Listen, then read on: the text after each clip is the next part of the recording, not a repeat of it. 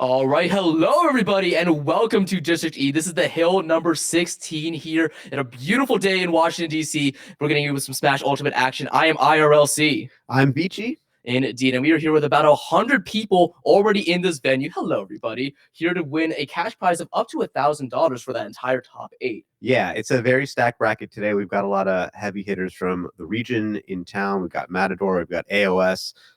We've got, I think, pretty much everybody. Let's actually take a look at the list real quick. Let's take a look. Let's take a look at the list. Just looking here, by the way, if you guys want to take a look at the bracket, or if you want to take a list of players that I'm going to be reading off right now, go ahead and go to start.gg/thehill. That's where you can find all the things. You see all the upsets and all the things that are going to be happening off stream, because let me tell you, there's a lot happening that you guys will not be able to see. But yeah, first season of this event, we got Smub, Habibi, Micro, Vulture Striker, Moru, Murin, Deli Boyd, Nyx, Jaxby, Matador, Big Cutron fan 17. I imagine that might be Vaughn. Yeah. Warner of Shudo. That's just pool number 2, by the way. The other pool we have players like Enhanced TV, AOS. Oh, Enhanced is here. Yeah, no, Enhanced is here after a long hiatus, making a return to Game Local recently. Yeah. So let's go ahead and figure out what that first stream match is going to be. Looks like it's going to be Blep versus Phoenix Mike. You can see both of them right there. And this is actually game number 1. Yep. I didn't realize because Blep, I know them as a Corn node.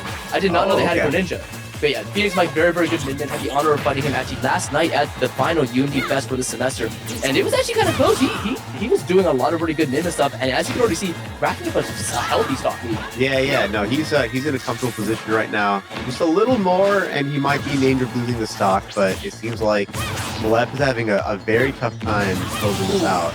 Yeah, I was about to say, that was the longest time I've ever seen a Greninja hang onto a stock for 170. Typically, you see characters better than him live for longer, but Greninja mains are the whole board kings. Yeah. So they're past 150, they're still holding forward, and they get hit by something stupid and they die. Phoenix Mike at a very comfortable 2-stock lead, finally losing his first stock. Blep has a lot of catching up to do. Indeed. So let's go ahead and talk about Blep, because we already sung the praises of Phoenix Mike.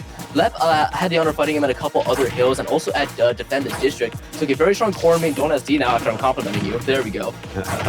But yeah, very, very good core main. I did not know they had the Greninja in the repertoire, but actually went pretty far. Again, last night they were also there at the UMD Fest bracket. I believe going 3-2 out of like 60 entrants there, so which is very impressive. Good to know. Sometimes, early in bracket, you whip out the secondary and get them ready for the rest of the bracket in case you need them.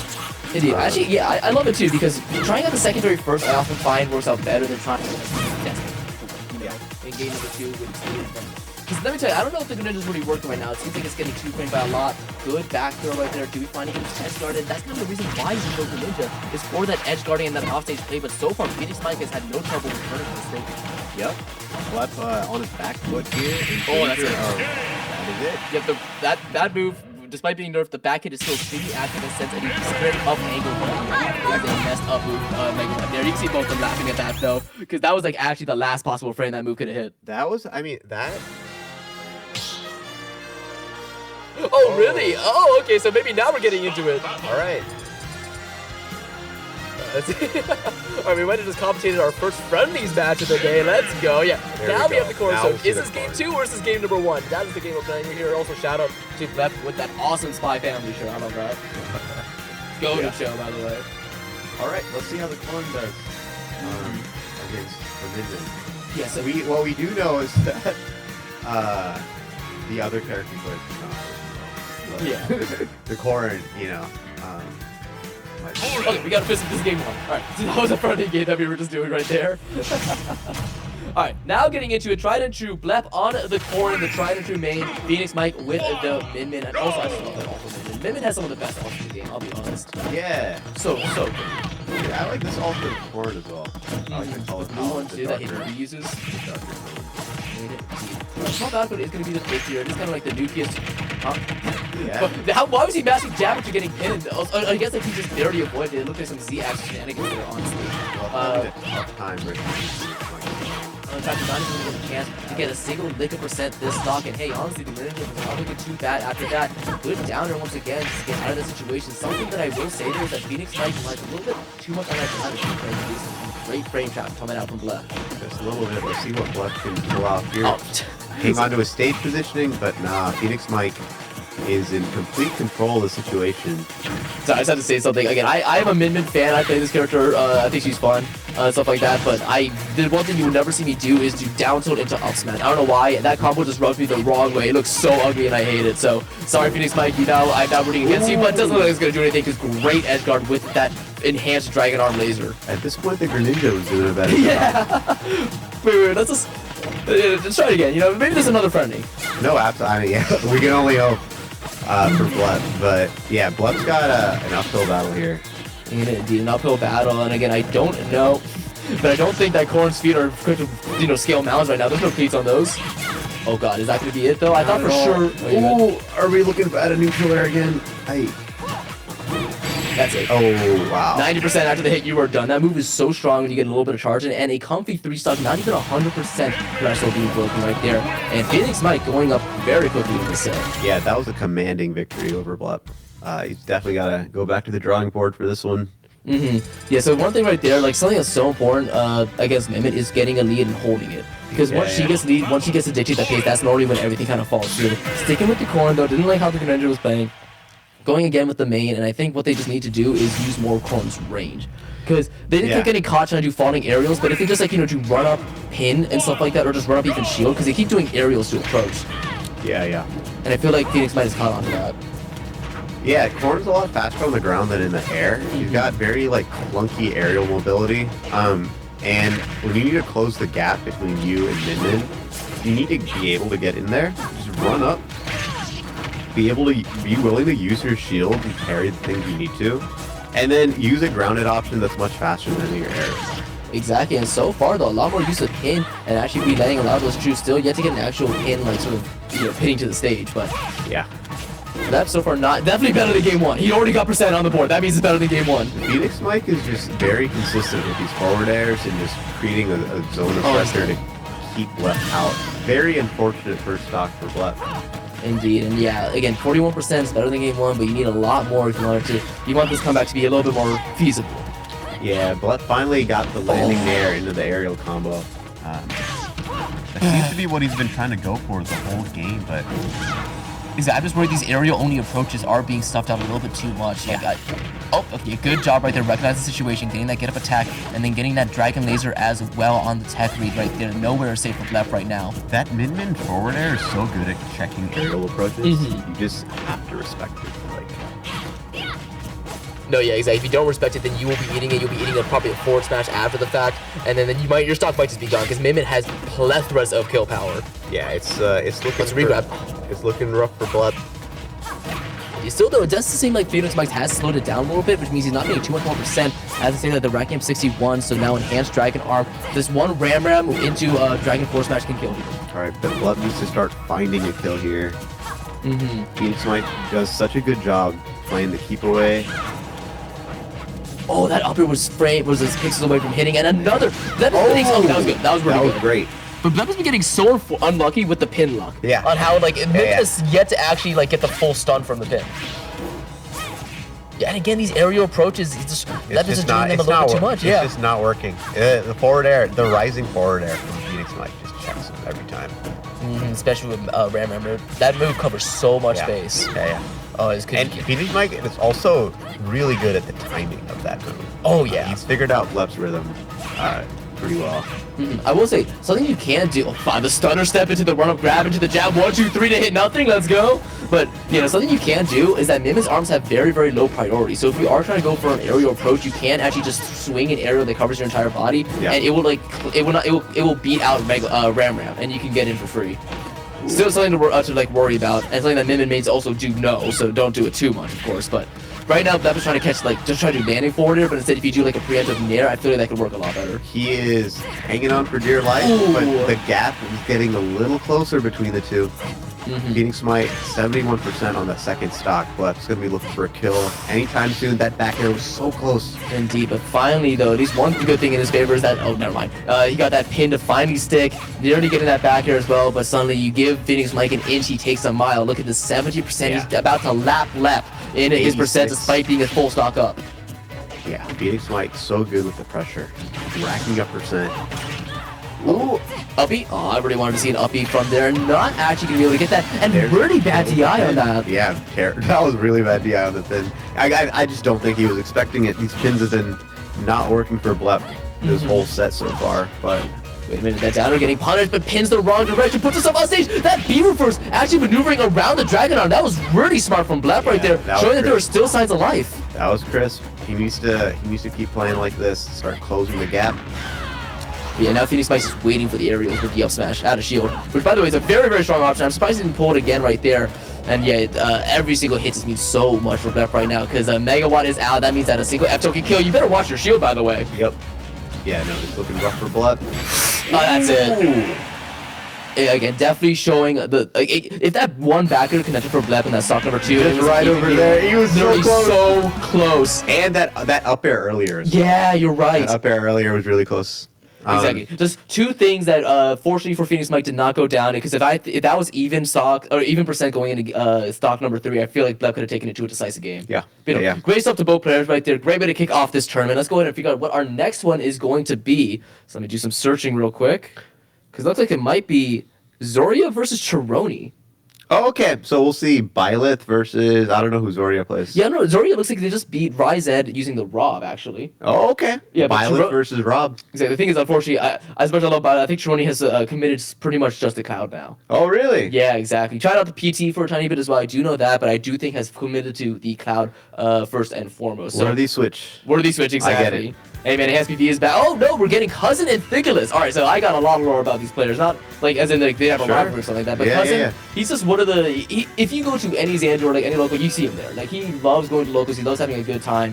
He's a very, very good Pikachu player, practitioner of downward special, let me tell you. Okay. This man hits more thumbers than I've ever seen. Good to know. And he also throws out more than I ever see a Pikachu do. But still, he is very, very good with it. He's been taking he actually took a couple of good wins over players like TBMJ against the last fest, which he was there for as well. Nice. And when you have Thiculus here, who's entered in both brackets. First of all, 6 Swampert shirt. Love the stuff on. Love that. But yeah, he's a Terry player in Ultimate, but a really good Crag who is consistently top 4 or like top 6 all the Addies at District E. Anyway, so he's in the Rivals bracket as well, so you'll expect to see more of him there. But in Ultimate, he is a Terry main, and I do know that he's one of the better ones too. Cool. So I personally think that, you know, Terry Pikachu is kind of rough for Terry, so I might actually get a slight edge to Terry or to Cousin here. Terry doesn't have the biggest hitboxes on his normals. Yeah. And Pikachu can be hard to hit. Exactly. Pikachu being so evasive, and Terry relies a lot on sort of, you know, you rushing in and then getting hit by the weak moves that combo into the big moves, right? Yeah. But where Pikachu could do the hit and run style, that means that there's not a lot of times they're going to be in that threat range of down tilt or jab. Right. And so you got to work a little bit harder, or at least until you get 100%, because then you have the really big moves, Power Guys, which actually covers a lot of the airspace that Pikachu likes to hang out in. And these things like T-Jolt, just completely goes through it. So there's a really weird sort of rock, paper, scissors that's going to happen where you can camp until 100%, but then once Terry's at 100%, you really have to be on your aim. Then you need to switch it up. The hitboxes on Terry's specials become massive. Ridiculous. Oh yeah, I've been two-framed. I've actually been two-framed by Power Guys before. Right. I've been my weaknesses, yeah. Right. No, that character becomes a monster at 5%. Exactly. Ooh, we got Genova's theme though, so an absolute banger track to be bringing us into this game. And number 1, I think it's going to be just on small battlefield here. I bet everybody just loves that stage. Do not go Mii Sword Fighter. It was, yeah. No, I saw. It was small battlefield. Okay, nice. Do not go Mii Sword Fighter. Please do not go Mii Sword Fighter. That's the one. Okay, good. Okay. I love every character in this game except for one, and it is Mii Sword Fighter. Any hate I could have for any other character gets dropped into him. Just funneled into that character, and I'm happy. All right, here we go. Game 1. Indeed. A small battle here. I love Cousin always choosing the Wizard type Pikachu. Personally, my favorite Actually, I'm sorry. Pikachu Libre wins, but still. Yeah. They're all cute. And this is what we're talking about with that hit and run playstyle. Cousin is kind of disengaging, throwing out these cheaters, trying to get a little bit of damage, across the other side. Keep Terry away from you. Keep the big scary man at arm's length, man. Oh no, this would be so frustrating for me personally. I just know myself. I would not be able to. The second I see someone like up B away from me, nah. Oh, no. Ooh, there you go. Good damage. You can see him doing that down B a lot at his son. See, the thing is, I actually see it as like a puzzle. Like, oh, how do I get in? Because you're able to you get more time to study. Also, you got the jab block with forward air 1 right there. Yep. Alright, this shouldn't be a punish because Pikachu back there is extremely safe. But again, I actually like the way people play this because it becomes a puzzle. How do I get in? What are their patterns that they keep doing? Because you're just giving me more information the longer that you stay doing this camping. Good force match though, recognizing that dash attack has a lot of end lag. However, that second one, I don't know what he was catching. And how is he already at go? I missed when he took 118. Yeah, no, Cousin just racked up the damage so fast. That is absolutely incredible. And All things considered, that was a quick stock. Very much so. Yeah, with how like the first 20 seconds of the game, I was expecting it to be a longer time. Suddenly, Cousin just popped off. Yeah, it's so unfortunate for Thickness as well, who didn't get any time to use his go. And that up air actually beating Crackshoot it is a long time since I see something beat Crackshoot like that. That move has so much priority. Good on Cousin for not wasting time with the kill, you know? Yeah. So the second Terry hit go is like, alright, it's time to just close this out. I know, because a lot of times, like, you know, that little pro over one off of Misa Destiny on the road they take you to avoid it. When you try to play carefully around go, that's when Terry mains get more of the power guys and stuff like that. Pressing the advantage is not what they're used to. And that's also what allows you to get the stocks. And oh my god, he was going for the double thunder. Yep. Yeah, no, as you said, he's down to be happy, so. Oh, a little bit of interaction. I like that interaction right there, where the power wave goes underneath the T-jolt, so they both get hit by each other's projectiles. Ooh. I will say, it seems like Cousin has kind of abandoned a lot of the camping strategy we saw in the first, like, 30 seconds of this game. How did that up smash miss? Yeah, Thickness is literally trying to just keep it physically close. Yeah, finally in the edge guard right here, Jimmy Golfer just keeping the T-jolt, doing another force match that was actually really good to hitting those finger zones right there. With the wake up Buster Wolf, and now it's going to be a power Kaiser. I saw the power guys start up. Yeah, I did too. Yeah, this is where Terry gets really scary. He's in go mode. Got a dash for rage as well. Dude, both of those power guys have been stuffed out by T-jolt. They both would have hit Pikachu and killed. And oh, I definitely think that. Oh, I don't know how that was stopped. Dude, how is power guys getting stuffed out this much as Terry at 174? I will say though. Just immaculate with the right hitbox with the right time. Oh, never mind. There you go. And that's where being in go mode really makes a difference. You know, that hitbox wouldn't have existed without it. Oh, it's definitely a very, very forward smash happening right now. Just anxious for that stock, just gets dash back into that down smash though, so they'll be getting it. But again, the overlines of forward smash have been lost in that stock number 2 right there. Things like Pikachu forward air, F tilt, even back air and up air could have killed right there. Instead, he just really wanted the forward smash. Well, stock of fees, you saw Cousin trying to keep his distance, but I think Thickness has figured out the way to break the zoning and chase this rat down the close. Indeed. Oh, the spot dodge attack actually making an appearance right there. Not enough people are talking about how good that move is. Great T-jolt directly into Terry. And despite the percents not being in Cousin's favor, I just don't see him getting hit too much right now. Because now, again, you get the time to just camp out Terry when he has go. Before he has go. Ooh, that was close. That would have killed. That was command input and heavy input on that burn knuckles. That would have done it. And 99.8. This is so bad. Actually, getting hit by the blast on there was so good for Thickness because it gave him go. He was 1% away, or 0.02% away. It is anybody's game right now. Thickness is in go mode. No tech. Yeah, I was about to say he's going to miss that tech. That's it. Wow. What a way to go out. Yeah, so unfortunately, the one time he went for the edge guard, which again, he was so close to hitting, and then Thickness just weaves around it, and not even command input rising tackle, just the regular one, so no invincibility, and Cousin just didn't press that shield button at the right timing. Yep, going right back to FD, you get no platforms to be safe from my T-jolt from anymore now. Yep. Changing the music up to live and learn. Yeah, let's go live and learn! Hey man. This song is so funny. Sometimes you need the music level up. Dude, this is what Hurt picks in grand finals every single time. Like, this is actually his power-up song. It's like him and then every other Sonic also picks Live and Learn, power themselves up, and they all cook with this song. Yep. Ah, well, it is hype.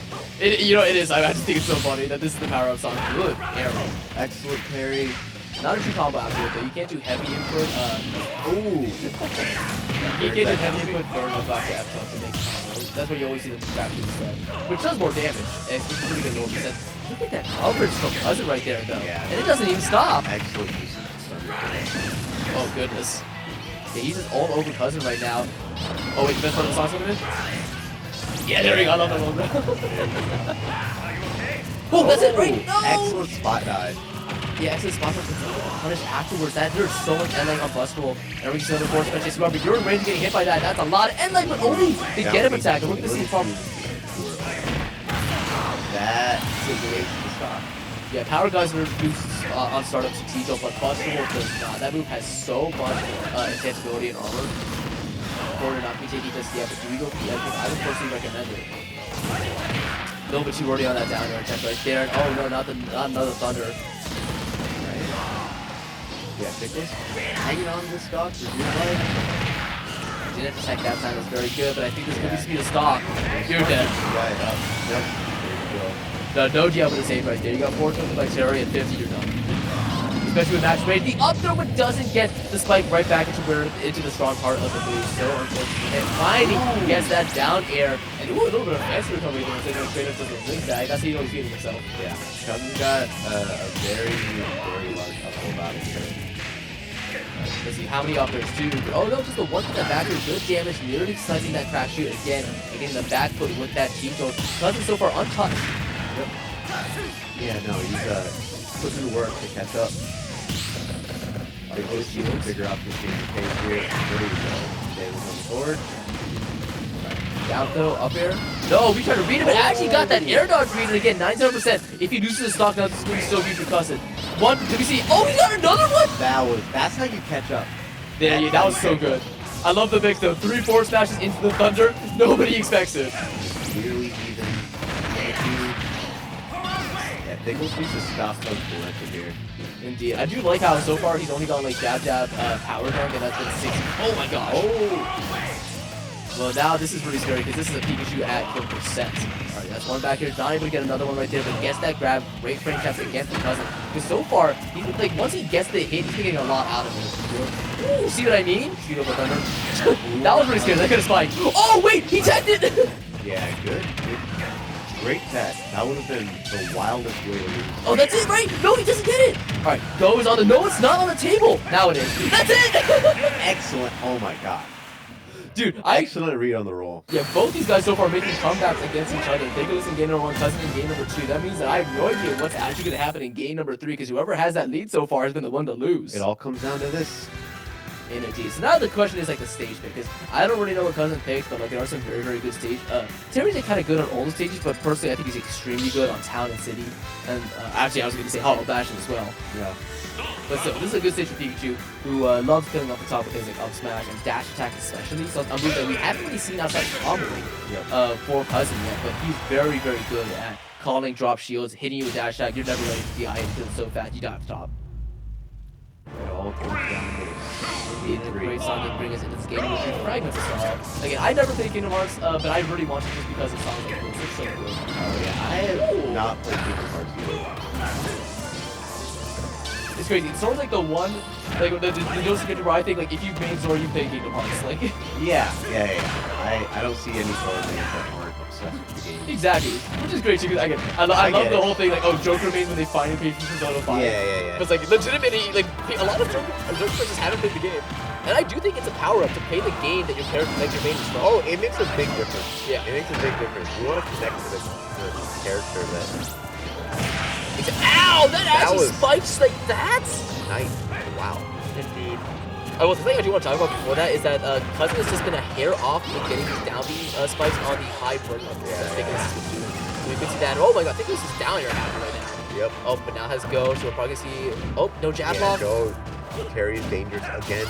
Yep, that's gonna be a punchable. Oh, he's alive. Almost got the shield there. Yeah, I think that shield looking very sus, but you cannot, you have to wait for it to recharge. Probably at about half right now, so you have to be careful. It's the up throw thunder, no down throw thunder. Good run up episode, do not roll in. Ooh, I'm shocked that near is gonna. Oh, he's alive. Okay, I actually was not sure. If I'm Pickles at Power Gust, that down here sour spotted. Oh, wait, no tech? Oh, there's gonna be tech. I thought that was gonna kill for a second. I don't right tackle. Oh my god, the bait! That was the slowest thunder I've ever seen. Nicholas thinking he could have punished it. I know, right? This is a wild set.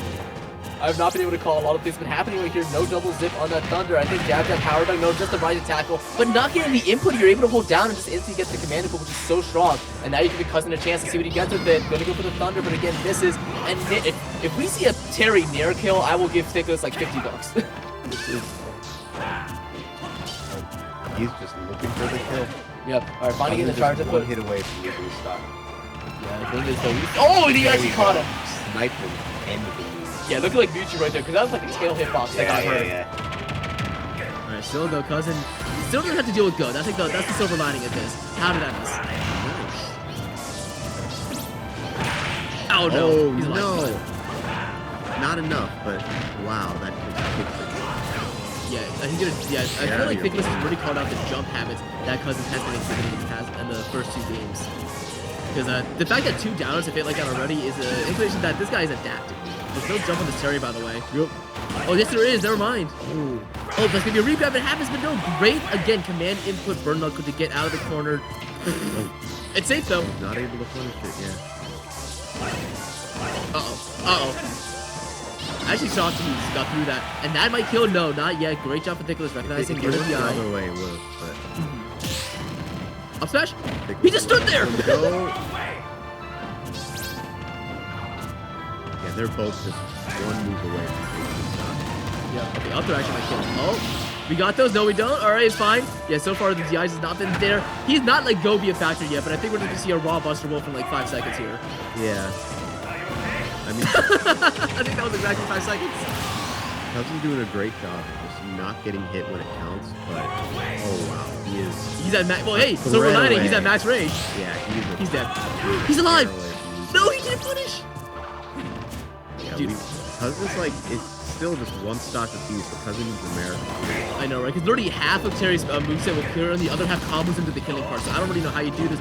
Great DI in to avoid all that. How is all these missing? All right, this could be over if he gets this Thunder Spike right here. Oh. I told you! Wait, he's still coming! Cousins? Where'd the shield poke? Dude, what is actually happening? Yeah, exactly. He keeps doing those high options. I was about to say, Nicholas had to stop doing those crackers and those burn knuckles at the top because Cousin kept trying to call it out. But this time, not gonna be landing, and that was so close. That was a really good set. Cousin was making the comeback, but he was 1 move away the entire time. Exactly. From losing the game. But wow, what a position to pull that off from. Just like I said, practitioner of the down B. If one of those were to finally connect on those high recoveries that Nicholas kept doing, it would have been curtains. And wow, I'm just looking at the results screen right now. That was a 4-minute game. That did not feel like it. I was on the edge of my seat for basically the entirety of it. Yeah, towards the end he got him twice. Yeah, with Thunder. He got him twice with Thunder. It was wild. And the thing is, just kept doing those side Bs at the top, both versus crack shoot and burn knuckle. All right. Yep. By the way, Nicholas in a quite honestly tense game number 3. We'll be moving on. Let's see who he actually fights. The early leads he got mattered a lot. Yeah, exactly. If he didn't have those, then Cousin would have caught up. No, I very much believe that. All right, so I think now we're going to be getting Zoria and Chironi. And oh, would you look at that? Is that a trophy? Yep. Perhaps one that would be going to the first place, place earner of this District E tournament. That's kind of incredible right there. First place goes home with this. Sometimes we forget to give it to them, so it's here. And also $500, by the way, but yeah. Yes, that, and then check out District E look merch. at that hat, by the way. No, seriously, I cannot. Actually, can we get another shot at the venue? Because I really do just want to show. Oh no, we got a shot at these 2 guys here. It is going to be Zoria and Chironi. But let me just really quickly sing my praises for District E. You guys can already kind of see the backdrop we have behind us as commentators. We're in an absolutely fantastic, air-conditioned, professional streaming room in order to give this commentary. You guys are looking at the venue. You see the big screen there, the amount of setups that are there. You guys don't even see things like the bar or the other malls, like the other restaurants it's connected to. The big Team Liquid stuff that's all around. This is such a fantastic venue, and they deserve all the support you can give. Because let me tell you, they don't only run Smash and Rivals of Aether, they also run things like Rocket League, NBA 2K, so every single fighting game under the sun. It is an absolutely incredible place, and they do it for free. It's Metro accessible. Not enough nice things to be said about it. So please, if you can, buy the merch, support District E, or just even come to the venue and say you like the tournament. Anything you guys do will be greatly appreciated. You can also support the venue by grabbing a bite at District Bites. There you go. Bar that's connected to the venue. There's a reason why we have over 100 people here today. It's not just because Smash is a great game and there are many reasons to play it and that we have a big pot, but it's also an excellent venue, an excellent place to be. Come see your friends, come hang out with the community here at District E. Exactly. Couldn't have said it better myself. But let's talk about it now. So Zoria is the one player here I am not familiar with. Chironi, kind of a staple here in MDVA. Yep. Again, as I mentioned before, was a very, very good body before making the transition to a Cloud. And as such, he's actually beaten me with the Cloud, which is pretty good. Nice. Oh, he's going Wolf? Wait a minute. He's going Wolf. I do remember him having Wolf. I mean, it does make sense, but yeah, Zoria is rocking that ROM.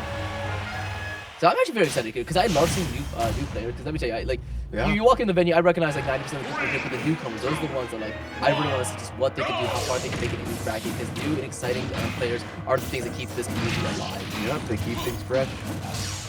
All right, let's see how the Tyrone Wolf does against Zoria Rob. It's like a very classic ultimate matchup. I know, right? Yeah, the base game top tiers, I absolutely love it. Yeah. Let's talk about the stage pick right now. PS2, technically the legal stage to be going as a starter, but hey, that's fine because this stage is just fantastic. The grass is green, the matches are hype. As you see now, Chironi already racking up decent 50% lead right now. Let's see how long he's able to hold that for. Yep. Ooh, Zoria though doing a great job keeping it very close. The point blank laser, Rob really staring at him, doing this air gun and winning. And ooh, the Z drop. That was a really smart way in order to get that right there. It should just be, I thought it was going to be an up smash, but no, it should just be up to up air, but a great back on the side of Chironi. Ooh, and there's that up air. Just a little more would have killed. I think Chironi tried to catch the dial right there. Nice parry. Interesting punish too. Actually, parrying that Rob there, he tried to do dash back Amto, which actually is a really smart option to do because a lot of Rob try to spot dodge immediately after that parry happened. Yeah. Parrying for a grab. But then another parry. Looks like Chironi does have the timing down, and that's one of the best things to counter pick Rob because, like you said, Rob Bane's maybe doing that in air. And there was a great jump call out with the back air. Chironi taking the first stop. Oh, that up air could have gone punish right there. Chironi though still hanging on to the spiping at 132. So much of Rob's tools will go here, back here, up here. Not near just yet. At least like 30 more % before they starts killing. Zoria not too far behind, but needs to find the kill soon. It's close. Yeah, up air doesn't take it. Yeah, there's Rob, one of the few characters in the game that has a kill confirm out of a grab. Exactly. Especially, but again, it does like it's like a weird curve where the better your match is, you really can live that move getting grabbed past 100%. Yeah. Insane. But still, so much mix on it right there. Chironi and Forty having a great match at the start, but not able to close it out. Good parry. You say you parry my there, I will parry your back. So What are many, you gonna do now? so many parries for both of them. Exactly. Honestly. That's the thing too. Like a lot of people don't use parry as much as I feel like they should, because this is a very strong option in this game to practice. The extra frame advantage can really It's change certain situations. I will say there are some really weird like counters against this that Rob can do. Like whether you watch like the Mia and Zamba set, I believe at Let's Make Moves, where Mia or Zamba barely won because if you do up B and then you nair, Rob's nair actually has like an extra like 2 frames of action. Whoa, he just called that out? Excellent call out with up smash. Zoria takes the lead. But you know, you can make Rob nair safer by doing it out of an out special like that. And even and then no matter if you parry it, you can still get the advantage. Zoria doing an excellent Down air? job getting extra credit. Oh, a little too early on the down air, and he's the side B from Tyrone. That was not who I was expecting to get spiked up for. Yeah. I heard the spike hitbox and I thought we were going to a game number 2, but oh my gosh, so far Zoria's up smashes are kind of phenomenal, I gotta say. Yeah, he has an excellent use of up smash. So good at just calling out Tyrone's aerial. Always a little too early on the down air. Yeah, that definitely, I feel like this Wolf has got a second chance at life a couple times now, because Wolf very exploitable recovery, especially with a character who's as strong at edge guarding as Rob. Alright, so let's see, you give Chironi an instant, see how far he takes it. Yep. Ooh, I'm shocked great that grab. grab. Yeah, he just yanked him out of there. Yeah, somebody's already at 80%. Oh my goodness, that's kill percent. Wolf Bear will kill here with max rage. They're both keeping it very close. So yeah. You just did that? You just dummied it. I thought that was an up air that connected. If that up air connected and Chironi took that game for doing that madman side B off on that, that would have been crazy. Yeah, he flew a little too close to the sun there. He didn't have to go for the follow-up and put No, he was himself feeding up himself. so You high. have to. No, if you're a clip in the making, you gotta finish it, right? That's true, I guess. Alright, so though, if I'm Chironi, I'm actually not feeling too bad about that. Like, I don't know if he's gonna stick with the Wolf. Yeah, he's hovering around a lot of the other guys. Don't go easy fighters. It was very easy. There were gaps between them, one way and the other, but they ended up being very easy. He's like, that's the thing too. He was in a very big deficit. Chironi's still gonna have it. What is this allergy to Cloud we're having right now? There's no way Cloud Rob is that bad. I don't think Cloud Rob is that bad at all. I guess maybe it is just another early bracket thing where you're just trying out different characters. Well, unfortunately, this early bracket thing can come at the cost of his winner side life here at a pretty big tournament. Yep. So let's see, Zoria though having to switch gears, trying to think, how do I deal with Squirtle now instead of dealing with Wolf, who seems like he was a very comfortable match against. Yeah, I've never seen the Chironi Pokemon trainer, so I've seen it a couple times, primarily actually on Elite Smash, where somehow that's the only character that I would fight whenever we would do it. And let me tell you, it's got some sauce. His Ivysaur especially is pretty nasty. Don't die. Oh my god, he died so bad. oh, that was so close. Dude, get out of there. Yes, there we go. Get some more weight on those bones. Indeed, I'm so very. The thing is, though, like, this also just could be Chironi just, you know, staying warmed up with these characters instead of the Cloud and friendlies. Right.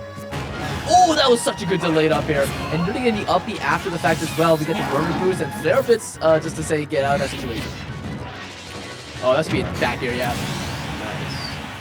Nice. Okay. Easy sell. Charizard did his job. Go back to Squirtle. No, I think it's smart here, you know, because you can still live a lot of the stuff that Rob does. Not bad though. Alright, now that you're 0%, now Squirtle is the time to do those 0% combos. Yeah. Again, people discount Charizard. I genuinely think Charizard is a very, very strong option to even on 0%. It gets a lot out. Not as much as Squirtle, but still. Tyrone's looking for an opportunity to get in combo off. Got the parries. Good little gyro right there. Hey, we've been talking a lot about Chironi right now, but let's talk about Zori, who's is very, very even. Although getting hit with a couple withdrawals now, still, though, considering the percent differential, this is basically even. One up here, bounding behind after an up there could be curtains for the Squirtle if he's not careful. Yeah, especially with Squirtle. Squirtle being the lightest character in the game. Rob being the larger one. Second lightest, yeah, I think he's still lightest. Oh, you're right. Squirtle still very tiny. Oh yeah, alright, that's one down. Do we see a second? No, just recognizing that Rob will grab the ledge before another follow-up could happen. Ever since the average has been out, though, it's taken like 40%. That Squirtle was doing so much work and being as evasive as possible, and that's like the third time Zori's been hit by that uppy at ledge. Yes. Here comes Charizard. Oh, very soon. I actually got really different Chironi right there. Okay, down throw, up throw, up air. No, just the immediate up smash, yeah. Alright, switching immediately to the adversary wants that kill power, because again, Squirtle having a lot of combo potential, but the kill potential is not really there. That should be a down. Well, I was right, it just didn't hit. Squirtle's still racking up comments. But I used to certainly did the job.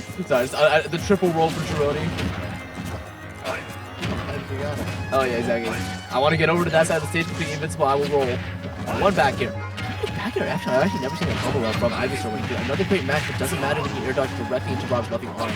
Right. And now this is a big deficit yet to make back. 93. Honestly, I'm talking to Charizard. That's gonna do it. And the fist bump before the kill screen was already over with Zoria, with I believe a pretty big upset over Chironi right here. Definitely needed to go to beat him. Yeah, yeah, I had not heard of this player before, but getting a win on Chironi is pretty strong.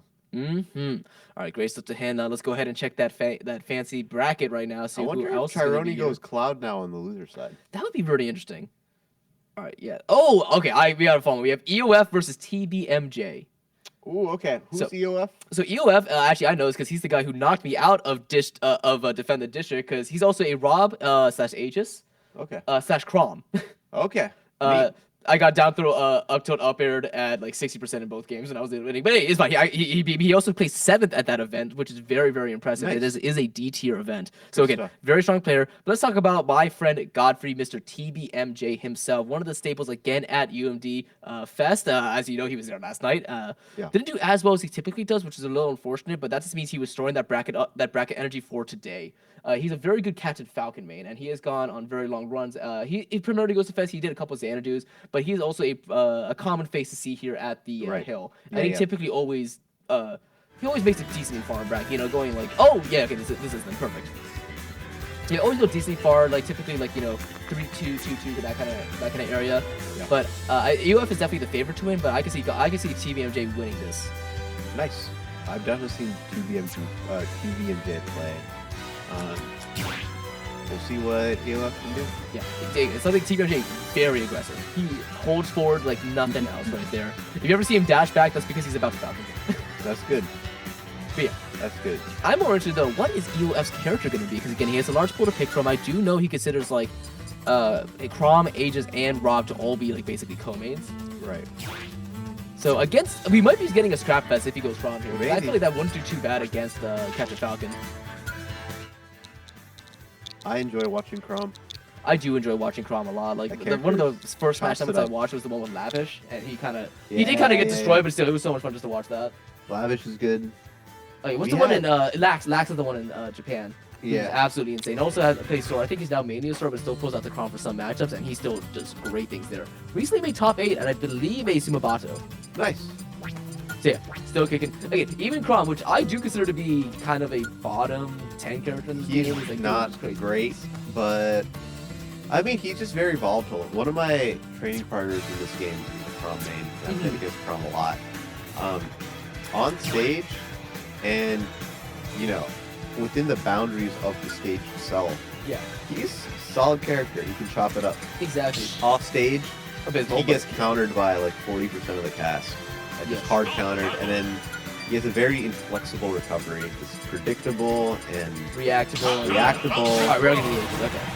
All right, so these two are just gonna go at each other. Oh, yep, exactly. We're gonna be holding We're forward gonna right see- here. However, one has one of the best districts in the game. Let's see how TVMJ will be adapting. Of course, we're going to not Pokemon Stadium 2. This is Small Battlefield. Not changing the music though. So we got the Mario Brothers team serenading us for this game number 1. And oh my God, already they swapped places. Yes, we're gonna see a lot of movement. A lot of dashing back and forth, sussing each other out. That was the thing I will know. Oh, he switch to Pyra. That's something I already like seeing from EOF. Because a lot of people, they wait till kill percent for Pyra to come out. But no, Pyra has a lot of good options at these percents, like 50 to 60. That could have been it if that's connected right there.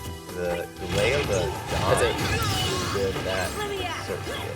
Exactly, and that's what I talk about. You get like a bit of percent with Mithra. Suddenly, Pyra's combos become a lot easier, and she has a lot bigger hitbox, a lot more things to worry about, especially since she dies so much earlier. That's scary. Yeah, sometimes I feel like you just may stay Mithra a little too Exactly. long. You can actually go Pyra like around 50-60% and do solid. Great up B right there. That Raptor dive, or that Falcon dive, just covering so much of that platform, and it does 22% if I remember correctly. So yeah, keeping themselves very even. If TVMJ takes the stock right now, should be good. Yeah, honestly, Falcon deserves that dash attack to be a little bit stronger. I'll be honest. Just a little bit. Something else to note why this can be a very annoying match for Captain Falcon is a lot of his combos are like true, but like they lose to frame 1 options, and Foresight is a frame 1 option. So like you down throw Nair, I know loses. Up air strings lose to Foresight, so it's very hard. Apparently Jab 2 also loses. Wait, I was unaware about that one. Yeah. The Foresight is a game changer in so many different situations. That's really like it. Good tech on that platform after that down throw right there. And right now TVMJ, despite being down quite a bit, is moving forward and up, actually kissing that top last zone. Definitely some suspect eye there because that shouldn't have been that close to killing. Yeah, it's been a little hard for TVMJ to pin EOF down. EOF controlling the pace of the match so confidently, barely. Oh, that's a regrab. But no punish, and actually EOF might have thrown away very ballsy downer attempt right there. And so far, F-Tilt Ledge has been the name of the game for the ledge trap. Yeah, F-Tilt's been working remarkably well, but down there is not hitting though. Yep, good. TVMJ found himself back on the stage, has the control. These Falcon dives are coming out. I like that. I thought he was going to do it a third time, but and even EOF was ready for it, but this time doesn't happen. Especially Mithra, because now at this percent, Mithra doesn't have the worst kill options. Up here is a very good kill option, of course, all over smash attacks, but then also neutral special is crazy. Yeah. And again, you can combo into a lot of them still. But that Falcon kick right there, unfortunately you're not Gander, so the strongest hit is at the bottom. We were going for a ballsy uppy again. Finally, 4-year-old took it. Forward air will definitely do the job. EOF not too far ahead. TVMJ can definitely catch up. Exactly, he's storing up that knee. Let me tell you, if he gets that down here, he's getting that knee. But so far, EOF punishing the aggressive nature that TVMJ has been doing, and that's like the 3rd time he's like hung out on the ledge for a little bit too long. You can't punch that move. You have to like already be in position. That's gonna do it. And yeah, another reason why this match is not the best. Falcon, he has a lot of mix with his recovery, but doesn't matter when you're going up against him. He's like hard down, which is so massive and spikes for about 2 frames. And for those 2 frames, the sword covers a very wide arc. And at the end of the day, Falcon Dive is a move that just is vertical. You can move forward and backwards a little bit with it. Yeah. And it is flexible in that way. But at the end of the day, you're just going to be going up. And that Pyra down air is just the size of the move. And it will catch you. Indeed. So yeah, let's see here. I think we're running it right back. TVJ, the biggest thing I'm worried about right now is that EOF is catching on to these Falcon tanks. That was like majority of the damage he was getting with those Bs on at that platform. So still, that's conditioning though. If TVJ reads that EOF will start reading that, then that's scary. Finally getting some good combos right here. Not being able to get that second back here that would have set EOF in a horrible spot. A quick 38% on EOF. Mithra is out. Oh, this is jab block. Oh, he actually did the jab too fast. I don't know if EOF would have checked it. Yeah, that was a little too fast. Good But damage. as you said, TVMJ hold forward. Right? Yep. Oh, good whistle. Don't intentional. Oh, actually missing that tech right there, and EOF with the second really good tech chase down air or down tilt. Right. Out. Ooh, good charge on that down smash as well. Yeah, that was a great placement. Oh, getting that nair this time. And so far, Foresight not playing a big factor. And it looks like those uppies are still going to be catching EOF off guard on these platforms. Yeah, they're doing a better job pinning EOF down. Oh, that's... Oh, no that was punish. a very weird. Yeah, the Tri-State Twister, though. Oh, okay, putting you back on stage. Back air, all right. I kind of get it, though. The way he positioned himself, it was really awkward to try to get anything else, so you might as well just take the damage. I just worried he was going to put himself in edge guard. That's up smash. Really? All right, I think we're getting a little bit too comfortable with these upbeats right now, because that definitely could have been a stock, but it doesn't matter when you just get it either way. And TVMJ for the first time up this set. Yeah. Now it's a matter of holding the lead. Oh, he tried to kill him. Get some quick extra credit, yeah. Side B did not work so.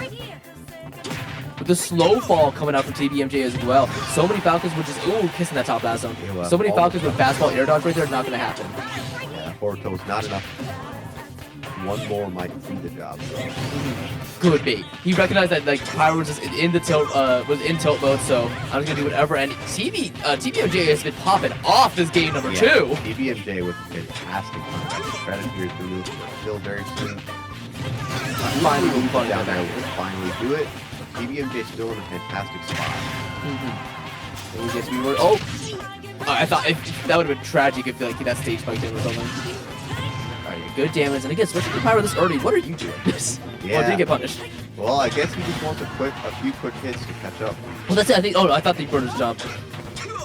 Alright, so That's doing a good job keeping his jump. look at how fast he is playing right now. The jab one checks into the grab right now. If you're not on point, if your reaction time is not perfect right now, you will be getting caught. Alright, so far a lot of these upbeats. I wonder if TBMJ can really intercept that. That's gonna be a lot of damage. Yeah, that was chunky. But TBMJ did a really good job not getting hit for a while. Yeah, exactly. It's been really hard for AOF to pin down. And I think a big part of that is that TBMJ is a lot more comfortable playing around Mitra. Or around Pyra. He just knows that Falcon is way faster than he is. He's kind of doing the hit and run thing. Yeah, exactly. It's like you can do that to Pyra in this matchup. Mitra, not so much, but Pyra, absolutely. Yeah, and finally, EOF is feeling that speed difference, and he's like, okay, I need to play on his playing field right here, but no, goes right back to the Pyro, because again, that kill potential is just so tantalizing. Yeah, you need it, because you need it. You need to kill him. Yeah, you gotta kill him, so you need to have Pyra. Finally, you can play as Mitra right now. Yeah. And at least it'll be harder for TBMJ to hit you. Okay, I just have to say, I'm so sorry, TBMJ, got through my route. That was awful DI on that Pyro upbeat. You should not have died at that percent there. He got sent like straight up on the innermost hit. Wow, what a reaction though. That was a solid use of Falcon dive. Oh, that was sour spot. Sweet spot actually could have taken him right there. Falcon. Oh, I thought they were gonna be on stage. But, you know, Falcon's back here is surprisingly strong. Oh, it's very strong. It has a weird hitbox too. That should be a punish. Oh, actually grabbing the jabs right there. And you give, again, anything that Pyro does right now, all those percent is so impactful because a forward smash will take it. Able to get to that ledge though, and I think we're just unfortunately, that was such good, it was a good option from EOF right there. And suddenly this is even. Yeah, suddenly it's even. Another great grab yet again. He has TBMJ scared. He knows it, and the spike! There again. Yeah, the instant I saw the way that Pyro was moving, I was like, okay, TBMJ, he's being a little bit more reactionary, but no, you have to press your advantage. TBMJ was in control that entire match until then. Deep, and so great stuff from EOF, because that's the thing. Not many people really know, like, you need the confidence when you're down to second stock. Like, yeah, or when you're down to your last stock at kill percent. Like, yes, everything can kill you, but that's what your opponent is expecting. And as you saw there, EOF throwing TBMJ off guard with the confidence and getting those grab into the other ledge trap options that he wasn't going for all set, and suddenly he was able to flip it around and reverse it, and now he is going up 2-0. TBMJ, very strong showing. Unfortunately, will be falling into loser's bracket, where I just know he's going to go on a tear. EOF did not get a handle on that match until he switched back to Mitra for just a little bit. Just a little bit. He needed a refill. He's like a quick splash of water on the face. Yeah, you know? Like, okay, I remember how to do this now. It changed the pace of everything a little bit, because now you have the speed to actually slow the game down to your advantage. And then he brought out the Pyro when he needed to get the kills. Exactly. All right, so let's see who we're going to be getting next here. It's going to be somebody in pool 2. Okay, I see a couple options. I see Nyx and Juice, which is going to be a hot set. Let me go ahead and check the other one. Oh, yeah. It's going to be Myth and DJ Shoryu. This is a hot set right here. Are you familiar with any of these players? Myth I am. DJ Shoryu not much, but I can presume. Yeah, you can probably guess who he plays. Yeah. Why does everybody have such cool shirts today? Look at that shirt that Shoryu's rocking right now. Yeah, that's like a That's a movie poster right there. yeah, That's it's so like a sick. marvel of Endgame. Yeah, Gleam in the back too. Look at that. Why isn't Kirby front and center though? He's the hero of that. I like the Samus pose. Yeah, there you go. Locked out. She got that Metroid Prime 3 pose. All right, yeah. So Myth is probably best Terry / Kazi in MDVA right now. He's got second place at Defend the District. He's the top 8 in Hail since forever. Yep. Yeah, he's a very strong player. Also has a very good Ryu and Ken, of course. Got to watch Street Fighter versus Tekken.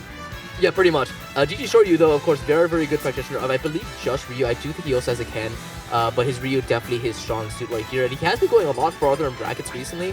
I forget where he placed to Defend the District, but I do know at the last hill he did very well for himself. He's been taking nades. Tetris Type A? Oh, it's a good song. No, get ready. This is the beat drop. Wait. No, they switched off the best part. Tetris Type B. All right. It's also a good song, but still, man. Oh, we no, missed there goes the Tetris Tekken beat drop. music. Beat drop. Okay, yeah. Oh, look at them jamming out. Yeah, there we go. Dude, why is Tekken music so good? Tekken music is unbelievable. It's so good. And they do the same thing, because let me tell you, Pokken music is also phenomenal. Yeah. And oh, we're getting the Terry here from Myth. All right. As long as they're keeping it FGC. Yep. I've seen the Myth Terry every once in a while. Yeah, the thing is he at 4G weekly. I love that tag. But yeah, something that Myth has told me is that he's not feeling Kazi as much right now. And he definitely still thinks the character's like really good. But I talked to him and also he was Kazuya last time. I have yet to actually use Terry, but I still think Terry's actually better than Kazuya. Like, Yeah. that is my 2 cents. And this Terry, one of the best in the business. Yeah, his Terry is pretty insane. I commentated over I think last time I was. Ryu also though is a consistently underrated character. I know, right? Well, I would have said that, and then Ashimo showed up, and then like, oh yeah, wait a minute, this character's kind of crazy. Yeah. No, he can do some crispy stuff in this game. Indeed, especially with that command input neutral special right there of just Shokunetsu. It's such a good projectile, but oh no, that Shoryu goes far, but not far enough to make it to that ledge. That definitely was a shorter Shoryuken. He just didn't hold down the button for long enough. Yep. But able to get through all of those down tilts. Thankfully, though, Terry a lot of weight on him. So now we died to that. Oh wow, smell my feet, because that was as close as he could have gone without that forward smash hitting. All right, Terry's in go mode as well. I mean, it's gonna be Myth's in a good spot to hold Andrew's advantage so long as he does not get hit.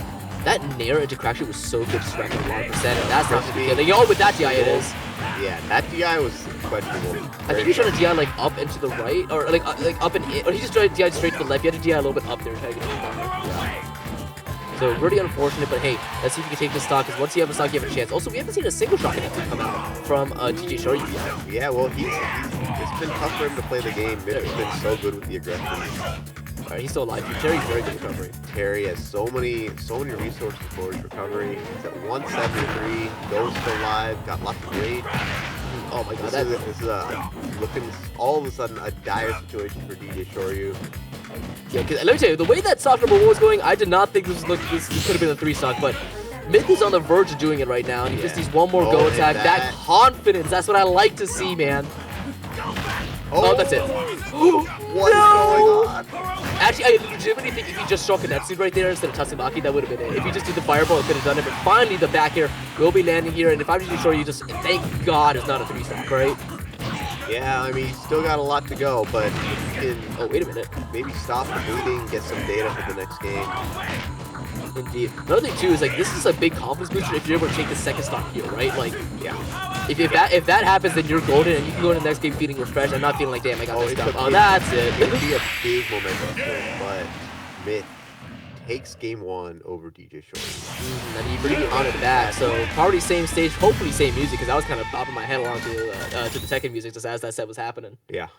But yeah, definitely just needs a better stock number 1, because once Myth got that advantage state, got the advantage and was able to say, hey, you come to me now, it was kind of over. Very confident game 1. Alright, let's see what the adaptations are going to be from DJ Shoryu, because again, same stage, same character, same everything, even the same ults. Yeah, running it back. Oh, there we go. I do think it's going to be just more Shaka usage, because again, he kept scrapping with Terry up close and personal, which again, is where Ryu really wants to be, but then again, he's so good at the mid-range because of Shokunetsu.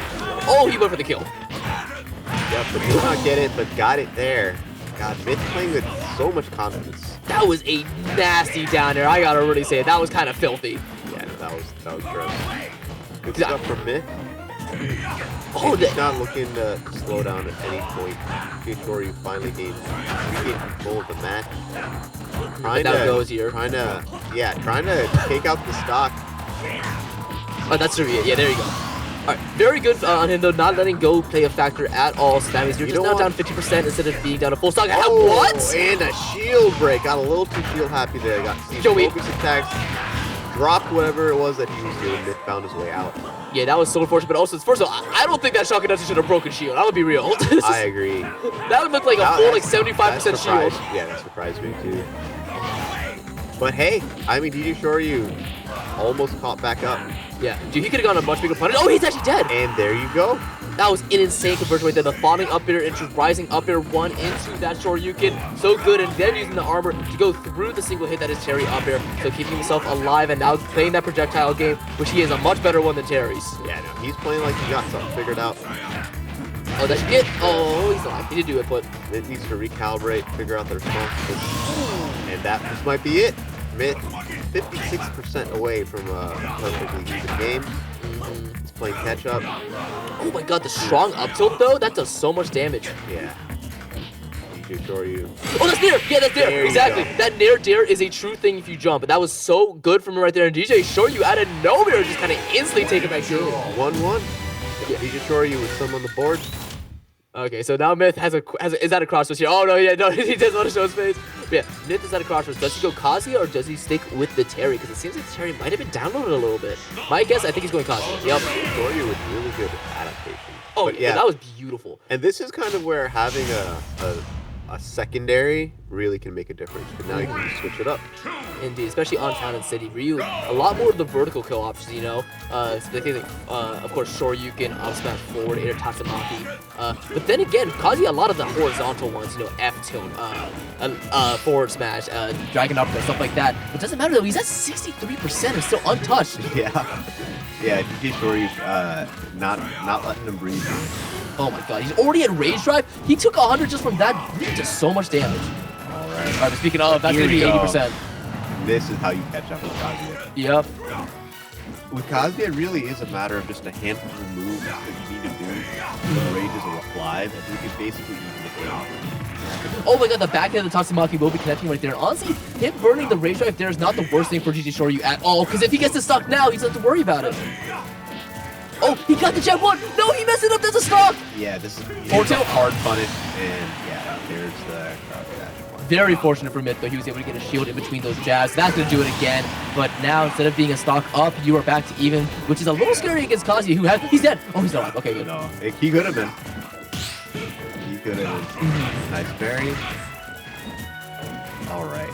I'm actually pretty scared, too, because I've seen reflected, Kazuya reflecting Shakunetsu back at Rio, and it's breaking full shield. Oh, yeah. So that's just a thing that can happen in Kazuya. Let me tell you, unlike that shield break we saw in game number 2, when he gets a shield break, it's over. He missed the electric. That's a rare sight to see from Myth. His reflector has one of the highest multipliers. 2.5. It is the large. It is insane. The next largest is like Min Min, which has I think a 2 or like a 1.5 times multiplier. Same thing with Ness and Lucas forward smash. Yeah. Because typically grounded. Oh, that's it. No, he messed it up. And it's a rare day you see Ryu jab 3. No, that's it, right? Oh, my God. And that is not it. Yeah, Town City actually coming back to bite Myth a little bit right there, letting him live that rage drive. This should be it, but no, he gets a forward instead of a back air. Auto turn around also might be coming back, and that forward was sexy. I gotta admit. That was slick. Good job. Yeah, you need to stop right now if you're DJ Shoryu. You should have had it earlier. He just messed up the short you can input. Finally gets that back air, but the sourest spot I've ever seen. Kazuya living to 172. Dude, he's up here to 24, by the way. Myth has found his way back. Here comes the electric. Oh, that's... Oh! Okay, he's alive. He's getting that damage. He's looking for the back air. Finally, we'll be finding it. Unfortunately, those canceling on that down tilt will not be doing too much for Myth. So the 119% he racked up. One electric, that's it. Oh, electric into up B. That'll do the job.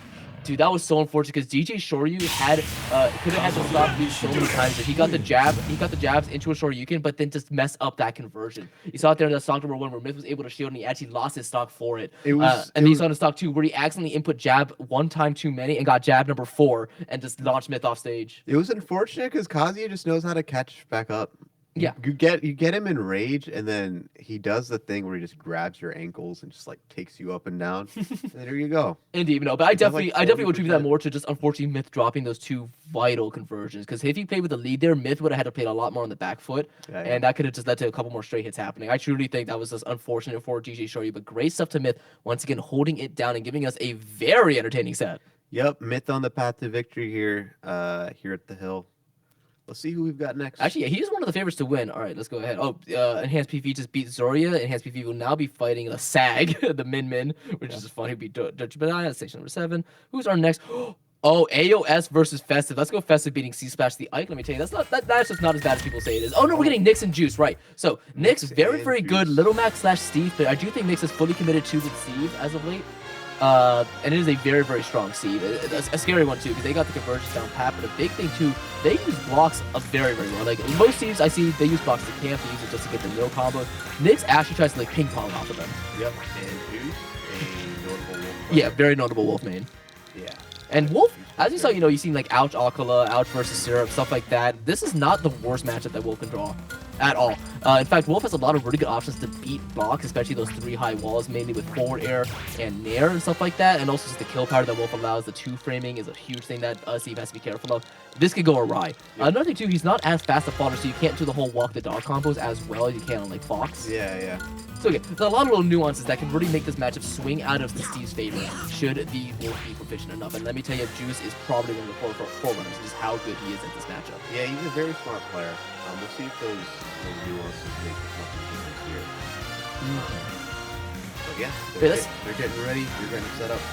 We are going to be getting a fan decision here. I think this is the first time we're not just going directly to PS2 or to Small Battlefield. So let's see what our starting stage is going to be. Good for them. Oh, wait, are we doing rock, paper, scissors? Or is it going in? No, we're getting small. That's been very popular. Come on, at least pick the music, though. It's been very popular today. Yeah, if I'm be honest, I'm actually not a big small enough fan. I like PS2, I don't really small. I like it for my character. Oh, he's going Cloud? Interesting. Well, winning matchup for Cloud, I do believe that. I've seen him play Cloud every once in a while, and I can understand Cloud. Oh yeah, absolutely. I wonder if he was planning on going Cloud this tournament or if this is a counter pick. Let me actually take a quick look and see what if the character data has been reported. Yeah, see who he's been playing. Yeah, he's been going Wolf, so this is just for this. Yeah, I can definitely see this as a counter pick, especially for a player who plays Wolf. Indeed. And again, I like it too. Just let's say with Shorty, you pick up the 07 Wolf, and so far it's doing pretty well. You need and a sword. You need a sword that can cut through all the blocks. Exactly, like a butter through knife hot. Yeah. That's why people like Cloud and suffer off against Steve. Just himself a lot. And the addition, but also just the overall movement that Cloud has. Let me tell you, because then there's characters like Ike and really struggle. It's the fact that Cloud has a lot of safe ways to play blocks. Back and forward are a huge one right there, as well as just constant pressure on Steve. Because Cloud also has the limit, which is a huge factor here. Because against Steve starts camping, he gets limit, and suddenly he becomes a lot less predictable. He doesn't look like it, but he is a remarkably fast player. Yeah. He's in the top 25th percentile for speed. Oh, I feel so bad. You know that might be a backers with a jab on that platform, which actually would have been the minecart. Despite being, he's alive. No. I will say though, Nyx has basically doubled the percent between both of them, and that was, I'm shocked that down B didn't hit. Okay, just a little too early. And again, the hitbox, the hurtbox shooting from Cloud forward, they're actually kind of tucking his legs away from that minecart. Then he can get that, and that's not an empowered minecart, but another mine, it will still be taking the stock just like that. Down tilt to break that platform, that's an interesting one. Usually just a couple more hits, maybe a down or a back. See, that's what I mean with the ping ponging. Nyx goes for that. Oh, dang. That 82% got off so good. Yeah. Good grab right there. Doesn't get the back throw into that dash attack. And unfortunately, that block will be just kind of Mr. President Nyx right there. And the fact that jab combos in the forward, it was so good. It's just insane.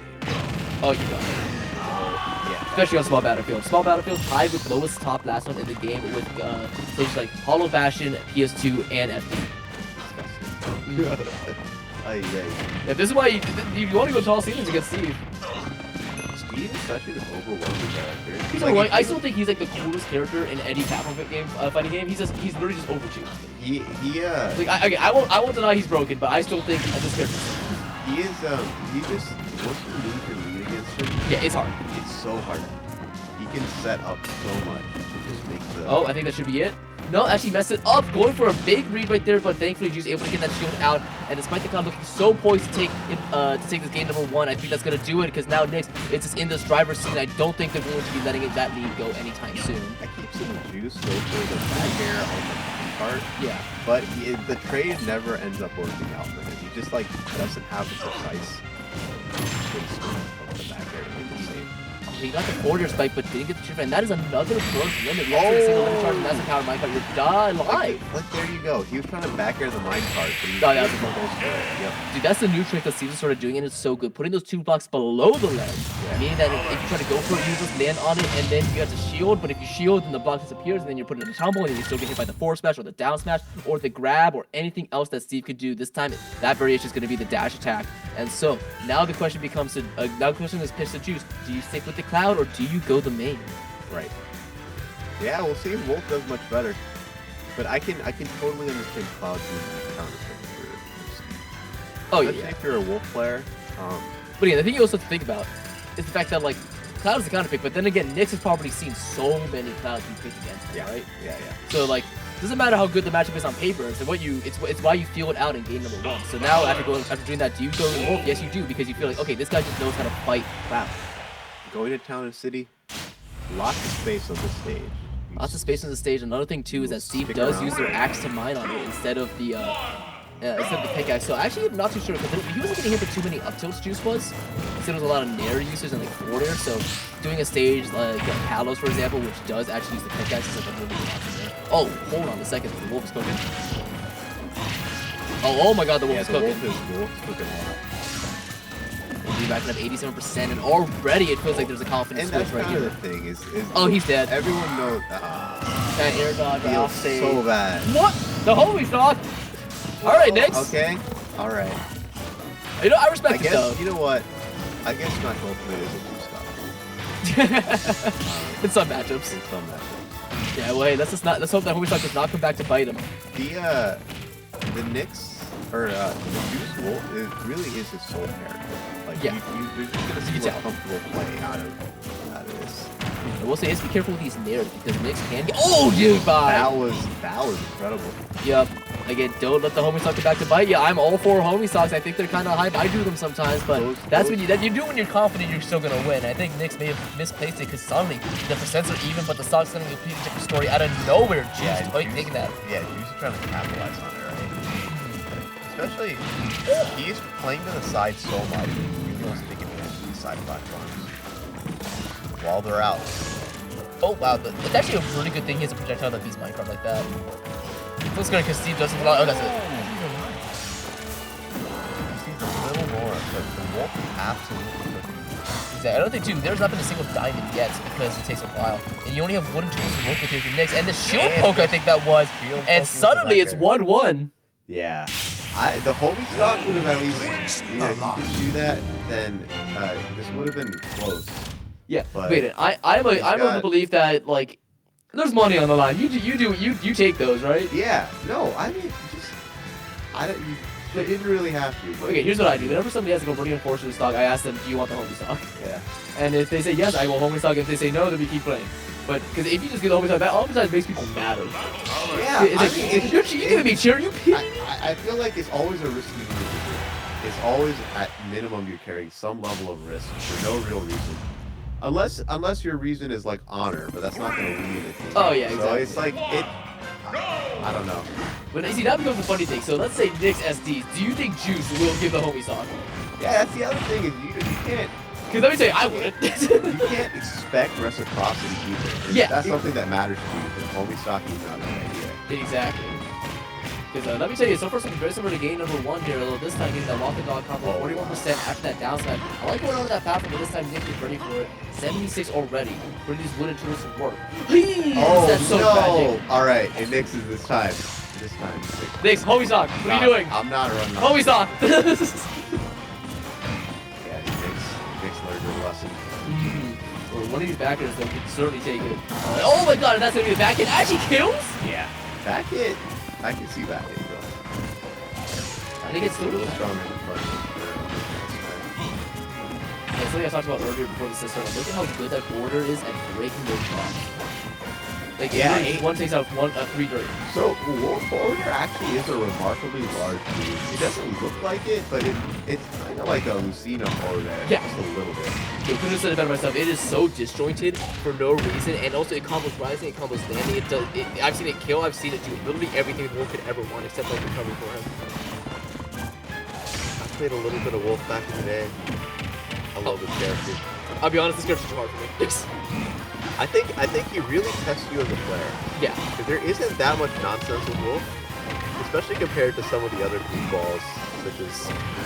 But like, your fundamentals as a player really get expressed in Wolf. See, I definitely think Wolf has like a tiny bit of cheese this game because things like Corner and Mac are such strong options. But that's the thing, you know what Wolf is doing. But unfortunately, he also knows he's going to be going for that minecart, and a lot of the time it doesn't matter if you know it's coming or not, it will hit. How did that He's not too far behind though. If he needs just a little bit, he can close out the stock and make it a one stock game. Going for that fortune, which certainly will be taking it just to get the launching hit right here. Going for the tri-state twister, it looks like. Got to avoid that jab at all costs. Uh-oh. Yeah, good right there. Back here 1, back here 2. Sword into the pickaxe. It's doing a fantastic job. Yep, but now we're going to see Diamond get crafted on the top of so you can't get pushed off. Oh, good grab. Oh. Yeah, that's the scary thing. If you destroy the minecart, Steve still merges forward, and oftentimes they can punish you in the end life for doing what you did to destroy minecart. Oh, that forward connected, that would have been it, by the way. That forward, that landing one would have been forward back here. It would have been game. Yeah. That's it. Oh, he hesitated. Yes. Oh, but gets the back air, not a strong hit though. Oh, going for that. Let's see a time back over to it. That forward is certainly going to take it, right? So close right there. There were so many close things, and Nick's not going to be paying the price for that Homo Southeast number 2. That was, I mean, honestly, that was a solid set though. Oh, absolutely. Juice Yeah, exactly. kept The it. Wolf. If he went Wolf game 1, I feel like we could have. Juice could have just taken it. Yeah. But again, I completely understand wanting to do the Cloud. Of that course. Cloud is also that's not his character, man. That's Juice. That's not the soul main, man. The Wolf was doing such a better job. That game 2, I know Nyx is gonna be thinking about that homie stock still. Yeah. She definitely wouldn't be thinking about it if she lost the set. But like that homie stock, if that didn't happen, I don't know if it would have made the difference, but it would have been anyone's game. Yeah, You know? exactly. Juice, I mean, he ended that game 2 with 108%. Whew. And it was like, okay, it could have been much closer. Yeah, so I had a jump scare right there. I saw D6 was fighting Myth in to make it out into top 16. I thought that was D6 the Curry, but it's not. I love you, D6, but I was about to say if you somehow beat who was that? Yao, I actually would have like given you $500. One day. I would have bought you a Switch too. One day. Yep. All right, so we have a Believe in the couple more Kirby. sets. I believe it's going to be AOS and Festive next. So I have a lot to talk about here because Festive right now, he and I kind of in contention for best Kirby in MGVA. I do think he kind of ekes it out currently, especially considering the rankings and his current placements. But let me tell you, this AOS is the person who knocked me out one of the previous hills for like 9th place. And it was close. This matchup is not as bad as people think it is. ZSS can definitely camp Kirby out, but Kirby can also do so much to make ZSS's day annoying. Like we both have wins on very, very good ZSSs. Festive has wins on JJ. I have wins on Styles. Him from, I forget, he's a Connecticut player. That's there. But yeah, and then after this set, we're gonna be getting Toa versus Gokeska. Oh, that'll be another great. hot set because again, both those players staples of NDVA. Gokeska, one of the best foxes. Toa. Definitely best corn in MDVA. They're in the recent placements like top 8 Duke it out did pretty well. They were not defend the district, but they also run the cave, which is very impressive. Yep. So stuff like that. AOS, household name in MDVA. One we haven't seen for a while actually. Yeah, we haven't seen AOS for a while. AOS used to come out to the ladder all the time with Oh yeah. let Let me tell you first. Samus and clean up. Yeah. Let me tell you, the first time I met AOS was actually at a UMD Fest where he teamed up with D3 Will. Those two doubles partners for life. And they are quite possibly the most oppressive doubles team I've ever seen. D3 Zero Suit Samus, and I got farmed. It was crazy. Yeah. And he's definitely one of the players that like after, because that was early in my Smash journey, I was like, wow, I want to get better because that was actually so sick the way they were moving. Unfortunately, as much as I am an AOS fan, I am more of a Festive fan, so I think I will have a little bit of biased commentary. Because come on, man, it's Kirby. I will say Festive, if you can't ledge, I will no longer your fan. Because as much as I love Festive, he and I play so differently. I talked about it before, but he has really, really good defense, and I have the offense. I hold forward. He is more practitioner of the new QB at the end. All right, And like making his opponents come down. If we fused, we would be the perfect Kirby, man. All I'm saying. We did the DBZ fusion dance. They are locked in. I guess everyone loves small battlefield today. Yep. Here we Crazy. go. I would not go to the stage. I don't think it's a very good Kirby stage at all. Alright, also being at the athletic theme, very good. Something too, you're gonna see a lot of those run up pivot up tilts. I unfortunately can't do that because I use default controls, but Festive, he loves doing that. And ZSS is a character that loves doing those jumps, and Kirby can actually low profile at the start of up tilt. So things like Zaire that AOS loves doing because Sonic get low profile. But that's when the other basic comes in where ZSS downer will beat it. AOS doing a strong job right now. Ooh, a little bit too early on that down special right there, and so much, and like you're gonna be able to get caught. And for those of you wondering, that down tilt into forward is true. That should be alive. That did kill. I guess that's small battlefield. Yeah, exactly. That's why you wouldn't do it. Would have lived on battlefield. Yeah. But then again, ZSS is battlefield scary. Yeah, that's scary for a different reason. But Yeah, but that was good DI for Festive. You saw him go right to that corner. Yeah. And now comes the fun game of chasing down Zero Suit as a stubby hitbox character Yes. with very bad mobility. Yep, forward tilt is safe right there. Very good wherewithal from AOS to actually shield again. Recognize that up tilt was coming. AOS needs to find his way back to the stage. Oh, he's dead. That was such a good up tilt. Yeah. Good job from Festive. Not too far behind here. Yeah, you kind of just saw Zero Suit burn all the resources. You have to do something, and that's only not. That's a so little percent, like little stop right there. The neutral is interesting. Would have been good damage, and a lot of people I do see get caught by it. But still, I just don't think AOS is someone who plays D3 a lot. He's used to dealing with those kind of inhale moves. That was the up Still tilt. gets He was caught in by a the down double.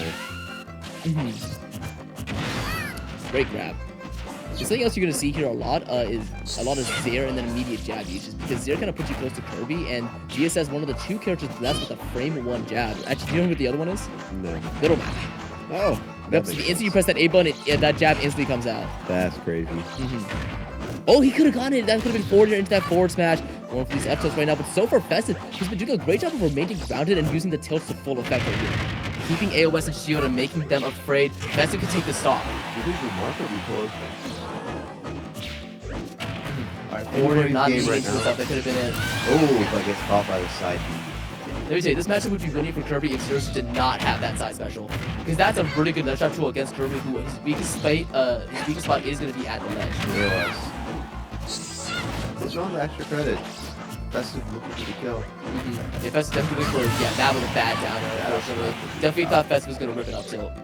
Ooh, AOS though. I can see it. He's gonna get, he didn't get the re-grab right there. Really good DI from AOS, DIing up and away. That's how you always want to DI Kirby combos. Yep. Yeah, AOS looking to get started back up again. Festive making it hard. AOS not able to get his follow-up. Ooh, gets it down smash. Whoa, okay, first of all, Misses. down B there? Oh, he's dead. Ah, yeah, that is it. That is one of the most demoralizing things to get hit by, because you see it happen and you always think the Zero Suit is going to cancel into a jump. And like you get, and I saw it there, Festive is something that I do a lot, where you get caught in the Kirby dash animation. Yeah, yeah. Because you have to dash anywhere. You have to dash constantly to get anywhere with Kirby since he's so slow. But that means that you just can't get that shield down for that couple of frames where you're in end life and stopping at the dash. You get hit by that drive option and then you're just dead. That look up to this guy was, I felt that. All right, but still, that was not a bad game for Festive at all. Definitely love the patience stuff right there. If he gets a lead to start it off, I could see him taking a game. Ooh, this time waiting for the spot jump, but doesn't get anything out of it. I thought we were going to see a falling off there. Yeah, Festive with a strong start. Game 2. Ooh, he could have gone a forward smash, but hey, that was pretty good still.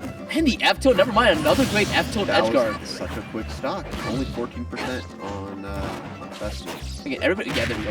Everybody talks about how good, like, Kirby, he's alive. Yep. Oh! Well, yeah, so he lost the stock for it, but that was really good from AOS. I didn't realize that they were that far down off stage. And Festive, as you can see, practitioner neutral at ledge. He's so good at hitting those. Yeah. I do it once in the blue moon. Alright, Warrior 1, gonna go for another one. No, actually trying to catch that down B usage. And so far, AOS is being clipped by everything. Yeah. Festive doing a good job keeping his distance. Wait, this is where When it Festive really matters, thrives. Get out of the range of the side B. This is where Festive thrives when you have to approach him. Because he, as you can see right here, like he's whiff punishing. He wants to move second. He wants AOS to do the option first, and then he punishes accordingly. Yeah.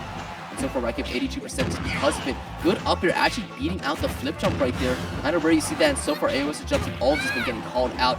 Very fortunate he didn't get spiked there, because that would have killed. Yeah. That's gonna be the ground option. He has to go for an up smash, not gonna kill. That's not gonna kill him. It almost did. He's dead. Yep, that was a very, very ballsy edge guard from AOS right there. The instant I saw him burn that second double jump, I was like, he's dead to up B. All right, game 3. Strong game from Festive. Indeed, and that's also both a momentum bringer and a momentum stopper, especially on the side of AOS right there, because you were feeling a little bit scared after that game number 1, and now you know you had reason to be scared. Festive, the biggest thing right now from AOS is that he's just getting way too fancy with the offstage play. Obviously, some inexperience when it comes to playing Kirby, because Kirby, the more resources you burn, he is so good at two-frame, he's so good at edge guard, or at least just throwing out a big hitbox where you need it to be when you're trying to recover. But the more resources you burn, the harder it is for you to get anything done. Yeah. So I definitely think that's what it is. Like, literally just wait for Kirby to come back, try to two-frame. He's so easy to two-frame.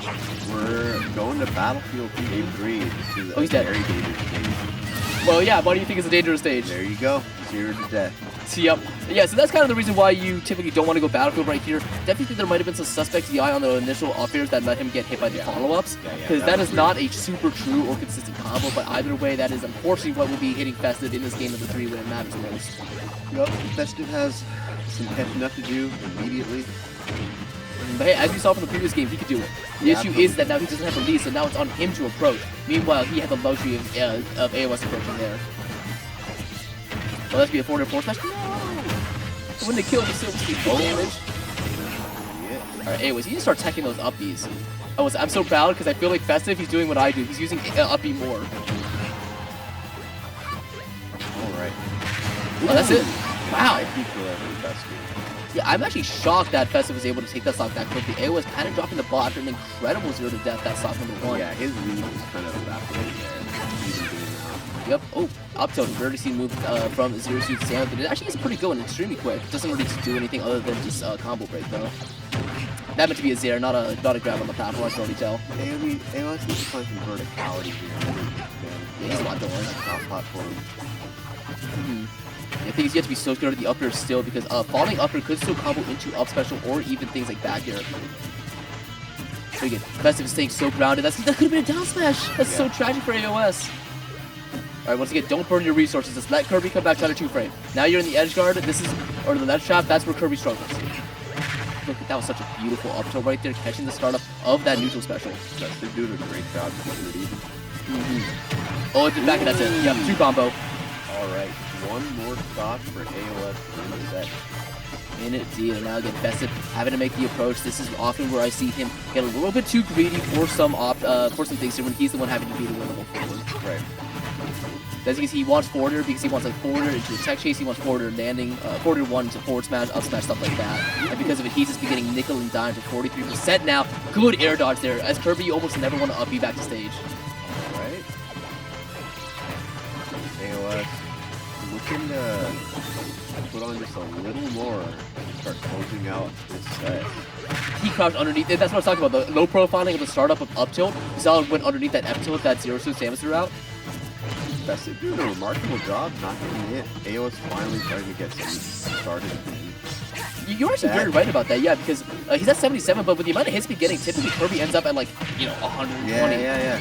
So if he takes his stock down, he's still very much in there, but that's actually not going to do it. He tried to do the down special, but that is still alive. Beautiful DI holding as far down as possible. You never want a DI boost kick like in like that. Oh, Festive. Oh, no resources. Has to Zair, yep. Yeah, AOS gets regrab. Frustrated. Because he knows that like if this goes into last stock, he could get cheese. That's not going to kill. That. Not going to kill.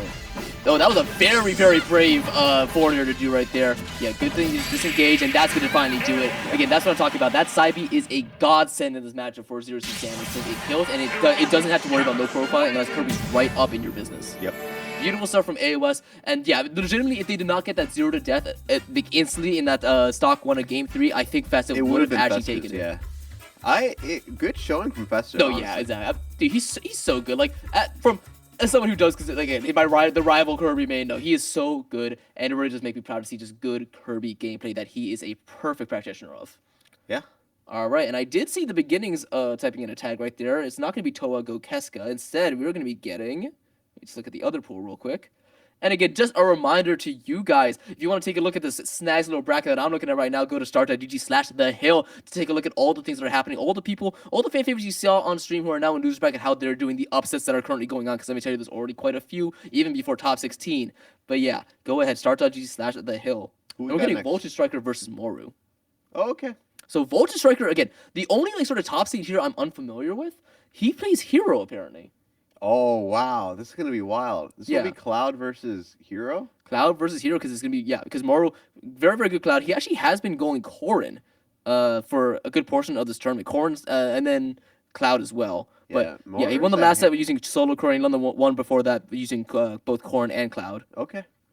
So I don't know who we're going to see here, because Moru's been popping off recently. What? Moru's been popping off a bit He recently. actually has, winning a couple KM locals, or at least top 3ing them, doing some very good stuff. I believe got, 9th at Defend the District, or something like that? Yeah. Oh, no, it wasn't 9th. It was, what's the one after 27th? 17th, or so. I forget. Anyway, he almost made it out into top 16. So that's 17th. Oh, no, never mind. We got Mata. Wait, I literally saw them typing Voltage Striker. I was mixed. All right. It's fine. So, Mata and Warner. Either way, great set happening right here. Matador and Warner, just like you said. So why don't you tell us about them? Yeah, MDA Classic. We got Wario versus Greninja. I've casted this maybe 1.5 million times. I mean, they both were ladder regulars, and that was my main tournament for a really long time. And I was the main caster for them. We'll probably see Small Battlefield again, if I'm remembering things correctly. And yeah, a lot of this is just going to be Warner being able to pin down Wario's bizarre aerial movement, and Mata taking full advantage of that aerial movement to pull off some pretty ridiculous things. Indeed, yeah, both these characters are ones with a lot of movement kind of built into it already. Wario with the absolutely insane air drift you get after a jump. I think Greninja, of course, having one of the largest jump heights in the. Actually, he does have the largest jump height in the game. Yep, we got. It's him, Falco, and Luigi that have the 3 highest jumpers. I believe in the order of Greninja's the highest, followed by Falco, and then Luigi. Yeah. Also, I gotta say, I really do love Warner's in-game tech. I'm just too warny, man. Let me tell you, I'm warny right now. Getting into it on game 1. All right. And yeah, it's already starting to happen where this is just about Warner trying to be able to predict where Warrior's going to be, and Mata using the unpredictability of Warrior's aerial movement to his advantage. Exactly, and adding to that little bit of unpredictability is, of course, the bike playing a factor there. You launch into the air, you don't know what else he's going to do out of it, though. Looks like it's going to be... Oh, that upper actually beat the Greninja upper. I do know that move is skinny, but Wario's goes so far. And also, every time I see Wario up the neutral B, it makes me a little sad, because I can't Kirby neutral B like that, man. That move's crazy good. Yeah, Wario neutral B is weird. It's such a good move. Oh, goodness. Yeah, tech messed that up just a little bit. I'm actually shocked Warner didn't go for another up smash read after he got that down throw on that platform. He switched for those down just a lot. That's definitely kind of the thing Greninja wants to do. He wants to dash in, dash back. He's not looking for falling near or falling forward. He's going, oh, that's it. Bad DI, yeah.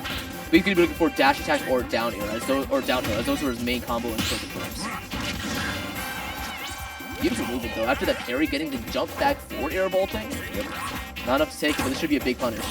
Oh, he didn't get back here too. That would have dragged down into down tilt, into up air, or anything else he wanted. I think down smash here. Ooh, really? No down smash? That would have killed.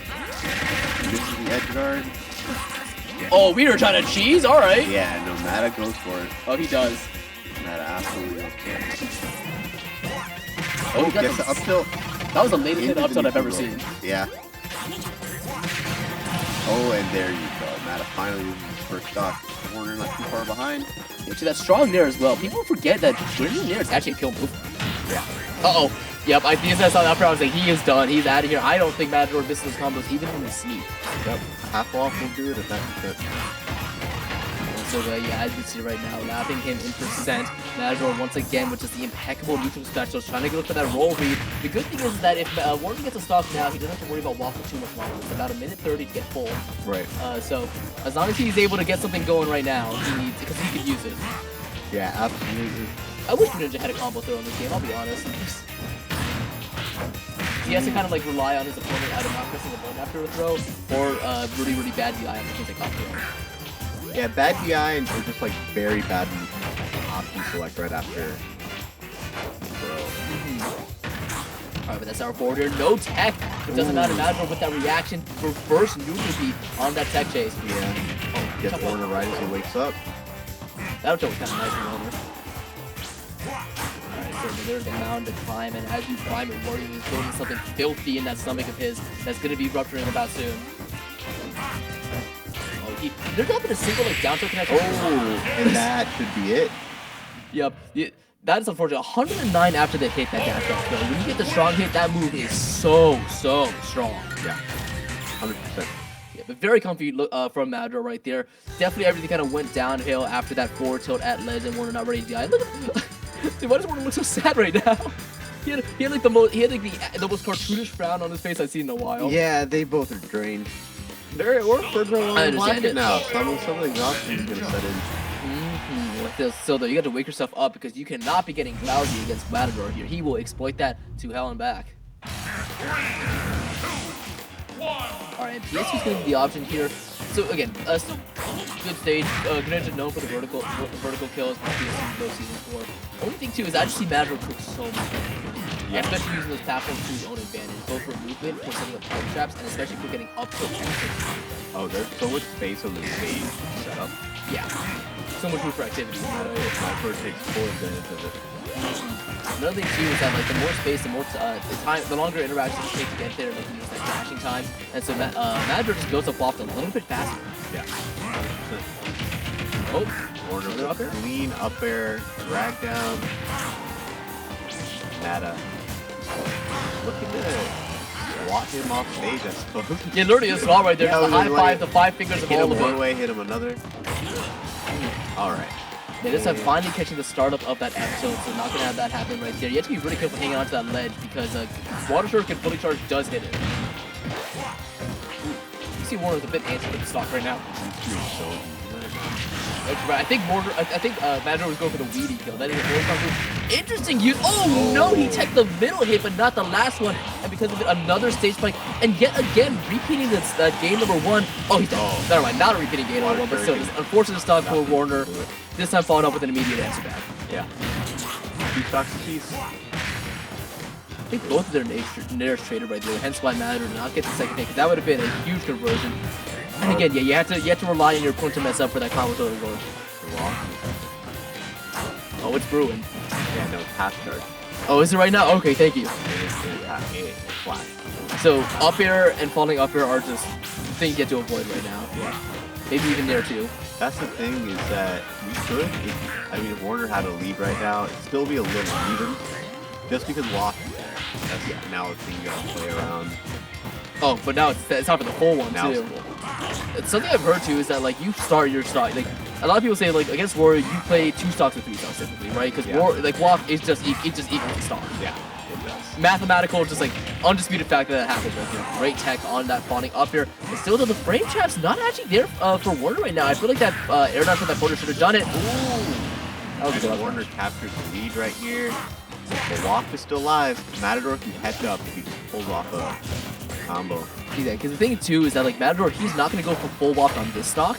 He wants to save it for stock number 2. The next stock and then make it a quick one. Yeah, so that's where the gameplay comes in for Warner right now, where I need to hang on to this stock for as long as possible, get at least as much percent as I can, or at least get that, take Matador's last one. Yep. 25%, not bad, but there's a lot more to do. Oh yeah. The other thing is too is, oh my god, how did I miss? Because that neutral beam wouldn't have taken it, but still would have sent him in It the was a good job delaying getting back up on stage. I'm just going for these back airs. I will say, just like we were saying though, Warner's doing a great job of avoiding literally everything right now. Hanging on to the stock so well, and that's the Greninja's movement's really good. Wario might have weird movement, but Greninja's movement is very, very good. That's it actually, yeah, there was no bike. And just like that, when you don't have to worry about losing your final stock, there's no problem. Warner bringing this to a decisive game number 3. Let's talk about the fact, too, this is not even best of 5 territory yet. We already have these 2 titans fighting. Yeah. That just shows you how stacked this tournament is and just how high the skill level and attendance is for Running our it back players to here. PS2, it all comes down to this. Oh, we're running it back? Yeah, it's going back to Ooh, PS2. alright. Going So- straight back to PS2. We'll see who wins the set. It all comes down to this. Indeed. Whoops. The crazy thing is too is that Warner gets 2 very unfortunate stocks.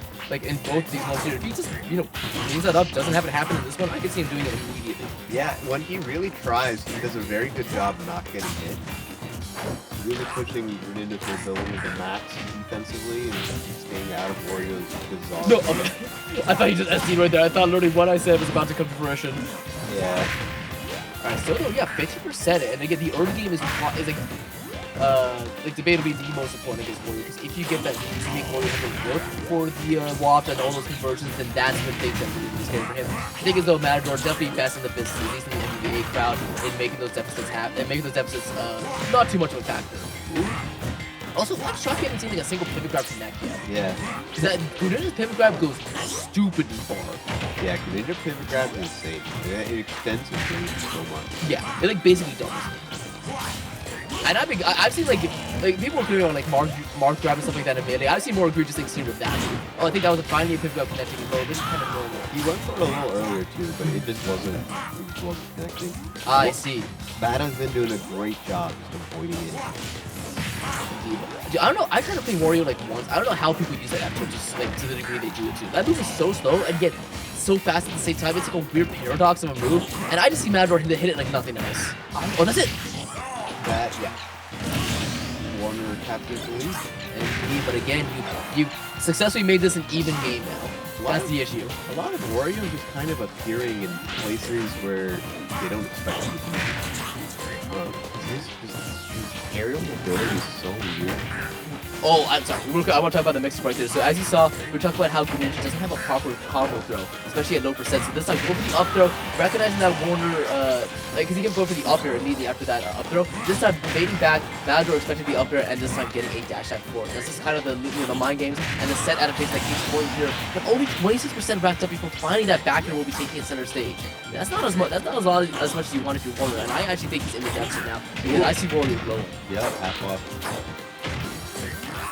Oh no, gets caught by Daz with 20% actually hit it. That object hit that honestly might have just been the stock. The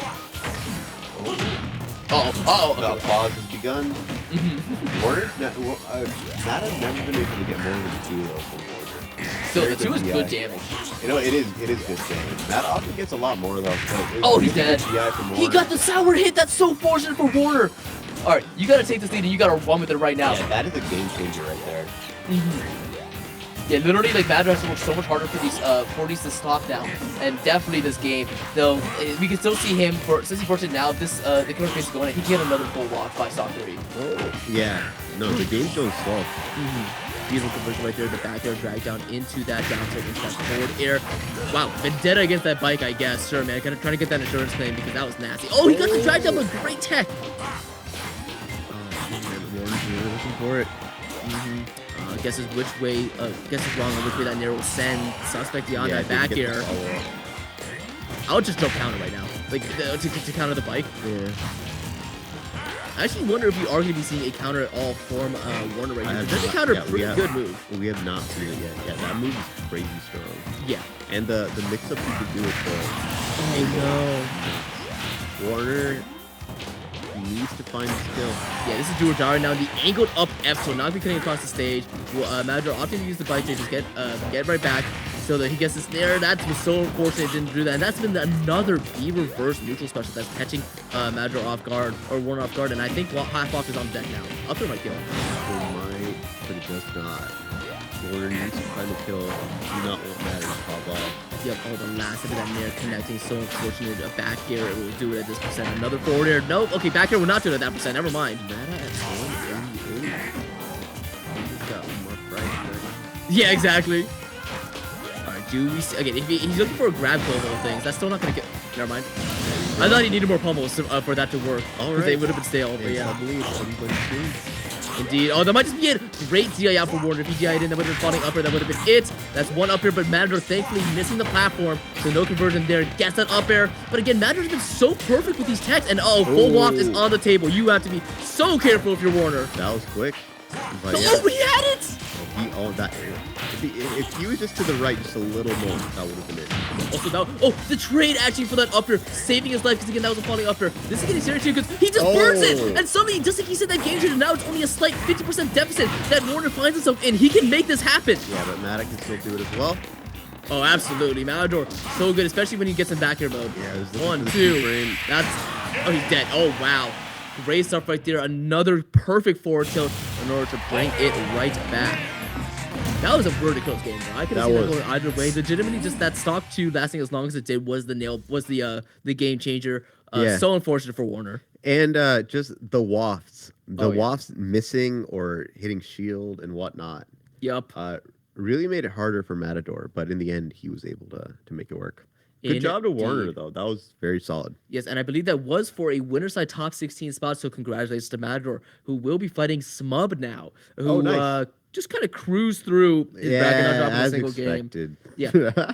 We see that every time. Indeed, so yeah, probably going to be Volt Striker more right now, but let me go ahead and quickly walk you guys through this bracket. In the winner side top 16, we have Deddy Boyd, who just took it over Nyx. I saw him, Matador, who just took it over Warner. Yep. Volt Striker and Moro, who are going to be our next stream match. Smub over Habibi, which is crazy too. Oh, yeah. Meanwhile, the other side of pools, let's see, did Enhanced PV make it out? Yep, same thing with Smub, who was our second seed. Oh, it's Togo Keska, I forgot about that. Yeah, Enhanced PV making it out winner side over Lasag. Myth making it out over D6. Not the Kirby, the Rob. And then AOS making it out over Festive, like we've seen. And now this is our last, the second to last spot for winner side top 16, Toa versus Go Keska. This will be great. Go Keska, a very strong fox. I've played against Gokeska a couple times in bracket, and I got sorry, I just saw my world number 1 City Crosby fan, my friend Sam, unfortunately falling short of top 16, losing to D6 in a close game 3. Oh, nice. Unfortunate, but still great stuff for him. Sorry, you were saying? I've just played against Gokeska a handful of times in bracket, and I got my butt handed to me each time. That box is crazy. And then Toa, household name, and MBVA. Got a bunch of different characters, but it rocks corn these days. Oh, yeah. Exactly. If some of you might be confused with Toa is, they have rocked a bunch of other tags before, namely things like Swifter, also Aqua. Yeah. Because, you know, he, big Hollow fan just like myself, you can see with that Takodachi shirt, let's go. I know Toa as Swifter. Yeah. From back in the day. Yeah, I knew him as Swifter as well, and then he was Aqua for a while. Yeah. So, yeah, but either way, yeah, this is going to be a hot set. Both these characters very, very good at just killing each other. Like, I've watched a couple of Light Shattuck sets, especially when Shattuck was on the Meteor Rise, and it was just back and forth. It was Fox getting near up smashes, and then it was Shattuck. Oh, where are you going? Pin? Really? No pin attempt there. That's it. You're live. The back air. Oh, nice. The second back air would be yeah, dude. Corn back here is a just fantastic move. Yeah, Toad did a good job not letting Fox get started. I legitimately thought Toad was about to just double down there, just to take that stock. Just for the top, when he hit Gokeska. Alright, good trade right there. Still has a jump though, so that's fine. But not anymore, that's gonna be the stock. Yep, that will be the stock. Quick stocks from these two. As you said, these two are just gonna go at each other.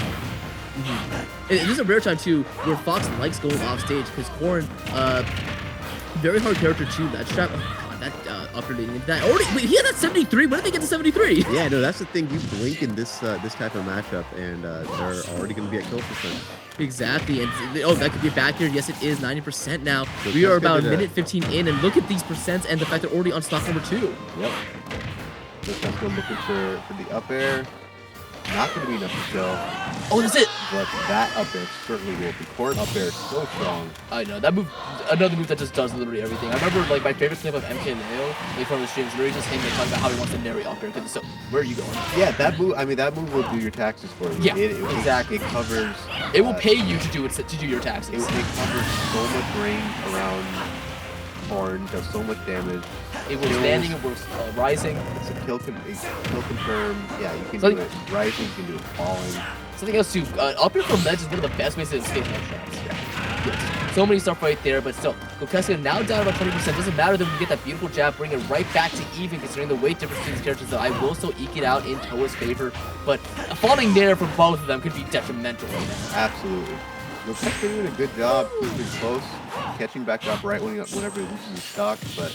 Oh, that's not it. Yeah, there you go. Great job SCIing in for as long as possible just to not get that hit. And wow, that dash attack reaching so high up. And I thought that was going to be the stock for a second. That up air is so strong. Yeah.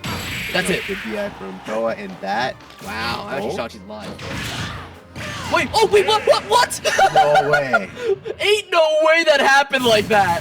First of all, why did you pin there, Toa? That must have been a misinput. I mean, hey, when we criticize it, it worked. No, that was intentional. That was the most intentional edge guard I've ever seen in my life. Well, the other thing is it does linger a little bit. So, I mean... No, I think what happened there was Toa trying to do an immediate upbeat to the right, but then got side beat. But then it just worked out to Gokeska missed the tech, and because Fox is so light in the angle it's sent at, and because stage spikes still counters regular spikes, so that blast zone gets raised up when the person is getting sent downward, it just killed slightly before. That's actually so insane that happened like that. Falco? Huh? I've never seen this on the side of Toa. Why doesn't he do something against me? I have not seen this. I don't even know what to say. Yeah, well, hey, the good thing about this is we will be getting a special victory line from either of these characters, whoever wins this game. Yeah, that's true. That's true. I wish he did that more. This is a classic.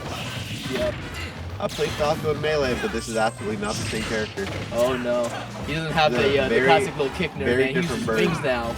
Yeah, no, he uses wings. He realized he's a bird. He forgot for the introduction that he was a bird.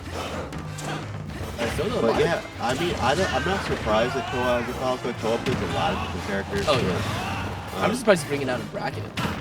Yeah, and especially this far bracket. Yeah, seriously, 4 top 16 winners. Oh wow. Well, it seems to be working. Exactly. We're talking about corn up here. Falco up smash. That's what Falco. Yeah, amazing I mean, Falco is just a vertical monster. Yeah. Really goes for it. So you have to consider here, it is entirely possible that he saw Gokeska wanted to go Battlefield, and he's like, you know what, I'll go Falco.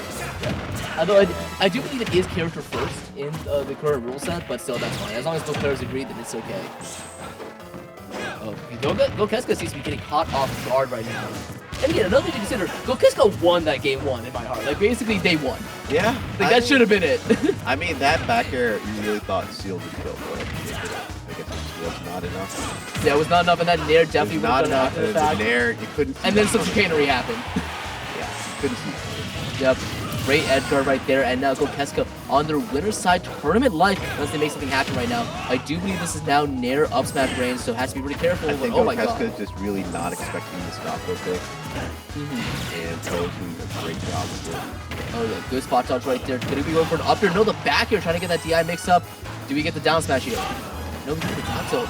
Yep, but did not get 2 frame out of it. Oh, that'd be a big punish. Never mind. Yeah, this is where Fox can actually struggle a little bit in getting this kill because, like, you know, back here is kind of like the most obvious way to fish for. Wow, now shut up. Yeah, there you go. Toa can still, I mean, it's still really, really close. Oh yeah, especially since up till back here will kill this percent on Fox. Gokeska just needs to reclaim the momentum just a little bit. Uh-oh. Dude, that was so fortunate that that second hit up here just did not hit. But up B! Oh! Weird things are happening right now, man. These guys... Yeah, this is a weird one. Good. Oh, he just did it?! And the up smash. That nice was crazy too, because that was a crazy call too, because that beat Falco downer. If that downer connected using downer up here, that would have been game over, set over, Toa moving on. But no, Gokeska, again, confidence. We've been saying that word a lot, but the confidence is legitimately what's earning these people these games. Do we see the Falco again? No. Toa, you're throwing if you're going Falco. I'll be real with you, bud. The no-look Kalos pick, did you see that? That was kind of slick from Toa right there. Yep. Alright, there we go. Yeah, Kalos, a lot of people consider to be Corn's best stage, mainly just because of the pin shenanigans he can have with the wall. Yeah, Additionally, those platforms are really, really good for pin mix-ups, because you can pin into it, drop off, and then still do a ledge guard. So that's pretty strong. I personally think the stage is, like, not the... It's definitely good, but, like, you know, the high vertical blast zones kind of hurt Corn sometimes when trying to go up air. But still, definitely not denying it is a fantastic stage. Yeah, Toa not trying to risk anything. Toa's main, best stage, locked in. Exactly. Doesn't want to play with Falco anymore, man. Yeah. Andy dropping that Buzz Lightyear. I mean, it was really close for what it's worth. That You're right. Falco's doing a good job. really was taking advantage of Battlefield, so I do think that was probably a response to the stage pick. I see. But it... Ooh, down smash there.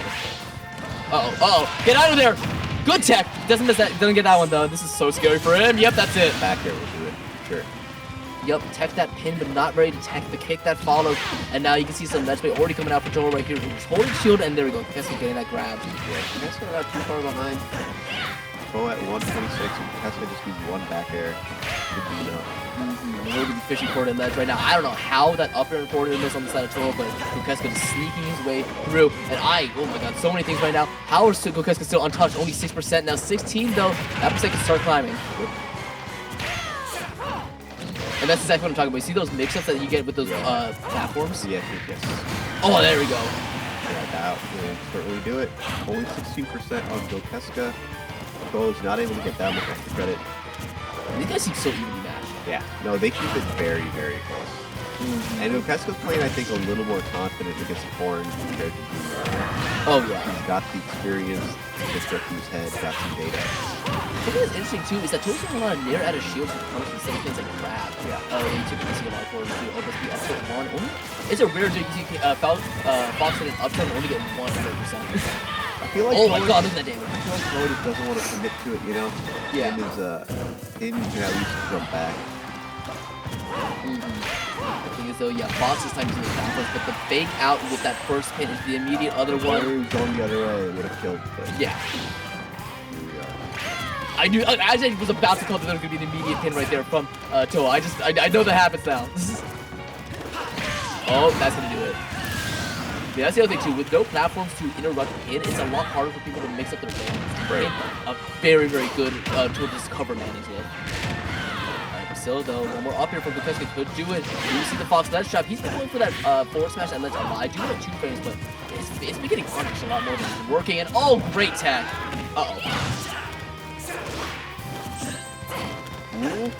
Side B, yep. Gokeska just needs to get started. Toa's doing a really good job not letting him have anything.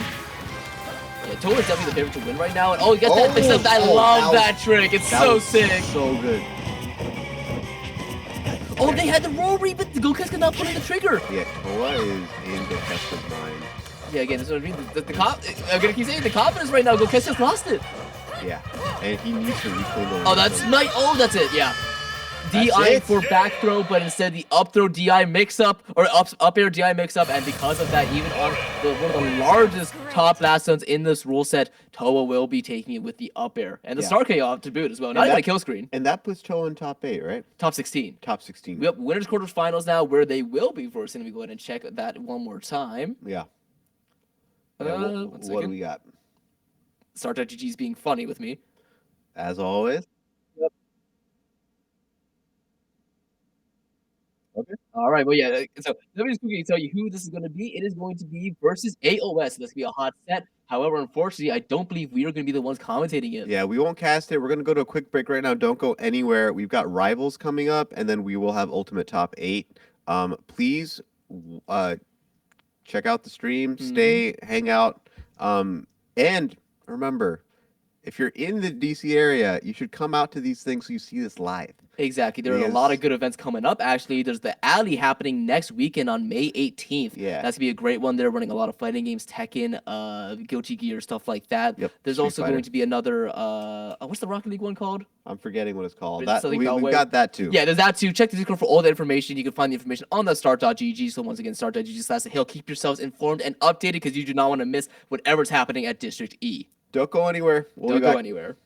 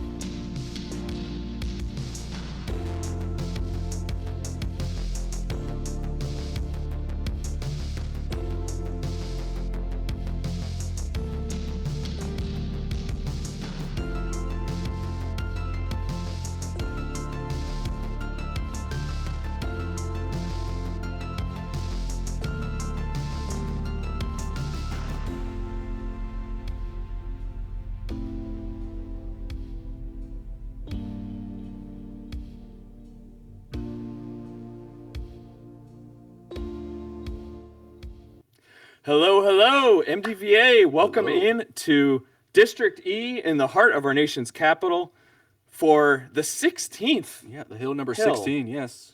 I'm Mr. Patch. I got C-Splash here Joined by joining me. C-Splash. How you feeling about what we got going on here today? It's a stacked tournament, like 100 entrants, I think. Yeah. Over 100, yeah. Over 100. Yep. Yeah, very big monthly tournament here in MDVA. I'm glad to see the region doing well, being lively.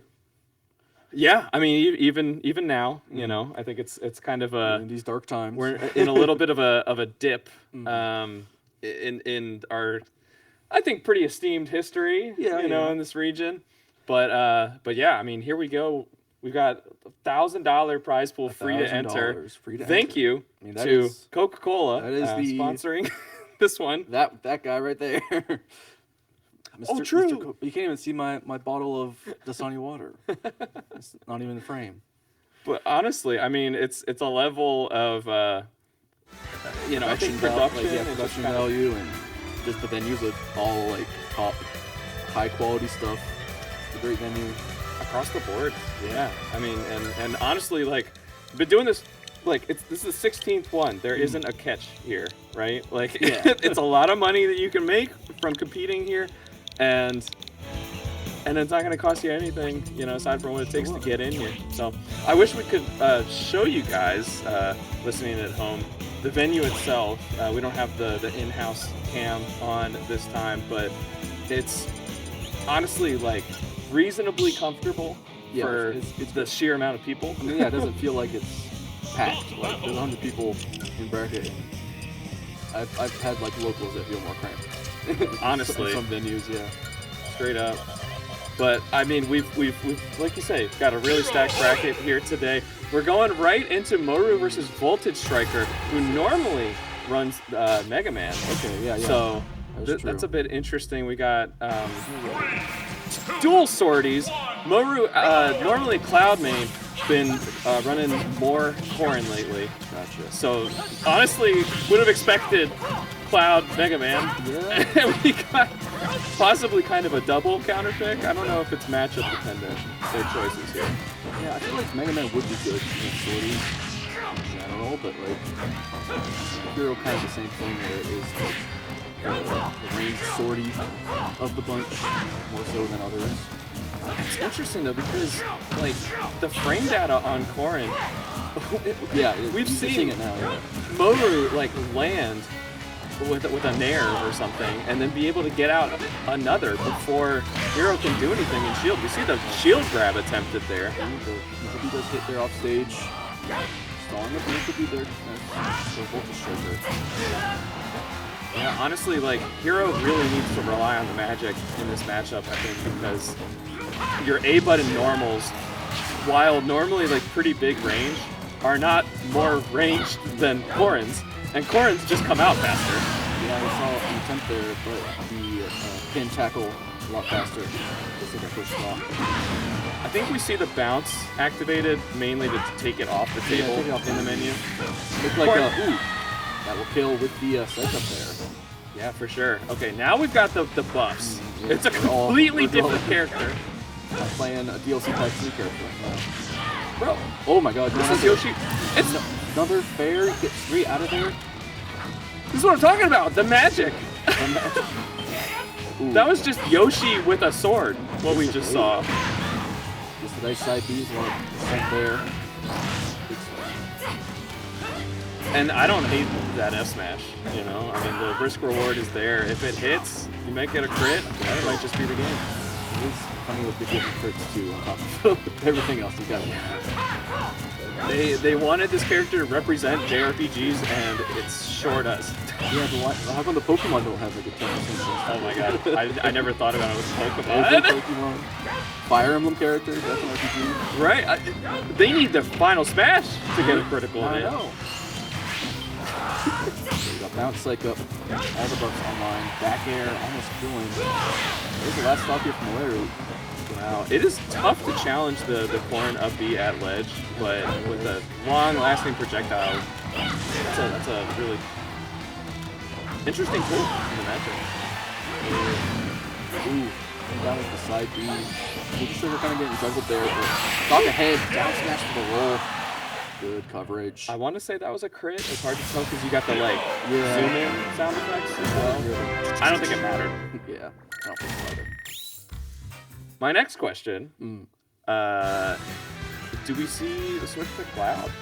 That is a good question. I see the stage being a small battlefield. See if that changes how we feel. Okay, based on the music, I'm feeling a switch to cloud. Perhaps. Yes, there is. Alright, okay. Still the hero for the It's crazy too because that first stock was a completely different story. I mean, Moru really did look completely in charge, and as soon as Voltage Striker had a little bit of room to get these passive buffs going, it's just a completely different story. a lot. Not so much like the big range spells come into play in the last game, but yeah, just the buffs. Being able to outframe Beta Corin, stay in the effective range with the Acceleratle. With it late on that. Just gotta let them know it's out there sometimes. Option. Oh, I was honestly feeling a drop off double jump there. Yeah, it does have to use the limit up B to make it back after that nair. And not to second guess, you know, that wasn't a hindsight 2020 thing. It's just like I had a vision in my head, but I mean, Moru taking the first stock all the same, finding their own way. Up B for up B, there's Mountain Voltage flavor. Be careful about that kaboom. That's on back in effect. We want to deal with cross slash. Classic cloud back here for the ledge. Yeah, bear into bear. It does work. Quite a bit. Not going too long.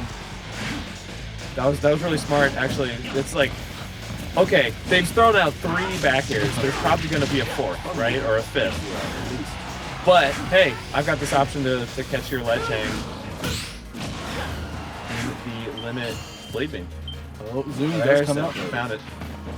Just in time.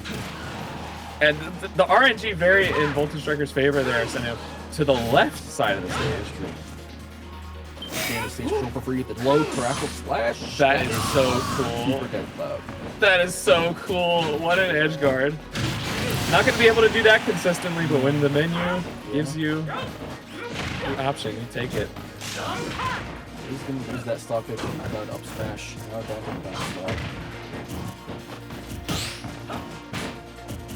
Parry on that hero up air. It's just about the only fast button Hero's got. There's a full nano bar here. So far, yeah. Ooh, I saw the vision. Wow. I'm actually kind of surprised I didn't catch Moru on the platform. Yeah, not quite big enough sword. Striker not having the time to cast the spell for sure. Yeah, we have not seen the buff. Yeah. Nearly to the same level. Ooh, big punish on the whiff cross slash. Yeah, Moru. Be a little more careful there. This is one of those characters where you really have to be so discerning about your Hail Marys. No zoom, yeah. Yeah, Voltage Striker kind of ran out of time there. Tried to just like mash the option and saw zoom, but just a little too late. A little late. That may have also just been a kind of a misclick. You know, you flick the stick a little by accident. Just ran out of time. Not opting for the up Bs. Tried to recover. Pretty scared of more areas down there, so he was going for the controller change. Oh, okay. I'm guessing change, yeah. We're seeing a switch to Mega Man here. Yeah, because I mean, with the way that Mega Man moves, you know, kind of like Min, that he has jab, F tilt, and nair are all the same move, and you can like move with it. Yeah. I'm guessing that you may want like L for jump or something like that, so that you can be like, I don't know. I didn't see exactly what he had. I think it was just. Yeah, that was really fast. Is it tap jump on? Maybe? I don't know. That could be it too. Yeah. I do hear the music for Hollow Bash. And there indeed is bass, actually. remember as a kid thinking that it was Bass, and then I was Bass. like, wait. Then He's you a- realize, he's a oh, fish in guy? Japan he's Rockman, so they got like a music theme, so I think it's the bass, right? Not like other cookies. Well, don't know I what- remember being like, Bass, he's a fish? Does he like fish? But how do we feel about this matchup, Seasplay? The matchup I do not see often. I will say. Yeah. Vulture Striker, I feel like the only Mega Man rep here that I Yeah, I mean, we do have Peanut, you know, on kind of the major level. yeah. But a relatively rare character. Lots of tremendous tools. Just Oh yeah. Easy back airs. I mean, ooh. The offstage play is gonna be the answer here. That what is it? The metal blade. That's where you're able to get stuck by covering. well, and even the down air as well. Seem to go for it there. Like the up smash. That is a stock lead and pretty good healthy percent here on Vulture Striker. Oh, dude, that's so rude. That's so funny when you throw out Rush. And like even though you have invincibility, you still get bounced, and then suddenly like you're having to spend all your respawn invincibility way up in the stratosphere. A little jump for you on the house. You have to be careful spacing. Grab the On flash shield. The kill option for Moreau here. Now I saw Vulture Striker trying to cross up. You know, it looked like he was fully drifting to the left there, but He was fast enough. yep. Good hitboxes. Early air dodge after that first up there. Now, these up smashers are doing a lot of work. Yeah, that's moving so far. Very active, even kind of scooping from behind. The last one. Moreau jumping in a lot with these various players again. Strong out of shield. Gets that air dodge out of it, and it does save Moreau there. Dude, these pellets or lemons. Oh my god. So just irritating. Like they're outranging the Buster Sword in this medium range. Does get the grab and the reflow. Make it back to stage here, the high up B. Like that recovery from Moru. Oh, not so much that one though. Yeah, tries for the mix up and doesn't send it down, but Vulture Striker ready for it with the high back there. Oh my gosh, and Vulture Striker has been getting so much out of these juggle scenarios. We're getting out of it. You see some panic there with that up the shield. Yeah, honestly, like Moru does not want to be on the platform generally. Yeah. All these up airs. Oh, it's doing the spacing out. Retreating fair. Okay, and I did see Blade being there flank with one of the pellets. Maybe the stronger one, like when it's closer to him. But that's not gonna do much for Moru. Really crucial, able to DI left there and avoid the second up there. Going through the kill, even up the stocks. See if he's got the gas in the tank to close out this set. Yeah, I mean, they didn't allow too much extra credit on Vulture Striker's part. Gotta be careful here. Smash the up smash too. I'm really interested to see what frame Mega Man up smash is, because I mean it's looking really fast out of shield Pretty here. fast. Oh, it uses the limit to go all the way up. Interesting. I do agree with that, because Vulture Striker was pretty close. Yeah. It looked to getting caught. Looking for an empty land into a grab there, I think. Live Moreau. Make it off stage here. Doesn't send the Climb Magic down. Yeah, like I understand the hesitation there, but imagine actually get the spike there, grab a ledge. That pressure and the bear got us the kill. Those empty hops shook me. Yeah. Over it again and gets the tomahawk. Moru's recoveries have been really excellent. Oh, went for up smash out of shield. Up smash, but the Mega Man one lasts long enough. It's big enough. Volt Striker getting the set after swapping to the main Mega Man. Yeah, and Working I, out. hey, not quite into top 8, so we're not in best of 5 That territory. is true. That was a top 16 qualifier, I believe. So we'll be seeing that side of bracket now.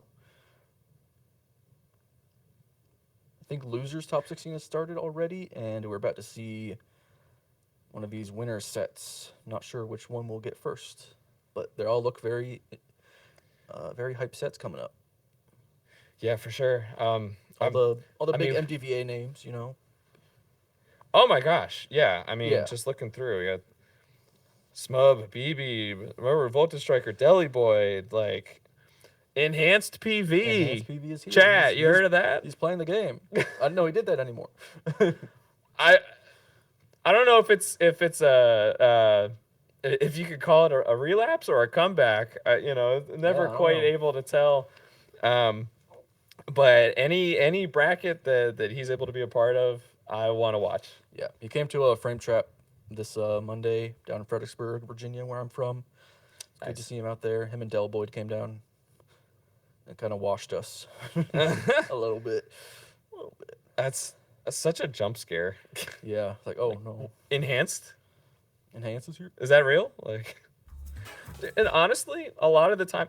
Oh, Speaking of, let's go. Totally intentional segue. Of course. Shouts to production, they did that for us. It's like, oh, they're talking about Enhanced, I'm sure. I did want to just make sure that we're clear. We're not out of the bracket. Yeah, that was sent down to losers. Yeah. But this is going to be interesting. We got Enhanced. When active, either the #1 player in MPBA or, like, debatably, the #1. So, I don't know that we can say that at the moment, just coming out of a period of inactivity. But Myth piloting Kazuya. Yeah, he's been, from what I've seen, kind of crazy with it. Very much so. Very much so. Honestly, I played Myth, I want to say, at one of the last months in Xanadu in December, and had not heard of them, honestly, and looked up in the Smashers app, and there wasn't really much data, and I was kind of like, okay, this may be somebody coming out. One of their first tournaments. Okay, this may be pretty doable. And then, okay, first you see Kazuya on the character select screen. It's like, okay, well, even if they haven't been worry about, of course. Yeah, even if they haven't been out to tournaments, you cannot take that lightly. But yeah, Myth absolutely has it. We're in for a treat here. Yeah, I saw Myth last time I was here at the at the Hill, and I think he got either won it or got second 2 months ago, I believe. So, hey, I mean, a lot of you viewers are probably familiar with the name at this point. Right. What the guy's been doing lately. Thinking of this matchup, first thing that comes to mind is Spargo losing to Riddles. Yeah, Kagaribi. That's true. So, I mean, it's interesting. I feel like it's a scenario where both characters just do not want to be in disadvantage. Yeah. Yeah, see Enhanced was at the hill number 11, and then Xanadu Homecoming the last one. That was kind of the last big camp, I think it was. Yeah, been a little bit. Starting on Hollow Bastion, not just, we're too far in the bracket to not strike stages. Yeah. Right? We got to think about it. Some people have their preferences. Sure. Some characters have their preferences. Gonna get punished there. Not super hard though. So far these juggles from Next really doing a lot to Myth. Whoa, okay, big parry, but holding on to the limit. Really scary presence here at ledge. I thought we were gonna see the limit cross slash, like, you run off the stage and send it toward the ledge. Yeah. There's a great get up attack there from Myth on that cross slash as well. You know what? If Myth got that grab, that would have been a stop. I'm not kidding. Yeah, it could be. If you get the Gates of Hell throw backwards, Awful angle. like even at 41%. But I mean, thank goodness for Enhanced wiping that rage off the board. He's gone. Speaking of, on there, especially with the limit. Tries for a ledge trump, it really works. Yeah, you see, even at that percent, that put Cloud in a weird spot. You know, if he didn't have his jump or limit, like, yeah, you have to air dodge in. Yep. That's all Enhance could do there. I mean, Myth really tried to contest that. I was actually surprised he was able to make it back, especially after the Cosmo should be hitting him right after. I mean, it's excellent recovery. But let's see what hurt it. yeah. Didn't end up mattering. My gut feeling is that I like these up Bs out of shield from Myth, because if it doesn't hit, like if it does hit, it may be a stop. But if it doesn't, you get to just kind of get out of there. Yeah, you can act out of it for the most part. It does kind of put you in a corner scenario. Oh, not afraid to go chase off stage. Ooh, the ledge, unfortunate. Yeah, I'm kind of surprised he was able to That grab ledge there. happens to me a couple times also. Happens to the best of us. Either does a 3-stock to 1 or next. I've not seen any like crazy Kazuya shenanigans yet. Yeah, I mean, honestly, we haven't seen too many electrics. We saw that one on the field. That's a stop. Yeah. Now, I mean, it's Kazuya. All he needs is one electric to even the game right now. True. Against Cloud. That back air did 20%. Dear chatters, I don't know if you noticed. I'm so contesting the side B there on the ledge. Oh, I don't like Enhance kind of put himself at ledge. Taking stage, really crucial there. Getting under the hollow flat and back airing. Again, doesn't back. Yeah, I think this is the thing in the matchup. You just have to not let Kazuya get his feet planted. Yeah, he's got the nair there off stage after the blade beam hit. I like seeing the nair off stage too. I feel like that's relatively unusual, at least in this game. Yeah. That move did a lot of work in Smash 4. But... You see, I believe that was Town. I think I like that for Myth. I mean, you're going to be able to kill even earlier off the sides. And you've got like half Final Destination, half the time. You know? Right. Yeah, which Kazuya famously does want. I want to play some Tekken, man. What are these Tekken doing? Yeah. 2D Tekken. Tekken 1. Oh, was Tekken 1 not have like side step and stuff? That'd be interesting. Oh, you saw him go for the command grab there. Very low. Nice. Should be there to avoid the cross grab. Doesn't go up to the ledge right away. That was a tremendous recovery from it, using every resource pretty perfectly. Not gonna be able to Gates of Hell, but still putting Cloud not where he wants to be. That trump doesn't work out. Even if you even hear this first stock, have to avoid this back air. He's Korean wave dashing. Yeah, Korean back dash in Smash. That's got to be a sigh of relief for Enhance. Oh yeah. We're gonna get into Kazuya within the 140. And don't want to let him have that range. Now, in case you're not aware, I was just about to say, I think we don't want to see Blade Beam here because Kazuya has the most insane reflector in the game. That's right. We're just giving reflectors to characters these Yeah! Should just be giving them out, man. You see that? What was it? Dora Mibi getting a reflector on Tournament, was it? There was some set at Kaguribi where Min reflecting the anvil killed the Oh, I believe it. Yeah. I would expect it to kill it to 0! Maybe not. I mean, that's killing off the top. We got high ceiling stages. We'll be the first stop on this year.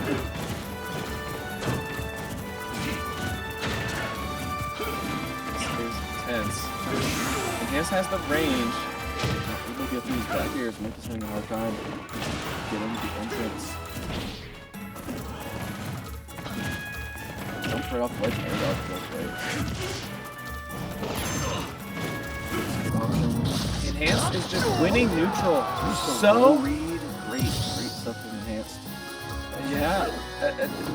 Enhance is just winning neutral so consistently that once again, Myth is just unable to kind of, you know, plant their feet and get in a position where we can see some Korean backdashes and some electrics in neutral, all that good stuff. The finishing touch out of shield, punishing that side B. Wow. Wow. Wow. Yeah. Enhanced PV, ladies and gentlemen. That's the king. I'll give it up. He's him for a reason. That was almost like, I mean, we play a 3-stock game, so it is not possible to take every stock in one game with each limit. Oh, that's true. Yeah. You have to, attack, but man, he was getting close there. Yeah, that's true. Yeah, Enhanced PV just really not letting Kazuya play his advantage state, which is what Kazuya needs. That's what makes Kazuya the top tier character that he is his advantage state, but not able to get it. Always trying to recover off stage against Cloud, and I mean, Enhance cleaning up there. Yeah, and I do like the stage counter pick from Myth there as well, but again, it's like you can't have an advantage state if your opponent is just winning neutral. Yep, always outspacing. And the electrics were not coming out as the option. Yeah, I'm not sure about that matchup, to be honest. I think, Kazuya doesn't like a big sword in general, and Cloud is like the king of it, so I'm not surprised to see that be a struggle. And I mean, I can even see a world where you're spacing Cloud back here, and even if Kazuya throws out Electric, Wing Godfist with the iframes, still not be able to hit Cloud. Yeah, you just space it, just drift out. Oop, not the right stage, it looks like. Super quick. Quit out.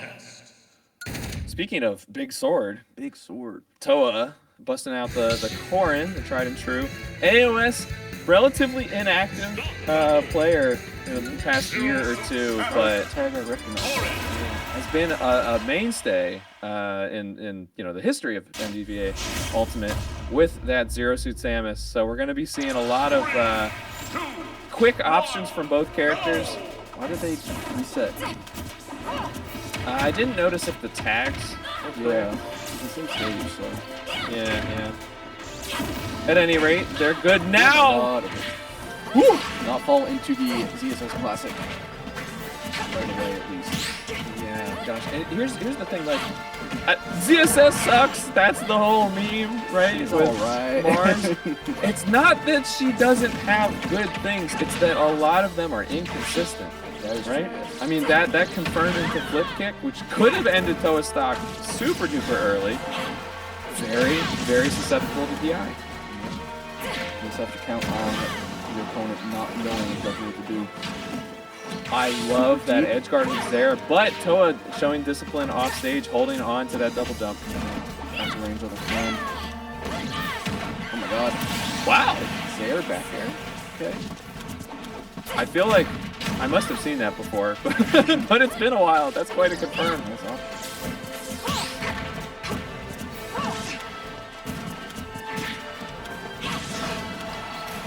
Okay. Toa pin set up off stage. Yeah, I think trying to like send the kick toward the ledge, so you're kind of throwing out an active hitbox. It's pretty difficult to let grab, just ooh, not the spike. Yep. Yeah, once again, even when you hit it, are you getting the right hitbox? Wow. Great tech, but Toa coming off the ledge with an up air. Watching AOS right there on the flat. Just the check. Tough spot here.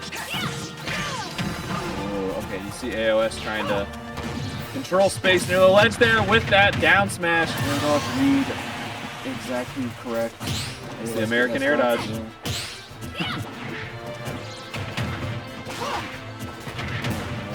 Trying out some down air. Yeah, these ZSS down airs, that's a move that like on paper shouldn't really like work that well. Oh! Down air, you had a stock to work with. Why not send it all?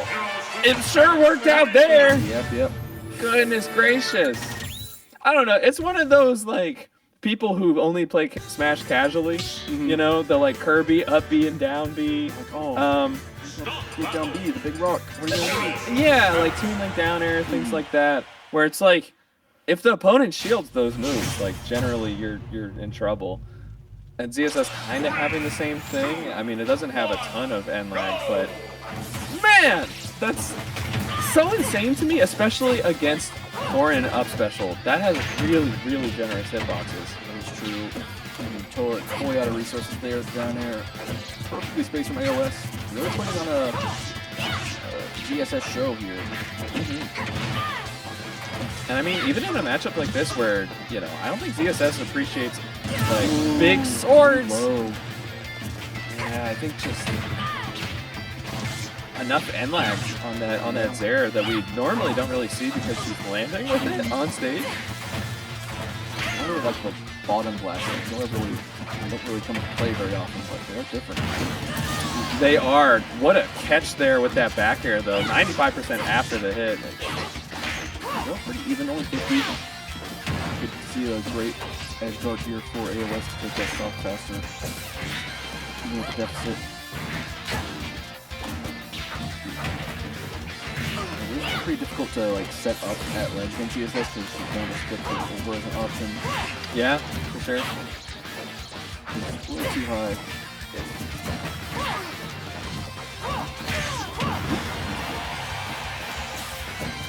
Just playing the aerial neutral game right now. We're seeing ZSS up air come into play. Ooh, good catch with the man. Oh, yeah. There's the down air I was talking about. Not always the best move. Not always the Again. safest. Hey! Getting grabbed for it, not dying up the up throw though. I just feel a little validated right now. I don't know about going for it a second time.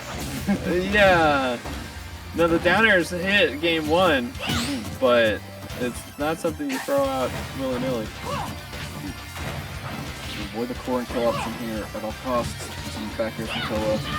And the crazy thing about core and kill options, the ones that we're seeing here, even the back very last hit of the up air is gonna kill.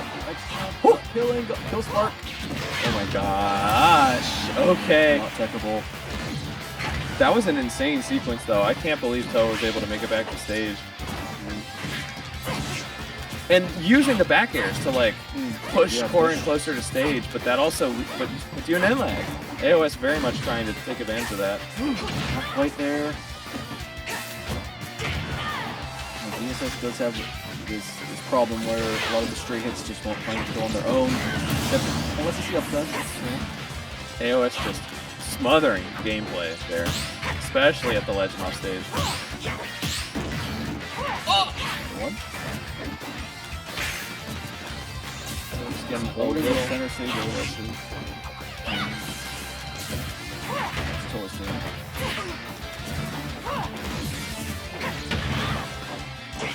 You know, I feel a lot better about Toa's position at this point because AOS was playing with a ton of momentum that just kind of got reset. Yeah, with the fresh stock from Toa. He's throwing the Pokeball here on the center. So, Dragon Fang shots start to come out. Oh my god, going for an all-flip kick. Oh my gosh! Smash on the plat. The pin just catching the down air landing. Wow. Man, I mean, normally this game has you covered, you know, like you're not gonna blink and miss the last hit with the zoom in, but no, blinking you missed that one. I don't think the game's ready for the pin to kill. Yeah, yeah. That's kind of bizarre, isn't it? That's a high knockback move. I think, like, I'm trying to remember if I've ever seen it have the zoom in just the pin, not like the pin tackle, but just the pin itself. Yeah, I guess it's kind of strange because you have the it's the beginning of the pin move, properties, but it doesn't always pin. They're just keeping on PS2. Full set.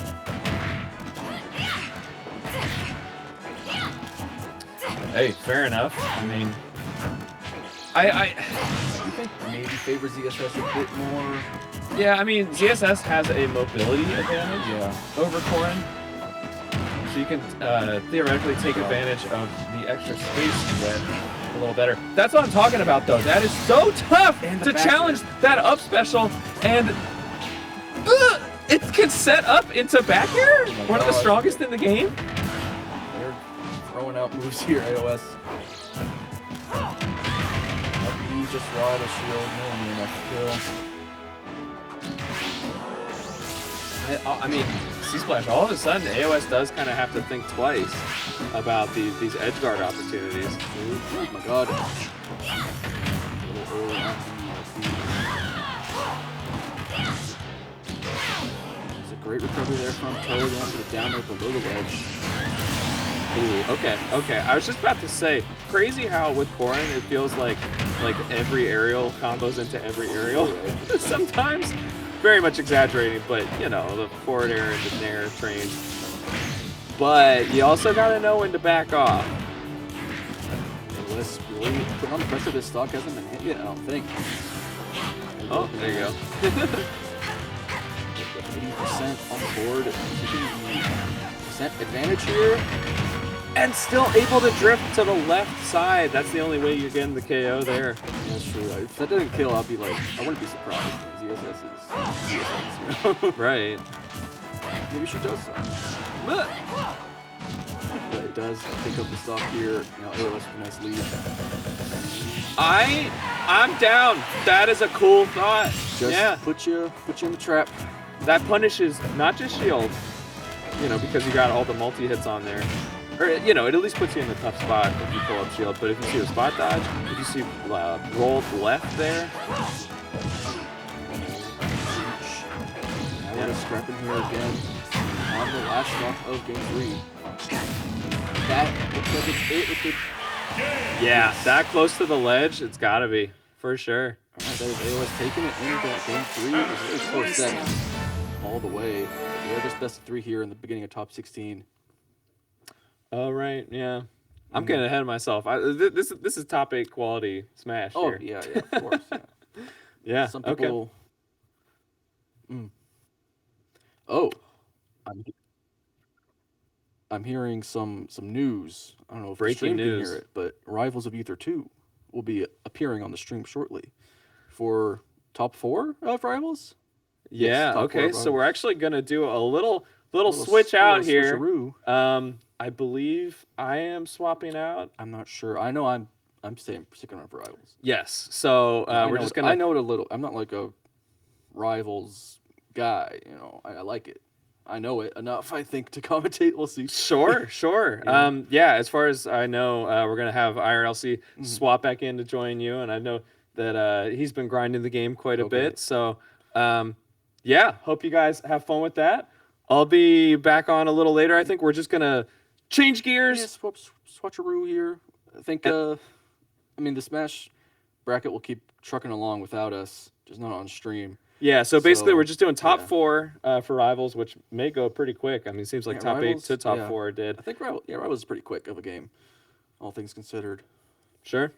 So yeah, and then we'll be back with more Smash, at least for top 8. I believe. Top 8, I would believe, would be on stream. Smash fans, don't go anywhere. Hey, we'll be right back. Rivals is a great game. You should not go anywhere. That too.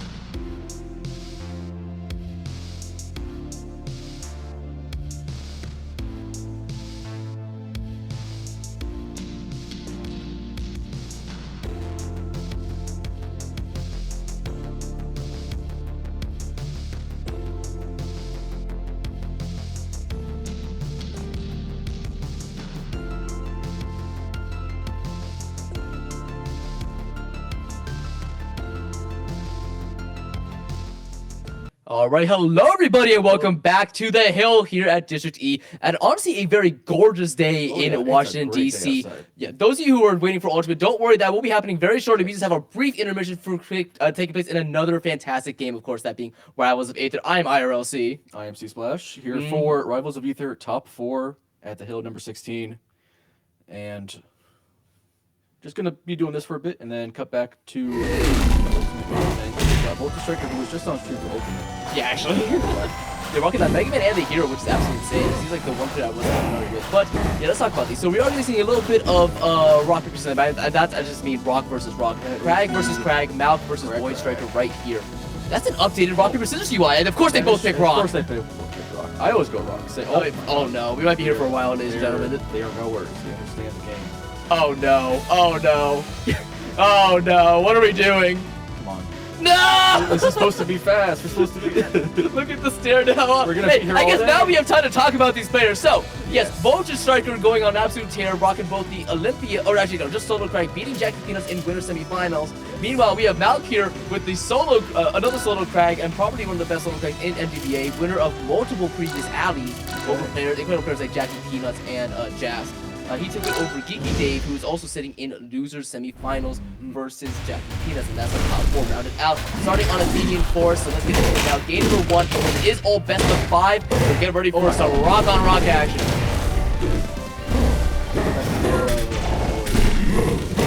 You tried to cover the game absolutely insane. Also, quick little PSA for those of you who like it. Malk is the red tag, who just has no soccer, and then Vulture Striker is the soccer red tag. You know, that's not cool at all.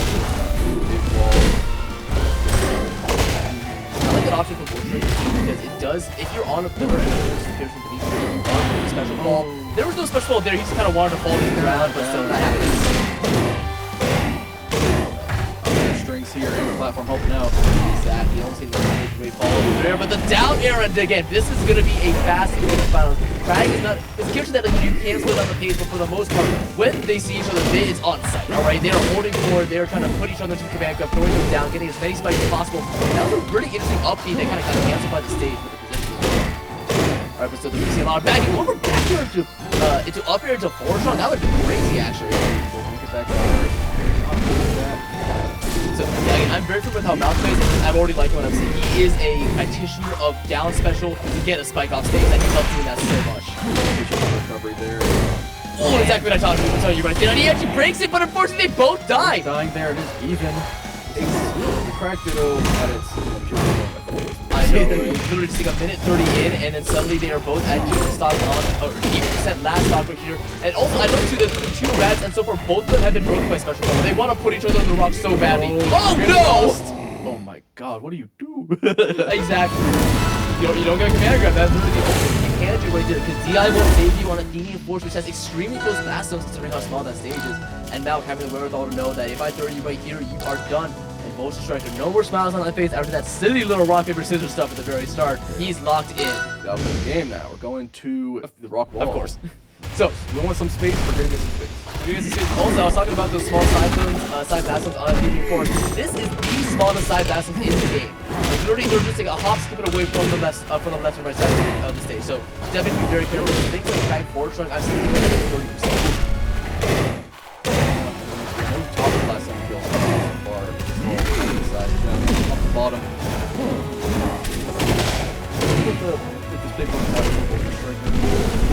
Look at those there right there. If Malk did finish that edge guard, that would have been it for sure. Instead, we're going to see the actual get up attack being on rebound, and he actually saved Malk. Malk did not have another pillar. It got destroyed during that edge guard sequence, but instead he's got elevated right back up, but actually the up strong off the top. Oh, that pillar. Oh my god, going all the way up. And we see Malk there force straight his own pillar to make it back, and there's the grab. Is that going to be a follow-up? No, we just want to get that down and get the rock in hand.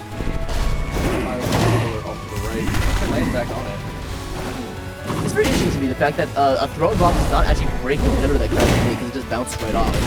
So very fortunate right there because Vulture Striker was able to tech on his own pillar and then just, left himself with a rock, the game back stage with his own cage. Meanwhile, Malk just had to sit there and wait. Oh no! Oh, actually, Bob's own rock kind of sits in that combo. Still not dying off the top as Crag is, I believe, the second heaviest character in the game still. Right behind Lockstar and then right beyond, and then Endless right there. Also, was that another command grab? Just lowering into the fast zone? Carry down there. I see. Chain grab. Exactly. So do you know how the chain grab actually like kind of works? Exactly. Yes, if I may. So basically, how it works is that whenever you throw an opponent, they have a little yellow outline around you. So on that outline there, you can. Oh my god. Okay. Wow. This is why Rock Wall is a terrifying stage to take grab. But a smash point. So when you grab somebody in this game, there's a little yellow outline. That means that you cannot, if you grab them and throw them. If you grab them again, nothing will happen because they have grab invincibility. However, doing a normal pummel gets rid of that outline, and that's what allows you to do those chain grabs. So you have to do a pummel to get another grab. So if you pummel break, then you're fine. But then that's the mix-up because as you saw there, Voice Striker was mashing special pummel, was mashing B to stop the special pummel from happening. And that's what Malk explodes. Because you're mashing A to get out of the grab chain, but then suddenly you get put into the rock, and now you're back in the world of hurt. So that's a really messed up rock paper scissors that thing happens whenever Craig grabs you there. Gotcha. Craig down throw sends nowhere. Oh, Let's see the swap to Claren, which I think, in my experience with this game, he's a good character. He's a good character, but in this matchup, I don't know. I play Claren. Oh, yeah, I was going to say that that talking is the thing, especially if they're not having the ability to wall jump too much to get some recovery. And then Vulture Strike literally take the words out of my mouth and putting them on the canvas right there. Incredible stuff. Wait, one thing I remember, like I wanted Spargo versus what's it? That's like I forget which tournament they were at, but like it was an extremely good game 5 set that Spargo ended up taking, and I really did learn a lot about the matchup. Namely the fact that like edge running with is actually pretty good. Claren actually has some pretty good tools, especially with counter surprisingly. Because a lot of guys do like side B to recover, and a counter there completely ruins everything. Oh no! Down air. Malk is not even a minute to go to two stocks gone. Malk is just trying to make a speed run out of this. He wants to see ultimate as much as he can. Malk is just kind of holding forward. Your game 3. Down with the rock and the And now that rock shark's down into the back here. Look at all these combos. Please get a stock here, Vulture Striker. We don't want it to end like this. Last little bit up here will hit the Claren. Okay, up here right there. That's a very, very shocking lack of tip. Where are we going? Okay, that's a little overzealous right there. I want you to get the stock, but honestly, if you switch with the clip, if I'm him, I want to end with a bang. I want to clip. Oh no. Wait, it's so scary. He's one. No, not again! Like that. Oh my gosh. Yeah, so Malk now sitting pretty in Winners like Grand Finals after a pretty mean showing right there on the side of I think all 3 games ending with a command grab just thrown into a blast zone on the left side. Yeah, kind of schooling Vulture Striker there on the Crag, and then even worse on the Claren in that matchup.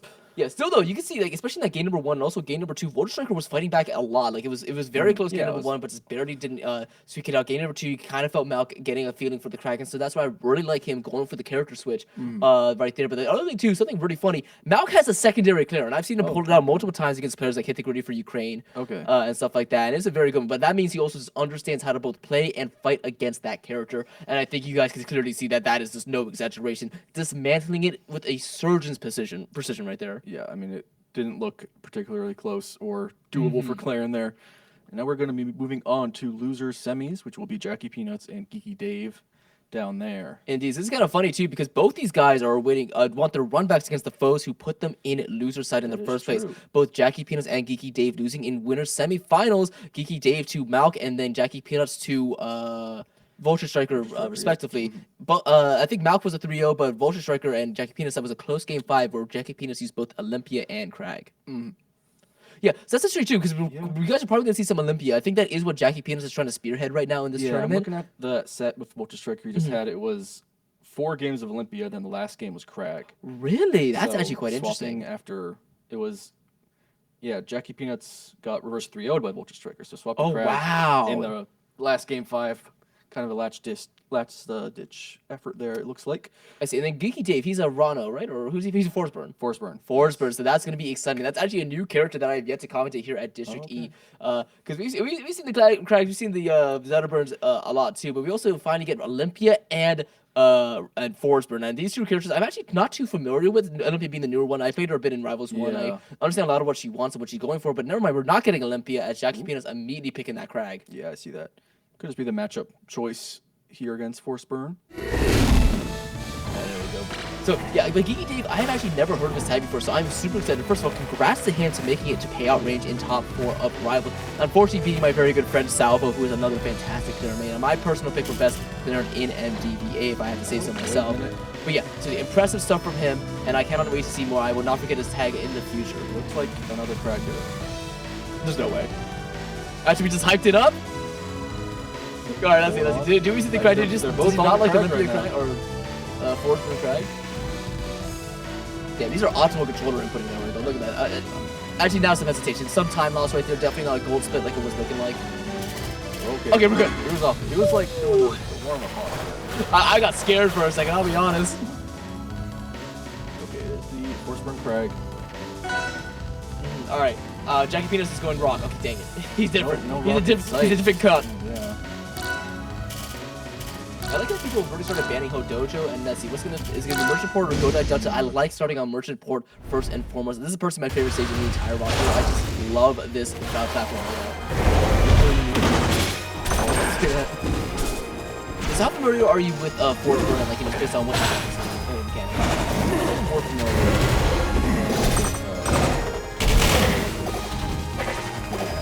Alright, well, fantastic. In that case, you can look at I do think Force Burn is like one of the top fighting games ever. The first one that actually was like Deception and Coco Dagger stuff. So I got this. I've been the same before. I'll be like this. Like just now, like, I don't know which one is that code at first glance.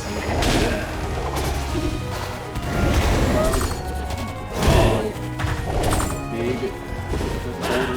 real one. The other thing too is like, I love the coolest special getup in the entire gaming experience. And there's no jump here, so that's because the stock con. There was no smoke you can uppy into either, which does actually let it uppy again. And that eliminating a lot of that smoke. That's a good option. Also like the shot crash. Really good option. Spread damage into a clone. Right. That's when that Force Burn can get 2 stacks of that smoke clouds. That way you get one more now combust is on the table and a 97% damage that can definitely be stopped. Either off the top, off the bottom, off the side. The important thing is too is that now combust is not okay because he has infinite. When you have max stack of smoke, you can do a couple things. You can either get a huge smoke cloud, you can either use combust for a huge massive explosion, or you can make a special clone that not only has a massive explosion tied to it as you saw right here, but is also able to do attacks whenever you input the side button. Whereas other clones can only toggle between approaching your opponent or fading back. Still though, despite the enhanced clone, Jackie is 8 on his first like extremely well. 4 strong will not be kidding about 75 of the way away from that blast. Not much force burn to do there with tall pillar off to the side and able to tech off of it. Yep, that left side is kind of off limits right now. Another combustion attempt right there, but the rock star's actually kind of be stuffing it out. Great parry as that universal reflector and that backward punch. This is 2% for Force Burn, by the way, or for Jackie Penis. If he gets a forward air here, oh, that Force Burn, that would have been it.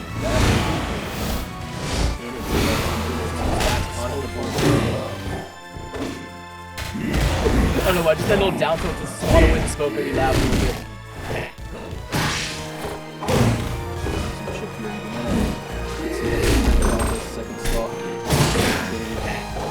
Indeed, again, also Geeky Dave, I can see him taking the stock first right now, just the way he was playing that last one too. A couple more strong hits. Something he is doing a lot is doing the side feed the other direction, but he's always the clone, he's always the Force Burn that's not approaching like that. That was the most sour spot of that. He could have. Oh, both of them! Actually getting hit by that border. Actually, I think he tried to clone that. Because if you hold down the side B button, you actually get lost by your clone. But I don't think he meant to both up P towards there. There was no possible mix-up because both him and the clone were the same coordinates. Therefore, that border landing true. Oh god. Dude, getting his steps in legitimately. That pedometer's going crazy right there. That border is so silly, but it's actually a double cool. Walk on him. Yeah, maple walking, and that's what they'll do. Once again, the bus is on the table. You finally see it land true, so you get to verdict for another shot. There. Nice strong back here, sending all the way to the right. That's scary too, because Jackie Penis is stuck holding the rock. I do know down tilt into combust is a true combo, but unfortunately forward air is not, as there's great DI from Jackie Peanuts. Going off the stage here, the rock will be both. Oh yes, yes, cover on stage. He was not at a distance where he could really right there. And once again, he's not mixing up his forward for cloning at all. He's just being the one who moves away. Wall jump, but back. Wow. And again, stop this away. Cases right now. Unfortunately, you are visible in the smoke to an attack, so you cannot just start charging a smash, strong attack and hope that they fall into it. Going deep with the boulder. If you take this off, times against the attack. Exactly. I've seen where this happen, especially with force. She killed down. Now he's coming out in full force, but doesn't matter when Jackie Peanuts' guess is corrected. Ooh, he's jamming now. He's loving that music choice he's listening to right now. Feeding himself. I love it.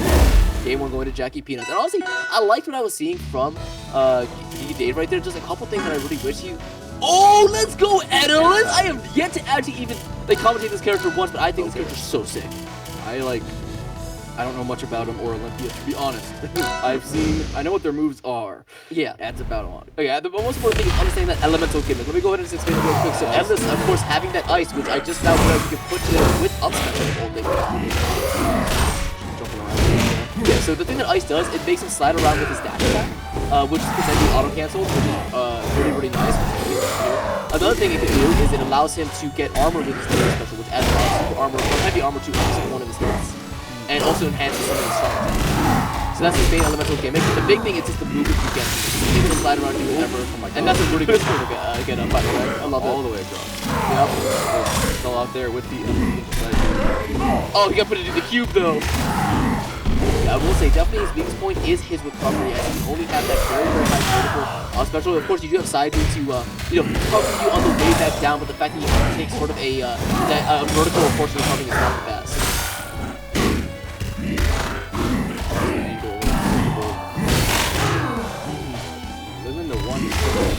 Yeah, Endless extremely heavy in the team. Both these very heavy characters right here. Has to do another other. Still has his wall shot.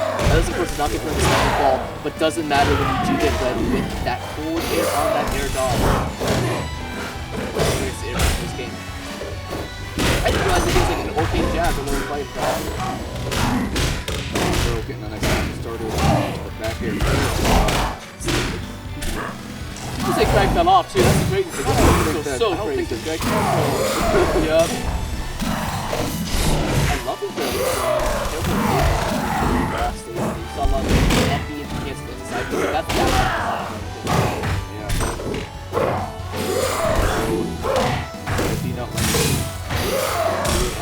not gonna have carry. This is gonna be in there. You go for the up air. The up air, one of the coolest moves in the game, is it is a command gun that throws you downstairs. Recovery. That's what I'm talking about with the, oh my god, why Endless dash attack on ice. Cancel has so many kill options and combo options. Maybe they're back so strong. There we go. We got a string going. Yeah, jab. Very fortunate shooting and put to a tech scenario. Another special get up makes it a parry. Yeah, unfortunately parrying that doesn't really do too much. But can I go right to the Oh, good DI. Oh, never mind. Yeah, the DI like straight.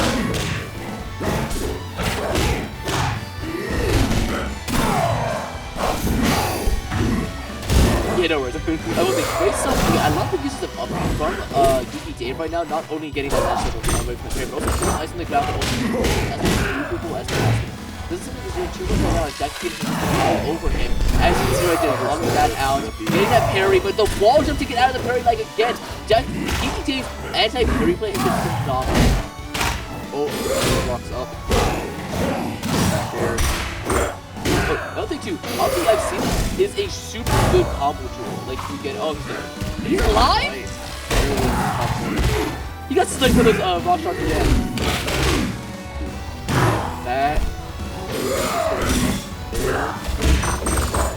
That shield is very something right there. You can't be using that too much if you are up here throwing him down. Gets that side B, the down here for the spike.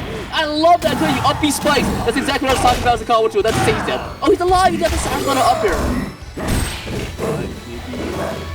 This work at 161 against the Crag. My kill fair. Sure does it. That's Yeah, but 2-0. I saw the vision there. It was pretty stupid, especially that second select was kind of like a downer into the up B spike. Jack Peanuts caught completely off guard and not even a chance to tech. thing is though, does he go back to it? Yes, he does. I think they may change this. I think those platforms are kind of Yeah, I mixing do him up think a the little bit. stage would a different stage would help the Atlas here a lot. Indeed. Again, having less platforms for more areas for your ice to use, that way your dash deck covers more of it. Yeah. Exactly what I'm talking about here. Go die delta. So lower platforms, smaller stage all around. Your ice covers more spot. You can get more of it. Look at that. Already like 25% of the stage is one up special here. Basically, yeah, the whole stage covered off the one side. Oh, but where's he going? Back right there. Another fun thing that Atlas has is really interesting warrior where it's a two-part move where you press the button, it does a shield in front of it, and then you press it again to press the actual attack. And that move, first of all, like, aside from being just super strong, that's your approach move. Oh, he's dead. And hit up strong on the platform. 4% on Jeff. Yeah, that was great. I have never actually seen that before. The down special on strong, that's crazy. First stock. Atlas is looking great. Let's see if we can get back here. Up there, but gets down here. Unfortunately, falls off of that hitter. That near body making an effect, but no up tilt here. And so far, a lot of down tilt usage. Get the jab up, but still the up tilt is not going to be it just yet. Sideways coming in. Right here, going high. Yeah, that was good. So it's so unfortunate that downer missed for Dave, but still, this guy is alive. He needs to suck on now. He could have got that tech chase. Shovel all the way. Oh, up supposed to be up here. I'm really thinking I'm gonna see a shield break on the side of Dave. Sometimes and the down air, big spike, able to get the wall jump. I don't know what Edison's is for the most part, so I don't know if he has a kill throw or not, but that down air should not be doing this. He, of course, like a fantastic tech. That side B extension, if he went up there with a forward, that could have been it. Instead, we were going way too far on stage. Special good up landing right there, and he just committed force that forward. We could have seen it. Parry doesn't get to the low strong enough. We'll take the forward strong after that parry. And this is looking a little over here now. Oh, there we go. He missed the. Oh, he still got it. Yeah, now he has the ice armor. So some of his moves will be power to, and all of his has heavy armor. I don't know how much that's going to affect Draggy. Is known for kind of his big single moves outside of like flavor.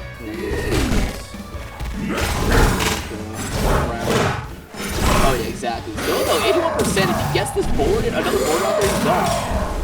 Side B's coming out. He's the air dash. Something else too is like I want to see. Oh wait a minute! Oh my God! Oh, he got that down. That's so sick. I want to see some parry attempts from Ricky Dave as well, because that's the thing that Jackie Peters was like doing is not against him. Oh, that's a parry attempt. That's missing that parry. Oh my God! Up with him. Yeah. I didn't know this, but it looks like using up to actually gets rid of the armor for like a better recovery, probably get armor on it. But the last hit of that dash like will be affect a good up there, trying to get that power protected, but hiding under the platform. Really, after losing that first stock very quick. Yeah, actually, this is very close right now. Oh, okay, he's safe though. Shield push still on stage. Oh, that back here, up here by 2 if he actually misses. Back here, another chance, and in the up person trying to get that spike. Jab 1. Just the jab there on the That's it. The overthrow does get the snipe. Jackie Peanuts. Oh, but very close to I know. Okay, you already just saw that there, where the Endless was started moving on that last stock, both games 2 and 3. If he just didn't get like a super early stock, if Jackie Peters didn't get a super early stock, he actually could have gone down there. Oh, for sure. I loved seeing that adaptation from both of the players right there, especially on the Geeky Dave's side, because I personally I'm just a fan of how the Endless was playing. Yeah, was cooking. Yeah, a couple more downers that connected, especially off stage. We could have seen something completely different, but either way, that's going to be a 3-0 after a 3-0, and Jackie Peanuts moving in for the run back against Vulture Striker. Vulture Striker here in losers final. Another Crag. Another day. But hey, I think we might get the Olympia this time, because the Crag did lose the game 5. Yeah, that is true. Could see the Olympia as the option. Which, hey, I think it's I know so a lot of Rivals players kind of whining because she is a very, very strong character and stuff like that. But personally, I think she's not only fun to watch, but also just a really cool character in her own right. With the combos she gets, how much everything links into each other, especially the elemental gimmick being that crystal, which just adds so much nuance to the neutral. I think. And also the recovery, the fact that they added the fact that she could tether to her recovery or to her crystals is crazy. That is crazy. Because you know how it worked in Rivals 1 or. No, not exactly. So how it works for Round was 1, she had a very different side special instead of like the sort of foxy jump scare command grab she has in this game, where she can grab the crystal and throw it down. She instead had a really interesting sort of straight lunge attacks, very similar to like Little Mac's neutral B in Smash. Okay, yeah. The thing about that move is that not only was it very fast, it went across the entire stage, it comboed if you hit it, you could also jump cancel it whenever it was in range of the crystal. Oh. You saw the crystal has a big radius around it.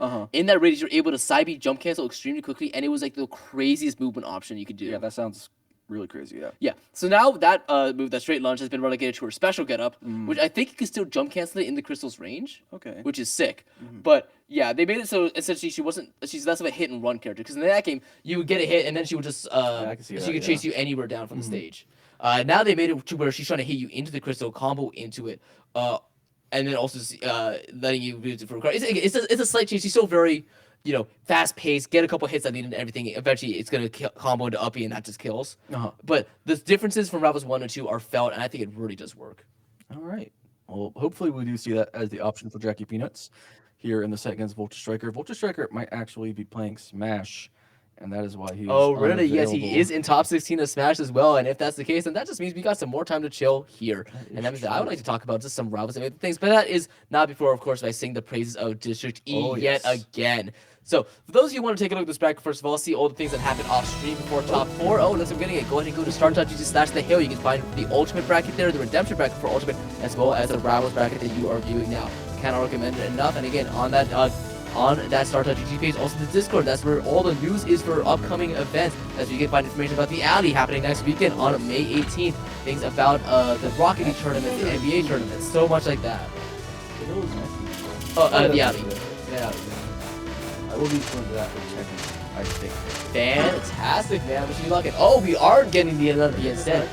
And a different color is going to be a bit easier. Don't go wrong. Oh, God, not this. Okay.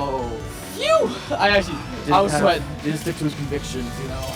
Yeah, Richard Jackie Peters watched that in Winter Found and said, I'm not choosing Brock. A lot of times I just like pass and like, man, you could have the first ban, I don't care. Exactly. But they do. Jackie Peters, he knew that Voltage Striker was going to go wrong. He picked paper, man. This guy's metagaming. Oh, wow. Run up here. Yep. They can only carry the jab, which means you don't get any of the carry. That dash out combo swapped on it. I love how there are 3 cracks in this bracket and we are now all in top 3. What is happening? It's a bit much. I don't know, man. I think it's just the perfect amount with what I just saw right there was so crazy. Down throw into the jab straight off. Jackie has slow recovery back on the god. Oh yeah, actually very smart of Jackie to do a tempo into the rock. Reach out is the crack with the socket and Voltage is the crack with the socket. He got some reference to do action on the full skin. Oh no! They nerfed that move too. Crack forward air is so much more broken. It is still absolutely insanely good. I've never seen that before, but the special getup of Crack gets rid of the rock. Yeah, that's right there. He used the stones to destroy the stones, quite literally. On the smaller platform. Oh, down here! Dude, they're making the suit. We got an overlapping pillar right there. There's 2 goals in 1. Oh, okay. Can't reach back there without the pillar. Actually, something that's crazy. I think Jackie Page destroyed this pillar, destroyed Ultra Striker's team because they were overlapped. So that was a super unfortunate for Voltage Striker right here. Now there's a chance to get the stock. There, not enough to kill. Not yet. Oh no! I always get scared. I just think there's gonna be some cheese happening at the top of the stage. We're coming on. Something's happening. Yup. Last stock, both players. He's going out there with a rock? I always love when Crack players hoist themselves on the stage while having the rock above their heads. It's so funny. Oh yeah, I know what's gonna happen. Uh-oh! That's the mouth right there. Uh-oh. Command grab into throw off stage with a down special. Or she says you're not named Mount. Jackie Penis is not named Mount. Uh-oh. Uh-oh. Fair. There's over there on the side. Destroy the Jackie. Oh, that should be it, right? No, we're alive.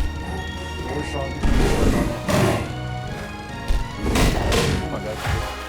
Super scare right there. You're gonna try to combo off the hitter, but Jackie Penis with the wherewithal to combo or to take off of it. That left side of the stage is not kind of off limits right now for combos and kills.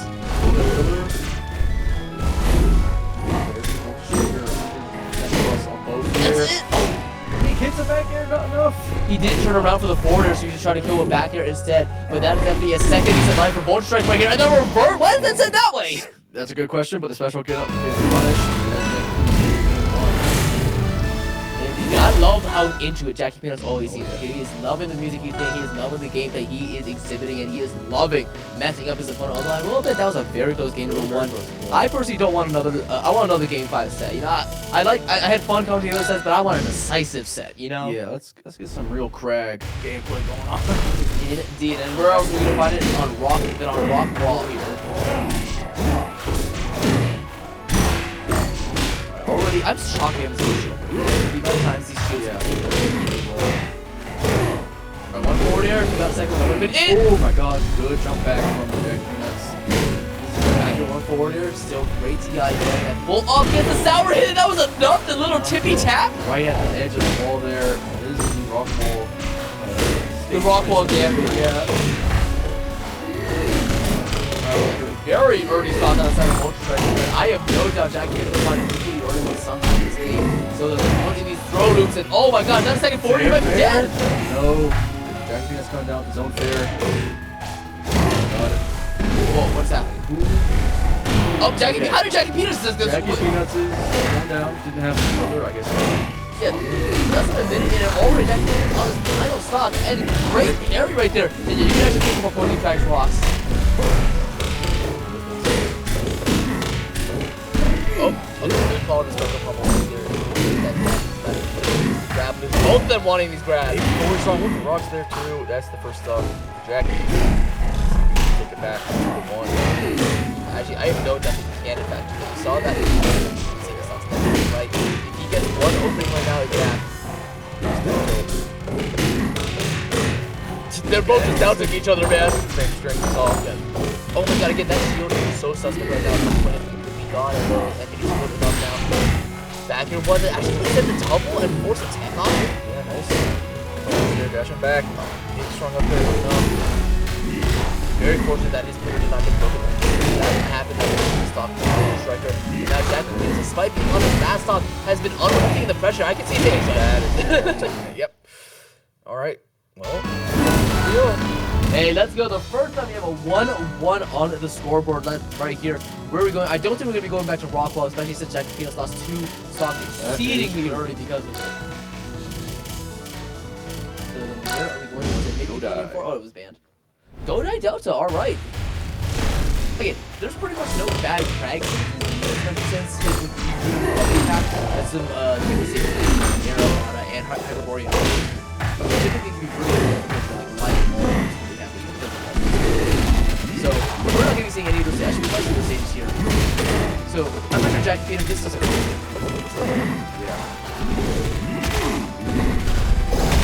I just love the triangle on that right now. just lead to the up strong, but combo finisher there on the left. Dude, sauce. Oh, he went over the pillar! He tried to DI the pillar and he actually just missed it.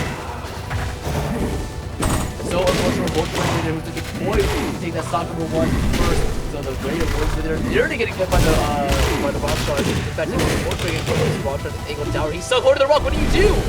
Uh-oh. This is actually such a bad spot. Jump over that. He's dead. Oh, great back air. Oh, my back! Really good. Nice traffic there. All the way. Yeah, I'm just shocked he was able to get through that. Jackie Peanut for going the down tilt for the last one. You can see Monty decided to go no good side. You can say no way. But even better, the eye on the side of Jackie Peanut. I don't know if he can be able to recover from this. No, it's better on the left side, right?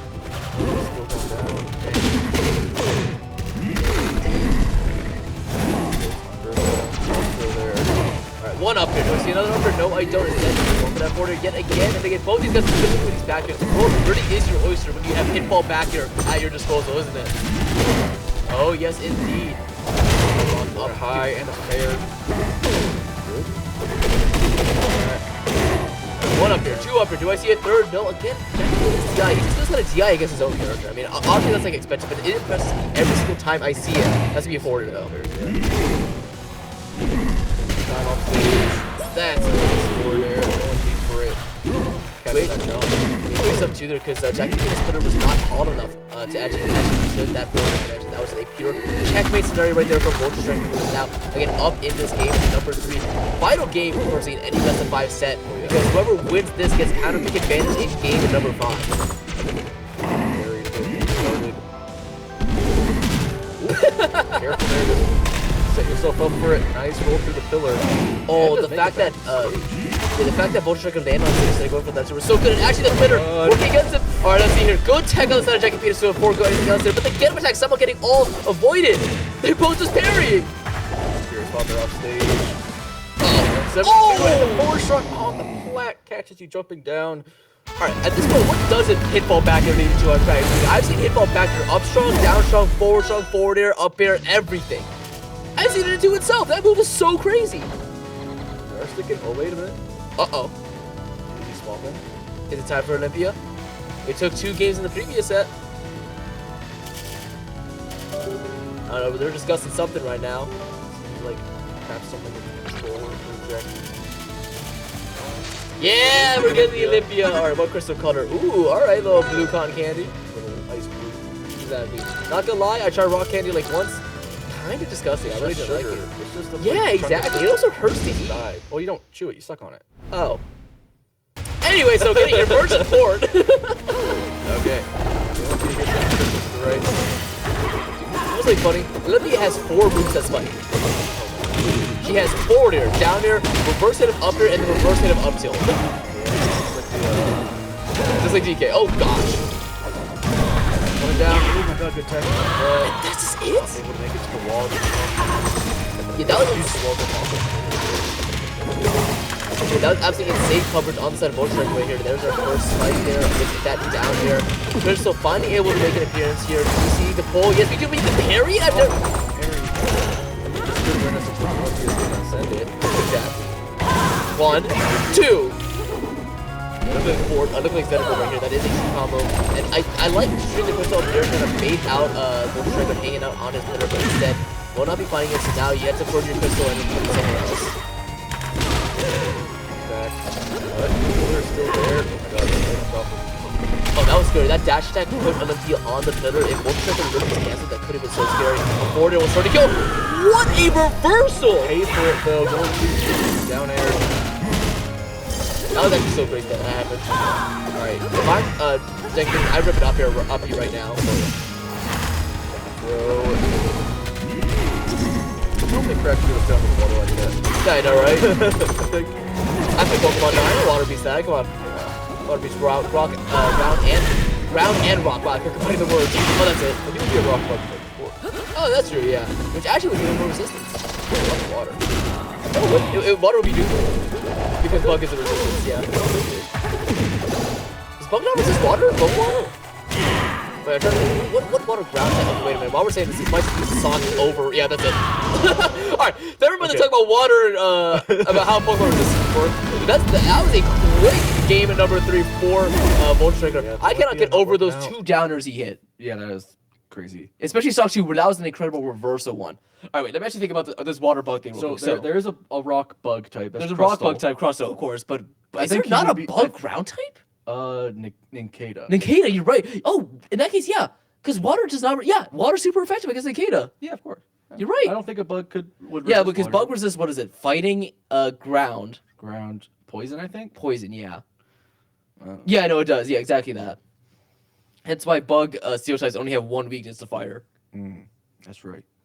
Alright, anyway, that's just all to say Durant is a great Pokemon. So, getting into it now, we have the run back of Winners Finals where Malk... That is true. Yeah. Vulture Striker and Malk. Yeah, Vulture Striker and Malk, where I'll be honest, Malk kind of swiftly 3-0'd him. Pretty quick.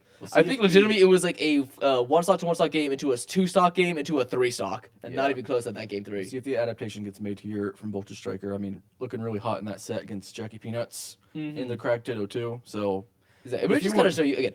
Jackie Peanuts is a phenomenal player, but I do think Malk is the best Rivals player in MDVA right now, in competition with players like Jask and again a lot of the other Ali winners. But it's like there's always a bigger fish. You look at the last game and you think, wow, Vulture Striker is like the best player in this venue, and then you look back at the set versus Malk, you think, wow, Malk is the best player in this venue. It just happens. And sometimes Malk, I watch some of his sets against Jazz, you think, wow, Jazz is the best player in this venue. That's how volatile it gets. And then Jazz loses to Jackie Pitas. They think, wow, Jackie Pitas is the best player in this venue. So volatile, and I love the scene that Rivals has been cultivated in MVVA. Kind of one of the forefronts, especially in America, for the Rivals scene ever since Rivals 1. And these guys have been keeping it alive. Let's get into it now. Grand Finals, those of you needing a reminder, Malk sitting pretty on winner's side, Vulture Striker hoping and hungry for the run back in losers. The 2 red cracks here. Yep. The soccer, Vulture Striker on the red and black, on the default red. I love the soccer cracks. It is so cool. Just God, no, not this again, no, please! We're back here again. I've seen this before! Help! It's been 3 hours. Help! Okay, there we go. Boo, you picked paper. Okay, but okay. This game is so unfair. I can pick rock every time. Yeah. And then they pick paper once and I lose. Exactly. Alright, Go Night Delta or Ho Dojo. Do we see our first Ho Dojo game of the set? Yes, or of tonight? Yes, we do. Okay, Grand Finals. Striker can make this Grand Finals reset. I can't believe what I just saw right there. Vulture Striker did an infinity pull rock. Every single crack game I've ever watched, they instantly rocked. Oh, you might be dead. Oh my god! Wait, he's dead too! He destroyed the pillar of his last act before he funded that fast, and that was insane. These 2 players going out there and spending all their resources. Yeah! They're using the full toolkit just to edge guard both themselves and each other. Oh my god! Grab there, nice pull away. Guys, it hadn't even been 30 seconds. They calm down. It's not that serious. I don't think it is that serious. Oh what is happening? Forward air, not killing. They're gonna breathe it there with the forward. I'm breathing for them. I haven't breathed yet this entire game 1. They are at each other's jugular. Oh, and especially that I'm actually mixing up the timing. Oh my god, nice immediate down air, getting that pillar out of there. Great. Yeah, alright, finally cresting that 60-second start time here, and already we can see maybe Vulture taking this with another up air. Does he get another one? No, he doesn't. That's the way that too. Oh, what's happening? Here's the bad there for ball. But it's called last so good. He hated that rock. You see the way Fortron did? Oh, fair. Okay. Even stocks here. Yeah, so we're far cry from that winner semi final set right now. This is so even. Oh, this is not very.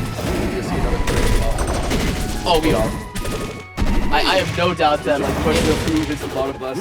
Yeah, that's actually gonna be it. Oh, here it comes. Wait, get ready. Yep, 1. Okay. Oh, wait, okay, they're drawing back a little bit. Little patience there. Don't throw away the game. Throw away the Okay. Suspect yeah, and once again, Malk will be taking, but if you're Vulture, you'll be taking. You know, that was much closer than the previous 2 games, and also that was a very funny game number 1. Oh, it was funny.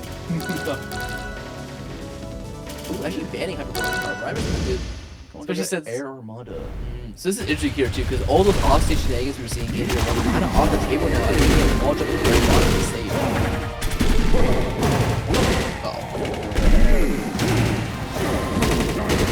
Down is right here. I am getting paused up till the game that both these guys have. They get so much out of it. And so far it's going to be Vulture Striker getting the short end of the stick. Able to get back to his platform. Whoa! Did you see that ping pong action of that thing? Yeah. Gets very good in the boot. Doesn't make it back. Very deep. That was fantastic. I already gotta say. Like, using. Oh, he's dead.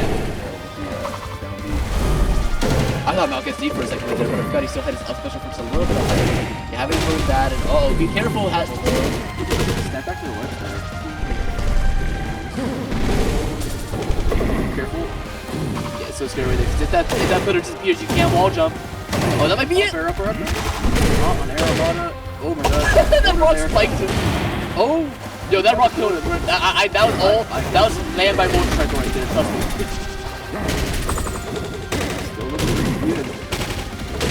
Oh, 1, 2. Simulation here does break.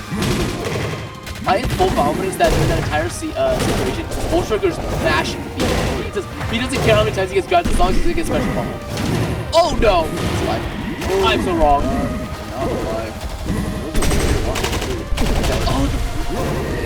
It was very vertically. Yeah. 1, 2. Oh, I thought we were 2 more back here.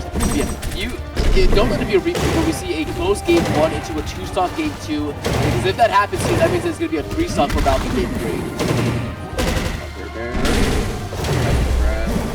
Oh! and he held down. The pillar out from under his feet. It's like neither one happened. Yeah, but this is actually just the same story I've seen before, man. Last stock in game number 1, 2 stock for Malk in game number 2.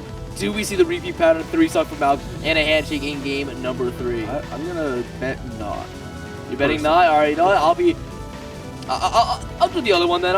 My bet is that we are gonna see the Malk 3 stock now. It's purely because he's feeling it. I think it's all patterns. Everything's patterns, man. The universe, and you can predict anything. That's how all those ancient oracles did and stuff. Then they were just they just actually got themselves high and started seeing hallucinations. Yeah, I mean maybe they saw this happen. Like dude, Greece, where? like, Yeah, exactly. This passes in the Odyssey. We're freaking the Oracle of Delphi. Aether 2. Rivals of Aether 2 at the hill number 16. Grand finals. Everyone's like, what the hell were you talking about? I know, right? You'll understand. Speaking tongues which? Alright, I'm just looking here. God, Voltron, the only thing I want to do is protect the song. Uh-oh. We are at the rock wall once again. Uh-oh. That's the No! rock wall. Once again. It's a 0 to death. I've seen this before! It's all too familiar. Yeah, exactly. Get me out! Don't they ever learn from I know, right? I don't think this is like Voltron not right. I think this is not being a bully, man. Not for real. Oh, wait a minute. He almost has slot here. He went with a sheet down me. Where'd that rock come from? What? I actually don't know. Yeah, he hit the. I got he is juggling the rock. No!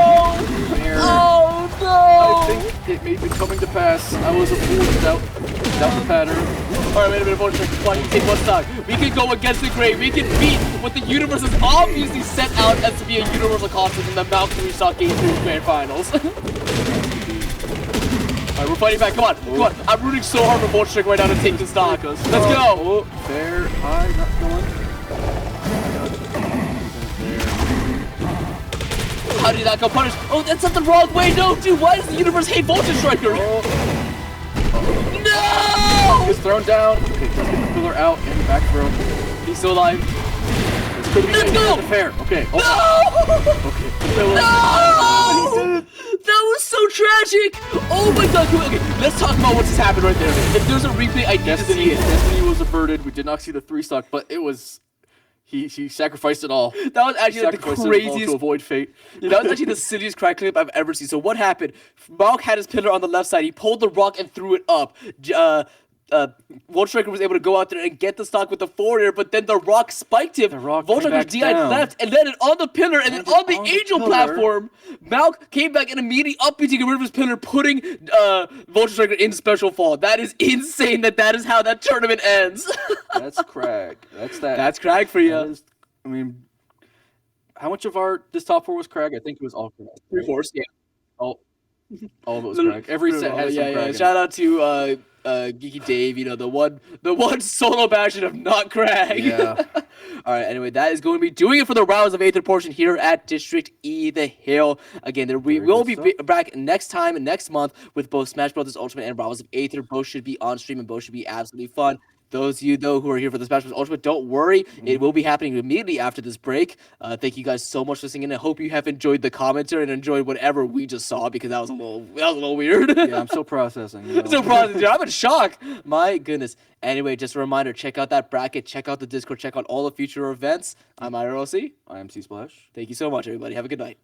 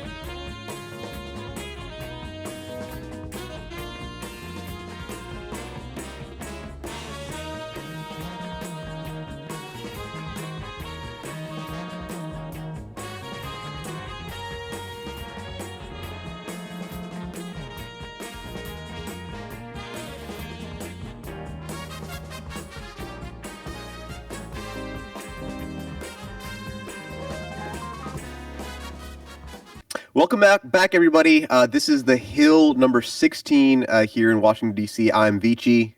And I'm Mr. Patch. And we are going to go straight into top 8 for Super Smash Bros. Ultimate tonight, our final event of the tonight. We've got Toa and Nyx, both these players we saw earlier today on stream. How do you think this is going to go down? Well, I mean, as is the case with the meta in general now, we look at Steve / Alex first. Yep. Kind of figure things out around that context. So, question is, how does Corrin deal with blocks? How does Corrin deal with, blocks off stage, and all that sort? And I think, as we see, like, she's got the tools for dealing with blocks in neutral. Yeah, I think the disjoints help a lot. Swordies have, a tool that they can use to knock blocks out safely. Sometimes hit through blocks to hit Steve. Honestly. But yeah, just about every character in the game is an underdog when playing against Steve. Yeah. So I mean, we gotta just be real about it. It's always going to be an uphill battle in that respect. But Toa's doing a really good job laying the pressure on Nyx. Got Nyx on the back foot. I will be looking for a kill soon. But you never count out Steve's comeback potential. Yeah, and honestly, just the flow of a match against Steve, I feel like we often do see the opponent come out to a good start, have a lead first stock, but the problem is Steve only gets stronger. Yeah. Right? Like, Steve does not have Diamond right now. We still have, I think, just Stone tools? Yeah, Steve collects resources, gets stronger, and definitely becomes a bigger force to be reckoned with throughout the game, especially since things like Diamond carry over from stock to stock. Yes. It just really, Steve, towards the end of the game, can be terrifying. Yeah, right, and that's when you start to see the, like, we're just spamming back air kind of thing, where it starts to look kind of silly, but it's the right thing. Yeah. Toa's going to be looking to... Oh, that was rough. Toad definitely going to make it back from here. I'm honestly... Yeah. Oh, okay. Excellent DI on that. That was Diamond, too. I was going to say, I mean, okay, I didn't have the resources to make it back, but I think just needed to not go for the Dragon Fang shot. This is an interesting scenario, but Toad not able to get a hitbox below the ledge. Yep. It was very critical that Nyx got the stock. We're playing on even stock count right now. Nyx isn't too far behind. Steve can definitely catch up. Toad's going to be looking for a kill soon. Nyx in strong control of the situation right now, though. So it gets the back air. And pin. I like that coverage. Yeah, if only it was the other way. But, gotta do what you gotta do. That should kill. That was excellent DI on that from Nyx. Yeah, I mean, just across the whole stage. That was a close call there for Toa, though, because usually when Steve's hit you with, like, the start of Elytra, they want to be able to throw out an up smash. Yeah. Where they end up. Yep. So yeah, I mean, Toa doing what they need to do here, holding the lead. Yeah, let's see if Nyx can close the stock out. It won't take much from Steve to be able to do it. I really like that from Nyx, just doing the sort of jab backwards into the grab. You're kind of like, as you're jabbing, you're creating the spacing that you want. Yeah. And the minecart will definitely do it. Nyx not too far behind. One stock apiece left for each of them. Yeah, I was going to say, like, yes, Toa has a lead, but this is exactly what I was talking about in terms of, like, Nyx is in a better situation than at any point earlier in the set. You could tell Nyx was surprised by that. Yes. Good DI, though. And that back air could definitely do it. Indeed. One of the strongest back airs. One of the things you can do in this game against Steve is go for kills early, just because Steve is a remarkably light character. Not as light as you would think, I will say. Oh, yeah? It's, gosh, I'm trying to remember what character they're around, but I think it's like Mithra. Yeah, it's still fairly light, but lighter side, but it's on the lighter side. A back air in that situation was assured. It was an assured kill. Which is solid. I think it's just that Steve feels a little heavier than they are sometimes because the recovery is so good. Recovery is nasty. just nasty. So many resources to use. You got the minecart, you got the upbeat. You can even put blocks up there on your way back. The funny thing to me is that we had this whole mechanic in Smash of gliding, and then Meta Knight abused the heck out of it, they and took we it went, away. Forget it. And then we brought it back Here we are. for one character. Wait a second. All right. Is it long back from Japan or? Wow. I'll say this though. Toa's been experimenting a lot with characters today because I saw Toa bring out the Falco on stream earlier as well. I think I have seen that here and there. I'm not sure if I've seen the Wii Fit. Obviously, this is a Wii Fit region for whatever reason. For one reason or another, yeah. So I know that Toa understands how the character works. Say what you will get matchup experience against Wii Fit. I gotta say though, I hesitate to second guess our players, but Toa was well, Toa was working, but Corrin was working, right? Yeah, I mean, that was I don't know. Yeah, it's an interesting call. Yeah, maybe it's just there's some exploration happening here to see who feels better. But the Corrin is definitely the pick with the highest amount of confidence with Toa. I feel like if Toa loses here, we're going to see Corrin again. Yeah, I think you have to at that point. It's literally what happened with Falco as well. That was against, I think, Gokeska, and they ended up doing the spacey matchup for game 2. And it just looks so weird seeing Toa play not, Corrin or any of the characters like that. No sword or anything. Yeah, Toa did have a number of names throughout, their time as a competitor here. You could play Palutena and then Aegis. That was really nice call from Nyx, understanding, usually a Wii Fit trainer is going to want to stall off stage with the header. So precise, threaded that forward air through the blocks. Mm-hmm. Keeping it very close here. Wow. But the Wii Fit seems to be doing a lot of work this stock too. Yeah, I mean, Wii Fit doesn't have as many ways to deal with blocks as Corrin, but... Oh, that was interesting. Okay, we got kind of like a double rebound. And all of a sudden, Nyx has evened it right back up. Mm-hmm. Looking for a landing nair there. Turned into probably an up air. Yep. Ooh. Deep breathing has not been very relevant so far. Yeah. We've had some fair strings that would have been, combos, that would have been just brutal with deep breathing. I definitely see an understanding of Wii Fit. Well, again, I'm very used to watching this character in this region. This checks out. One way or another, you're going to get the experience. Probably smart to play a little bit of Wii Fit to know what to do against all the Wii Fits in this region. That's true. So. Oh, that made the DI and up. that will do it. That was some deep breathing. And that was a kind of the weird late hit of there. There's so many of Wii Fit's hitboxes kind of linger a little bit and are tough to see your way around safely. Especially your aerials. Yeah. Yeah, Nyx is trying to find a kill. Oh, surely not. Yeah. Nyx is trying to find a kill here, though. Absolutely on their back foot, and that will do it. It is best of 5. Yes, best of 5. So Nyx has one more chance here to survive. That was so smart going for the downer there, because when you're watching Smash, your brain kind of plays the game a little bit, of like, okay, if I'm in whatever character you're focused on, like what would I be doing in that situation? And I went for back air there. I mean, the back was faced to the opponent. But yeah, understanding that strong hit would send out like that. I find it so funny when I see really good players just not respect TNT. Yeah. Oh my gosh, it's like, I mean, you're focused on different things. I feel like it's the of all Steve's specials, it's the one that you see.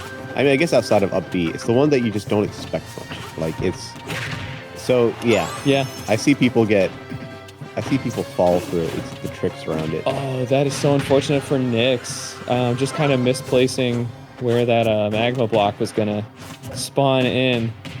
I understand you don't want to charge an F smash because you got the block right behind it. But yeah, wow. I mean, this is a pretty tremendous lead here for Toa. Not so much in this game. Oh, and that up smash. But in the completely set, changed it. Yeah. Like you got one win with both characters. And the here. thing is, if Wii Fit doesn't work here, you can go back to Corn. Right. Yeah, Nyx was not happy about that. But it's an even game. The point blank salute the sun is crazy. Yeah. Good parry. Yeah. Nyx trying to catch Toa here. Got the diamond hatchet out. Ooh. Toa is playing this neutral so well. Yeah, they're both trying to just juggle each other a little bit. Gotta pay attention to hitting Wii Fit's shield behind. That back air out of shield is pretty potent. Oh, Nyx is on our back foot here. Toa was not able to get the snipe with the side B. And there's the gliding we were talking about. There's just so much flexibility with that recovery. Oh, okay. That was a chance for Nyx to send a F smash. I think. Oh, this is a terrible. Oh, wow. The tech. That could have been a terrible situation for Toa, but yeah, the smash attack definitely. Oh my gosh! Around. The soccer ball did so much work there, destroying the minecart and maintaining a tip box. Yeah. All right. Nyx looking for this kill. I don't think either of them expected to land on stage. One clean hit should do it. If I was Toa, I'd find some deep breathing space. Lock in that extra weight. There you go. Yeah, I mean, for those who don't know, Wii Fit does survive a little easier with deep breathing. Yeah. Which I believe is partly because it increases the airspeed. Yeah, and it literally increases your weight a couple units. Which is wild. Yeah, it's like, are we burning calories? One of my friends plays Wii Fit and told me that, and I was like, that is insane. Character that can change their own weight. High key, it is like probably the best passive buff. Yeah. In the game. It's just like I would agree with that. It's just that people don't pay much attention to Wii Fit. Unless you're in this region. Yeah, right. Yeah. That was pretty crazy though. The powered minecart. Toa just got Steved, yeah. Very hard. Having, I think, a higher damage threshold for being broken. That will do it. Toa 3-0. With a 3-0 over Nyx. Two of those games being with Wii Fit of all characters. That's powerful. Didn't know Toa had it in him for the Wii Fit. They do play a bunch of different characters, but I don't think I've ever seen the Wii Fit. Yeah, at least this far in bracket. Right, and I mean it looked practiced. Yeah, including in the Steve matchup.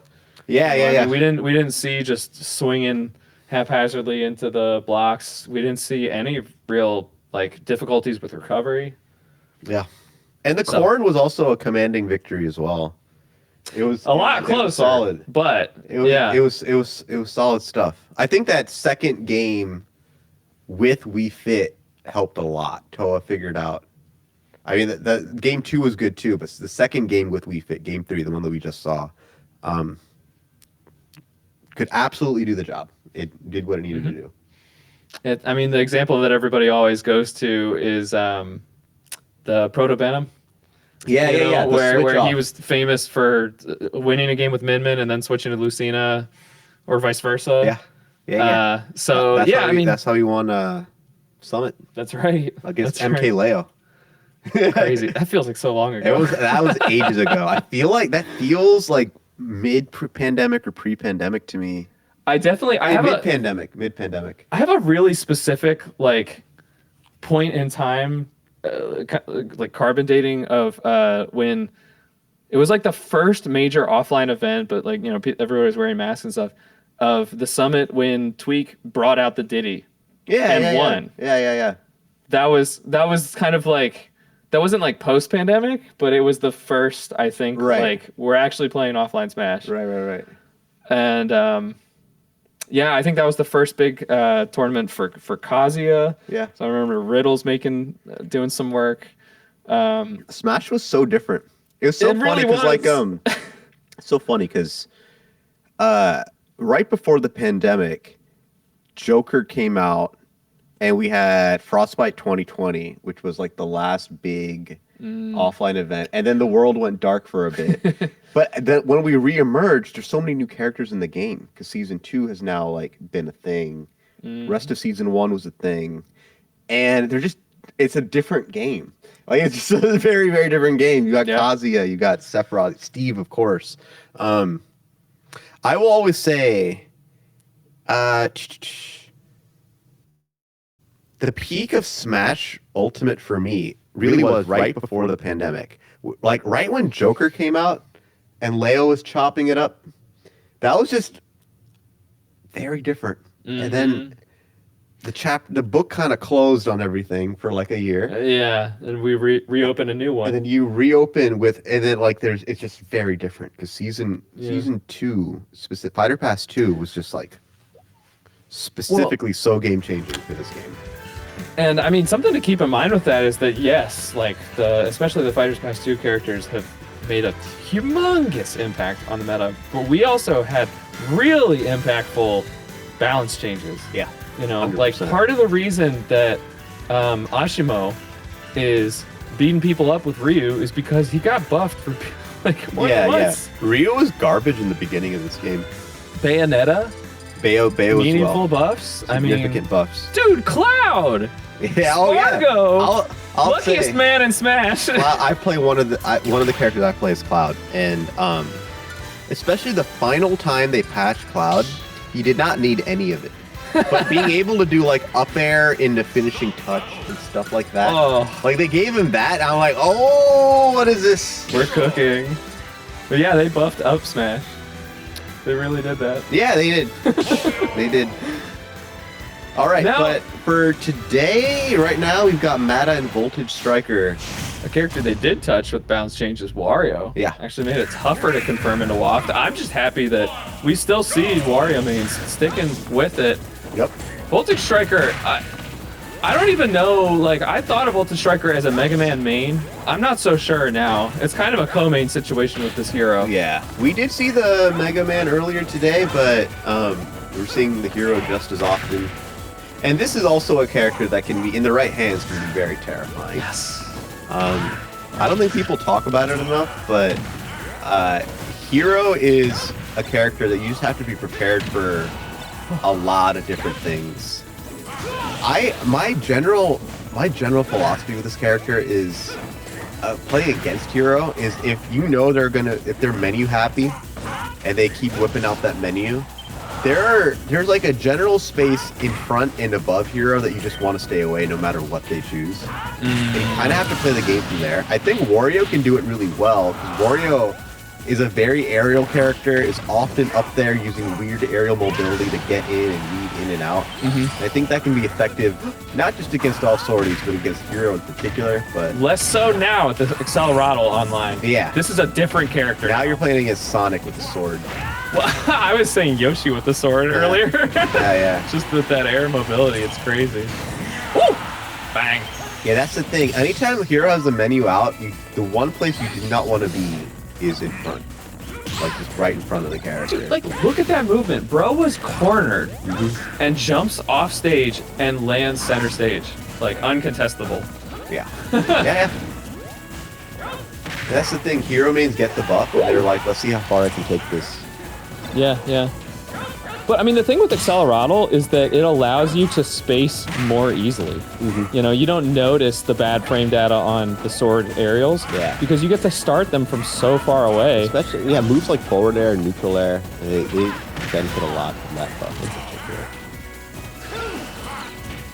Oh, okay, the bike up, yeah. I mean, that was not the time to get up off the ledge. But Voltage Striker's starting to feel a little antsy in that position. Yeah. Voltage Striker not too far behind. This is, but this is behind enough where you start entertaining how much should I dip into the randomness of this character? Like, there you go. Hey, I mean, you take that randomness when you can get it. Yeah. Critical hit. And all of a sudden, Voltage Striker ahead in game 1 here, using the bike to their own advantage. That's how you catch up with Euro. You roll the dice. Mata, though, is a seasoned player. He knows exactly what he's doing. He's played against so many heroes in this region before. Yeah, it's not uncommon. The Mata Wario is a household name here. Yeah, I mean, when we don't have Accelerado, you're absolutely right about Wario. Oh! A snipe! A menu snipe. That's just... What can you do, man? You're recovering as Wario. The last thing you're checking for is what's on this kid's menu. Yeah. Like... I mean, like, Wario has a solid recovery, but it's the sort of thing that is not really dealing with projectile threats. Certainly not ones that are far away, bigger than Bowser. From that far away, that are like, yeah, like Mega Flare size. Like, it's just not what you're looking for. And those are the situations where Hero really sneak attacks you. You're just, if you know where your opponent's attention is gonna be, then you can be such a scary tool. Yeah. If you just know, like, I put them in a situation where they're just not gonna be looking at me, I whip the menu out. And if you're quick on the draw, like Voltage was, then yeah, you're gonna get things like that. Yeah, and you know, I think sometimes things like Kaboom will happen, and it's like, wow, that's so busted, that's so crazy looking. But like, it is really an entire skill set that you don't have to have from any other character. Yeah. For hero mains to be able to use menu to the extent that they do, and so, just make a decision from 4 random options, like. Yeah, like your brain has to work so fast. You're analyzing so many situations. The bike hitting there, but yeah, Wario himself not getting through. But we're evened right up. Yeah. Yeah, they're keeping it close here. Also, just the other thing people don't take into account is hero specials all have various of them too. You can charge them to various degrees. Especially that side B can be very challenging for people to deal with. It covers a lot of space. Woo! Nice little walk confirmed. Half-Law did not do the job, but you're definitely at kill percent. Oh, interesting. Very rarely see that where you get hit by the lightning bolt coming from above. Yeah, yeah. On, I think that's Zapple. Yeah, side B. All right, Voltage Striker has pretty much evened up the percent. Mata's got to find a kill. Oh, that was so close with the bike. Mata's got to find a kill somewhere here. I feel like the bike almost didn't help there. I think it did with the F tilt because I think it actually extended the the hitboxes. Yeah. Okay, nice catch there with the down smash on the landing. Voltage Striker's got a lead. Let's see how Hero tries to hold it. Now, I mean, you really just need a random back air or F tilt. Yeah, there you go. That back air will do it. Such a tricky move with Wario's mobility. Yeah. It covers a lot more space than you think it would. All right. A lot of hurtbox shifting too. Yep. Ooh, that's big. That was a good jump to evade Hero's sword right there. Fall with the up air. Oh man, Mata's so good about the, not necessarily B reversing like to change your momentum, but just like suddenly he's using his command grab behind him. Yep. I wasn't ready to tech that. I wouldn't be either. Mata with a strong response to Voltage Striker indeed. I know Mata's been playing Mario today as well, so I wonder if we'll see that. Yeah, it is interesting. Mata has all 3 of the Mario bros. Yeah, no, he's got quote, he's got his lineup. Wario. He's got his lineup. Every once in a while, you'll see the Luigi. Yeah, that's what I mean. Yeah. Which is interesting because, like, on paper, I'm not even sure that they cover matchups all that well. I don't think they. Something about overalls, I guess. I don't know. It's they're very different characters. They're the only characters in. No, they're not the only characters in the game with facial hair.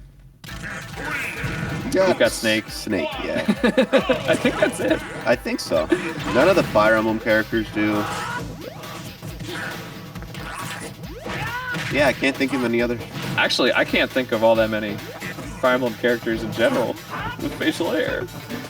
Yeah, none. Actually, I guess there's a few. None that would be. It's usually like their dads. Yeah, right. It's usually like the dad, like the king of the kingdom. That's not Hector. Not the Lord. That's Hector's dad. Yeah, or like old Hector from FE6. He's got like a beard and everything. Exactly. That's That's my goat, by the way.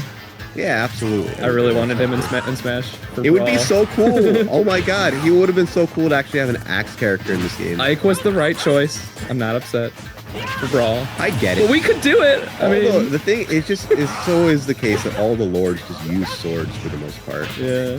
No, they did do a good job with variety. You know, we got a dragon sword user. Yeah, and at least And Violet magic. has like the whole armory in his pocket or whatever. True. But anyway, But you know who else has a whole armory of magic? yeah, hero right now. Here's the other thing. Some hero players, they just top deck menu, you know?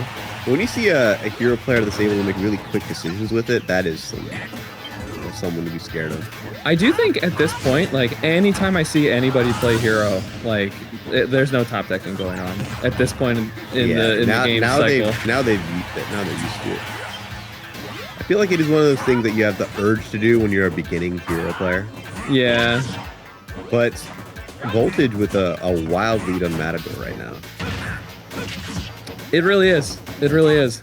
Yeah. Oh, Mata finally finds his first kill. Voltage needs just a little more to take this game. Mata has a lot of ground to cover. Can I just say how impressive I find it that Voltage Striker just got second? Yeah. Right? Second In Rivals 2.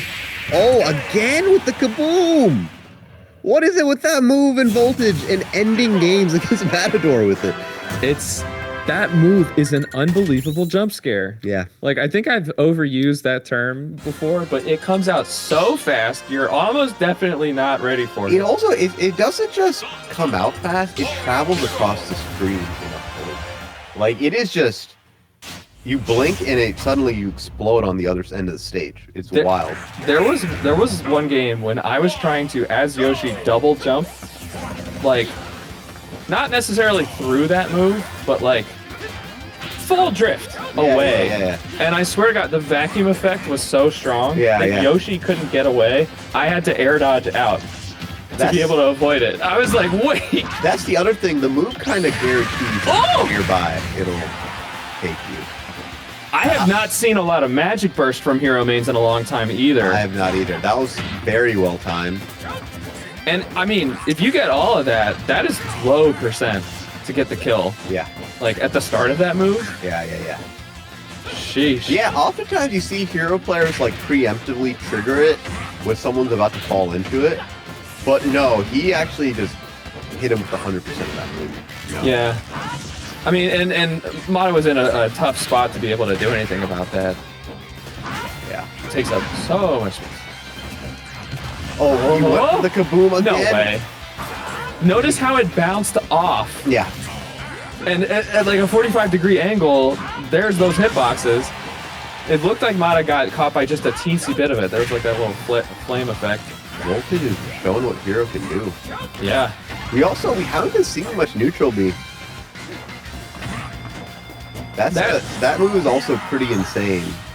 I was thinking that when you mentioned hero specials earlier, aside from menu, it does an unbelievable amount of damage at full charge. Yeah. And to my knowledge, you don't use mana to charge it. Yeah, it's just you don't when use it to charge it. It's just for the release. So yeah, honestly, I mean, if hero has the time to charge neutral B, I understand that it's more advantageous to bring a menu and try and get a buff. Right. So I think that's really what it comes down to, but the neutral B is still good. Yeah.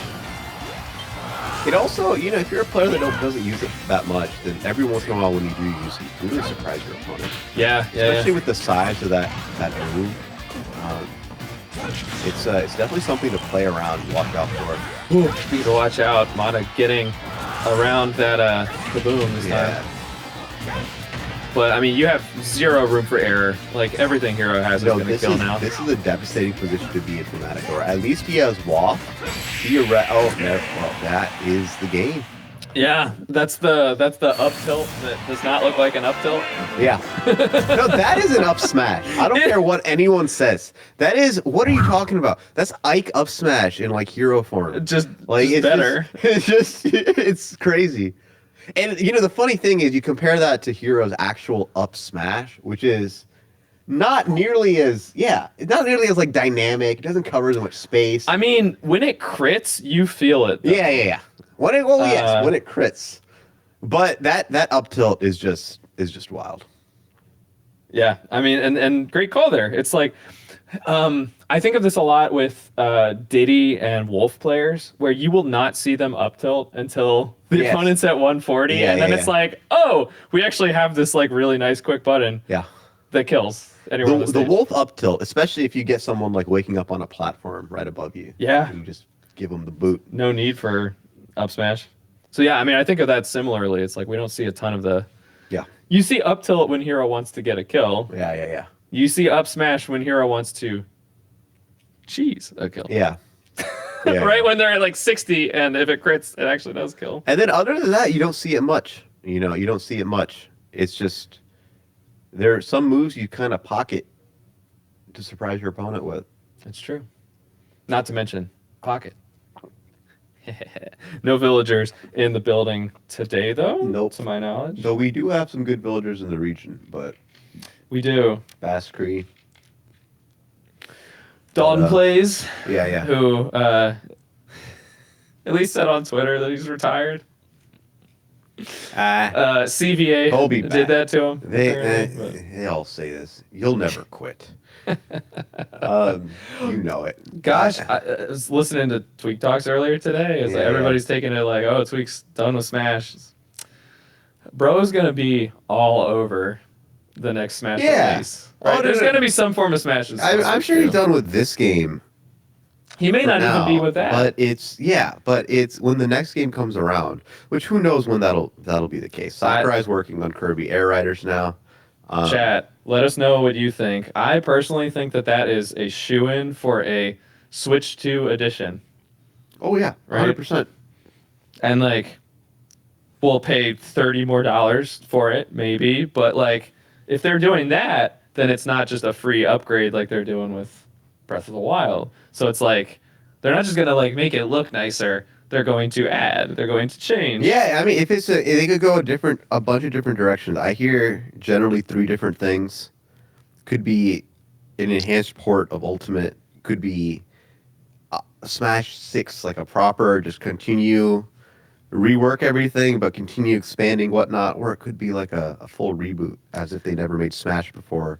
And they're making it for the first time in 2025 or whatever. I see all 3 of those scenarios where someone like Tweak would come back. You know what I mean? So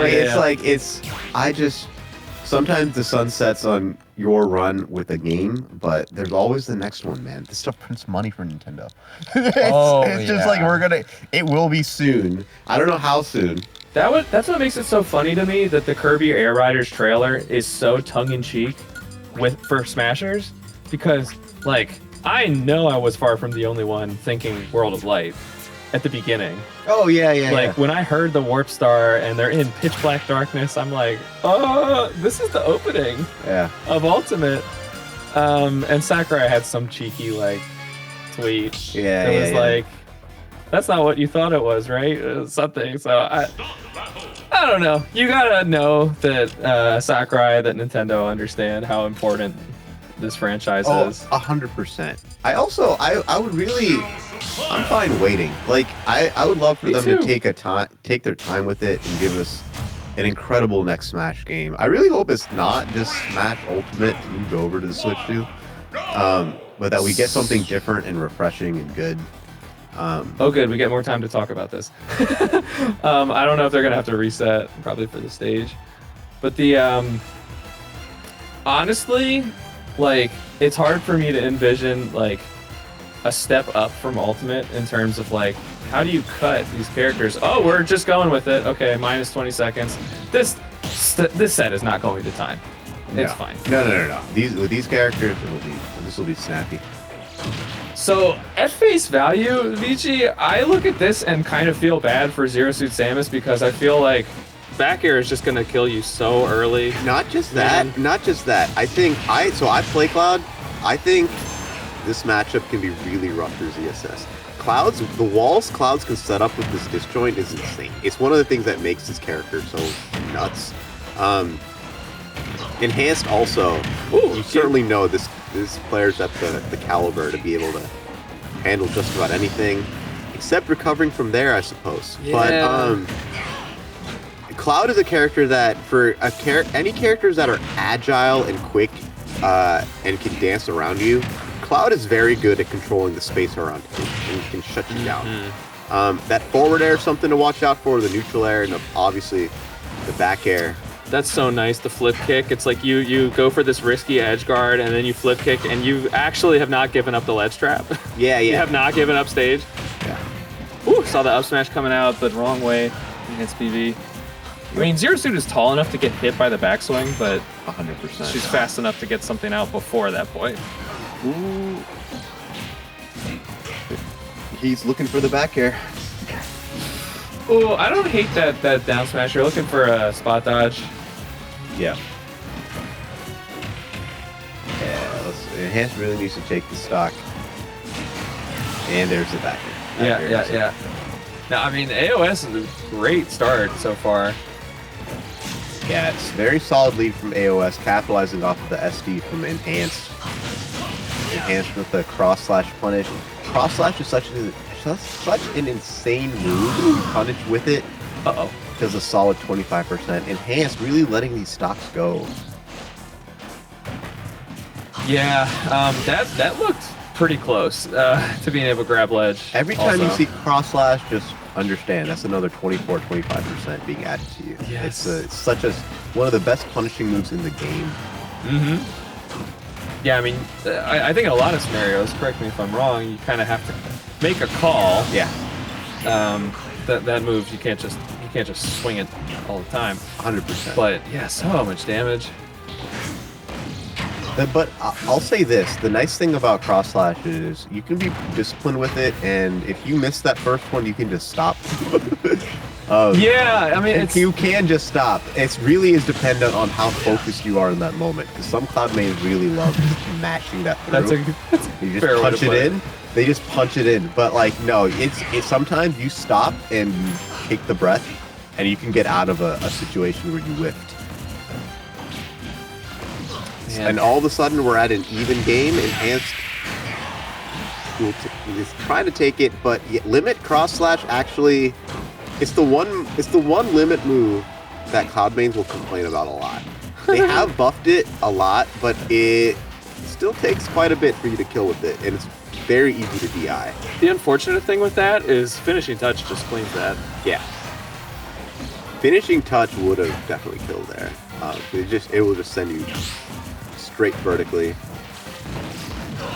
Up smash probably would have done it. Yeah, no, that's the thing. Is limit cross slash is not like a final smash or something. Like it is for a move that requires a charge. It actually does remarkably low knockback, but it is practically even. These two characters are staring each other down. Good parry on the back air. And good discipline to not follow up the parry with anything. Cloud gets to just do that to you. Enhanced almost made the comeback, but AOS won out in the end. On to game 2. Yeah, and I mean, Enhanced is definitely a player who you don't really notice appear flustered. But, yeah, I mean, especially here, there's kind of no reason to be. Like, you had 2 SDs in different and he still scenarios. kept it close, yeah. And it was last hit, so. And that second one, he really kind of went for the up B kill and just like, it didn't work. But, yeah, running it back to PS2.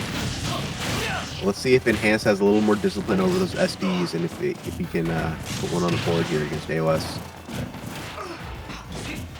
Yeah, Cloud able to cover so much space. On those platforms. Under them, rather. Just being on a platform above Cloud is so miserable. You can just start cutting at your ankles. Bro, tell me about it. As the Yoshi player? Yeah. No, exactly. That was such a cool confirm. That was crisp. The latest hit of up air. Exactly what you need to do. That's really cool to see. I mean, like, you know, if you do a little episode of Family Feud and go like, all right, ways that Zero Suit gets a kill. Yeah. Right, you're gonna have flip kick, down smash, up B. That's not on there. Yeah. But we're at a point in the game where people have found so much stuff with every character. So many like precise, nuanced kill confirms that require things like, you know, hitting the delayed hit of something. Right. Waiting things out. Going for super late landing hits. Yeah, it shows AOS is a master of this character. I mean, hey, Ultimate's been out now for way too long. And, you know, especially Enhanced and AOS, they're just the masters of their character. They know exactly how to pilot, take advantage of those nuanced setups their characters can do. Oh. Nice parry there on the back air. I mean, that's usually what you see the opponent trying to do against Cloud. Yeah. All right, Enhanced 106% down, but can definitely, especially Cloud being like as a defensive sortie, definitely be able to chip and hit his way to an even game. AOS trying to figure out how he can get this Cloud under control. Oh my gosh, Enhanced so close to catching that flip kick. You see him demonstrating the matchup knowledge with anticipating flip kicks. Okay, good job by AOS. Kind of holding back there. Yep. Avoiding the back air, but running into that up smash. Enhanced captured the lead with that up smash. This is exactly what he needs game one. He's hang on to this lead. Gonna have to use limit. Going back to ledge, very smart. Haven't AOS. seen much jab. Yeah, I was expecting a back air there, but AOS decided to plant feet and go for the jab. There you go. That was a frame trap. Absolutely. Checkmate for even game AOS. right here. One stock apiece. This is so close.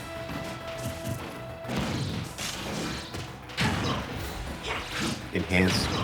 Trying to find his feet on the ground. Finally found his way there. They're both scrapping, but also playing a little more carefully. It is that final stock. Whoever wins here decides a lot of momentum going into game 3. Yes. It could be Enhanced last game on winner's side, possibly. All right, how are we going to use this limit? If you really... There is the finishing touch we were looking for last game. Yeah.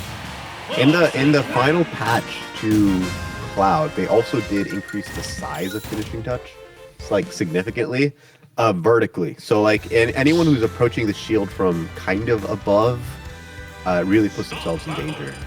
You just kind of go for a jump out of shield, buffer the down B. Yeah. Pretty quick. No, literally. That's one of the things you can do, get as much vertical coverage from finishing touch as possible. And that's all it takes.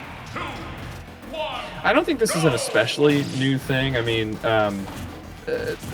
that sort of situation with Cloud, I mean, obviously that was dependent on when these patches happened, which were a while ago now, but It's been a minute. I have seen some of that with people finding better out of shield options for their character with things like Bowser, jump, side B. Things like that. And I mean, having a command grab out of shield is, you know, that's a nice tool. Yep. I've also seen people that have like frame 1 invincibility options go for those. Like as would jump out of shield for characters that just when they hit your shield they're still a little too high. That was such a creative way to get off the ledge for AOS. Enhanced still making them pay, but oh man. Yeah, that's a little too much shield pressure. Old reliable frame 13 up smash.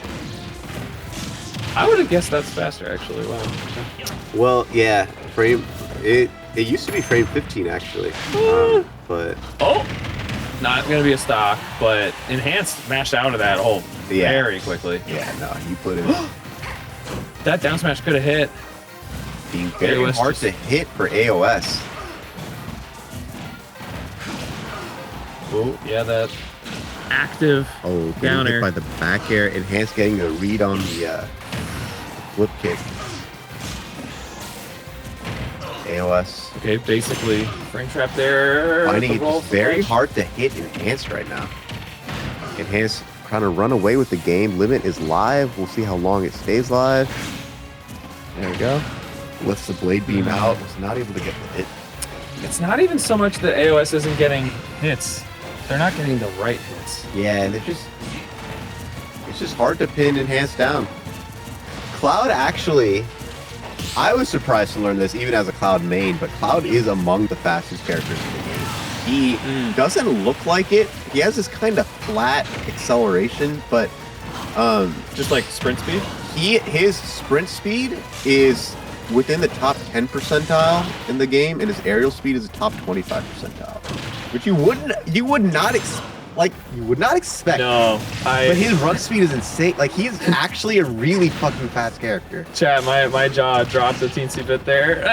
Yeah, couldn't see on camera. And then when you have limit, it boosts your mobility as well. Like, he's a remarkably fast sortie.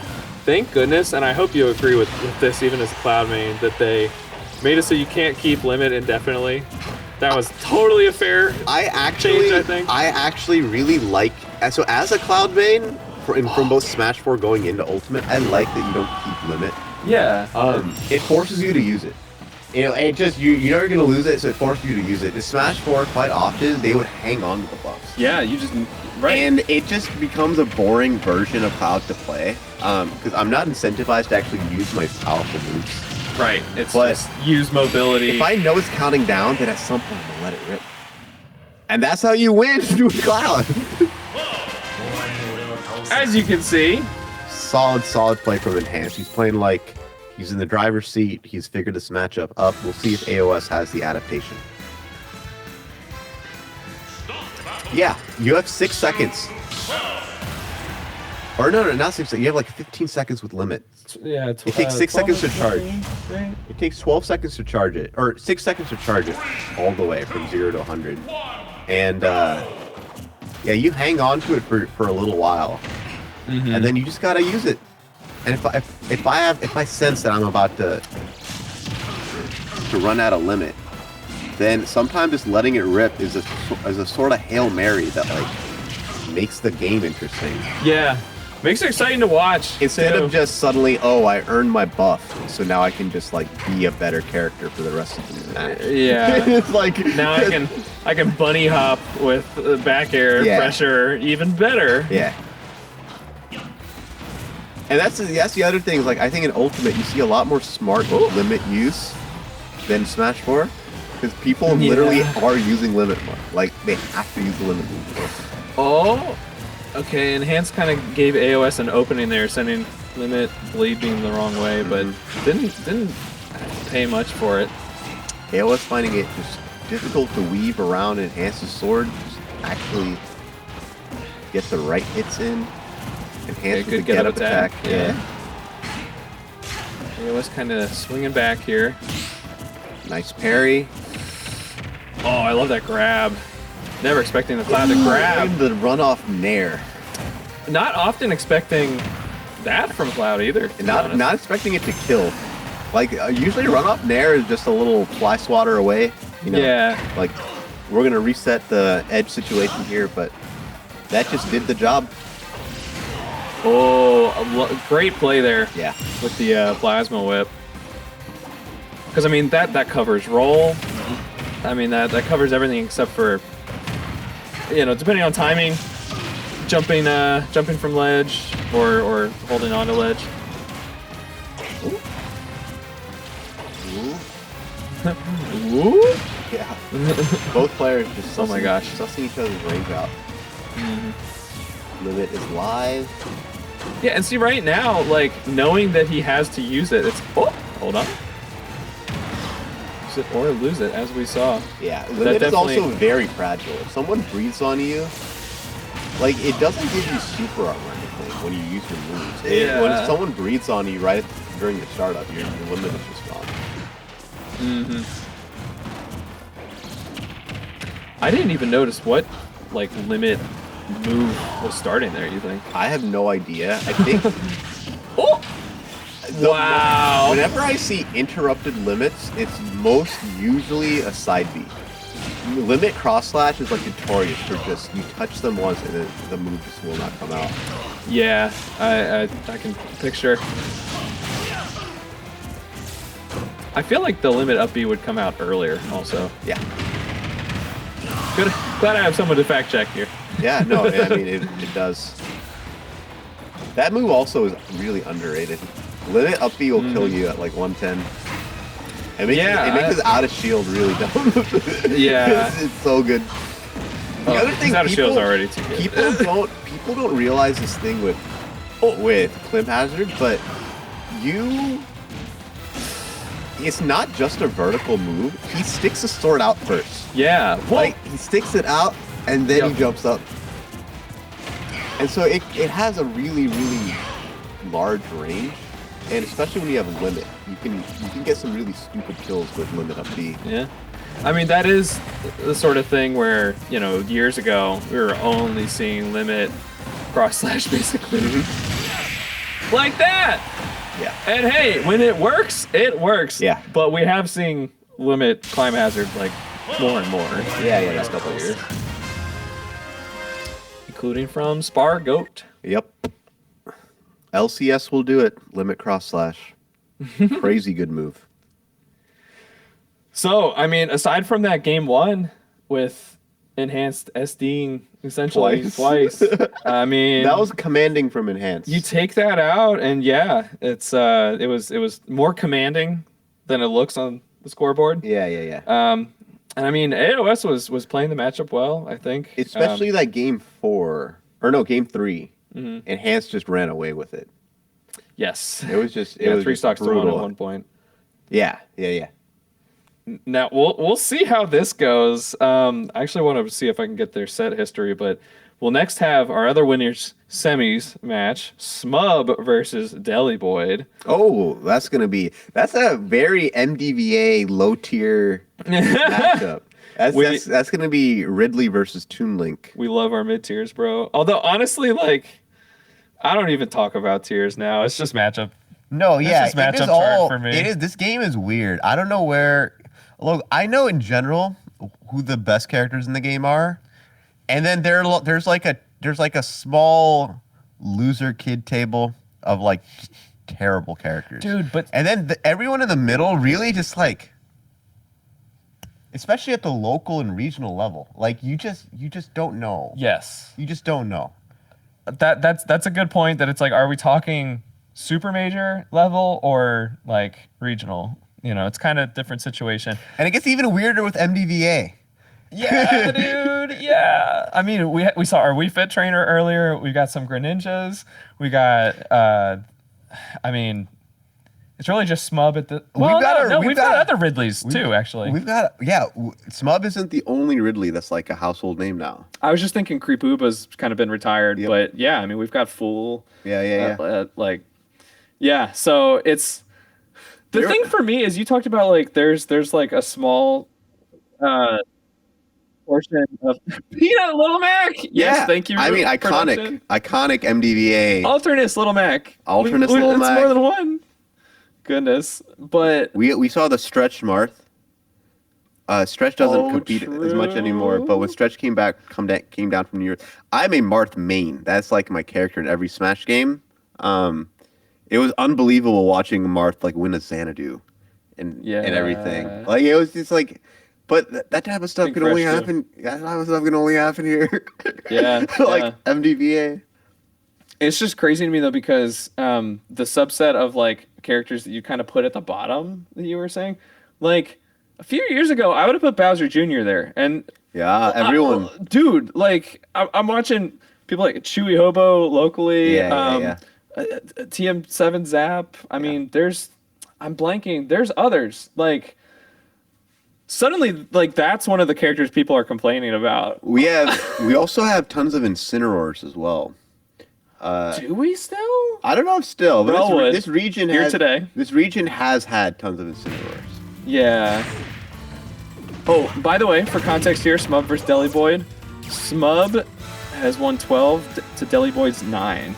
Oh, so that's actually like much closer than I thought. Pretty even.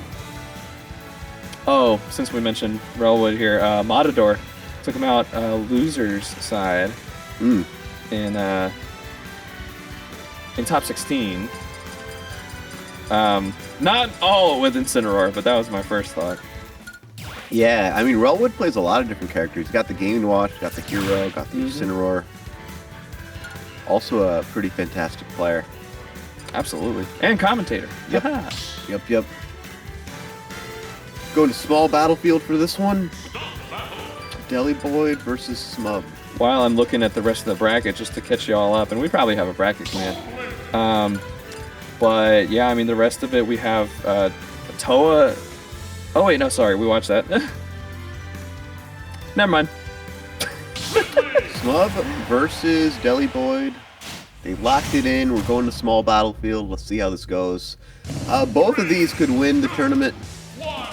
Honestly, I can easily see it. Unironically.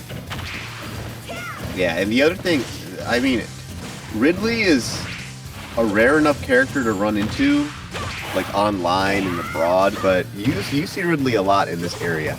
Toon Link, outside of Deli Boyd, you really don't see this character much at all. You've got level 1 in Japan. Yeah. That's like all I can think of. Very smart there with the boomerang returning, kind of going through the stage. Yeah, Deli Boyd got a quick 114% on Smub. Usually it's Ridley that runs away with the damage, but not today. Oh my gosh, that Smub kind of messed himself up there. Yeah. Actually grabbed the bomb, tossed it down. They both get hit. Deli Boyd able to combo out of it. The thing with Toon Link is that good pair. I think for the most part people regard Young Link as strong, but like having pretty big weaknesses, that being the weight and off stage. Toon Link definitely better off stage, but yeah, Smub absolutely did everything he needed to do to harass him. Keep him from getting back. Also has to do a lot of kill setup. Whereas Toon Link's aerials can often do the job. But Yeah. The down air and up air in particular. Of course, the Toon Link's got plenty of setups as well. Yeah. Yep. And Deli Boyd is doing a fantastic job hanging on the lead. Yeah, using such setups. Oh, interesting. Oh, they're just playing hot potato with that bomb. Wow, what a play. Now we know, if we didn't already, Ridley Space Pirate Rush, I think, being the up special, can't go through the bomb. Forward. I mean, it can go through a lot of stuff. Very generous hitboxes. Yeah. But that's a whole nother thing. Yeah, Deli Boyd. Oh my gosh! Very quick work of the Ridley. That was like never really seen Smub lose like that before.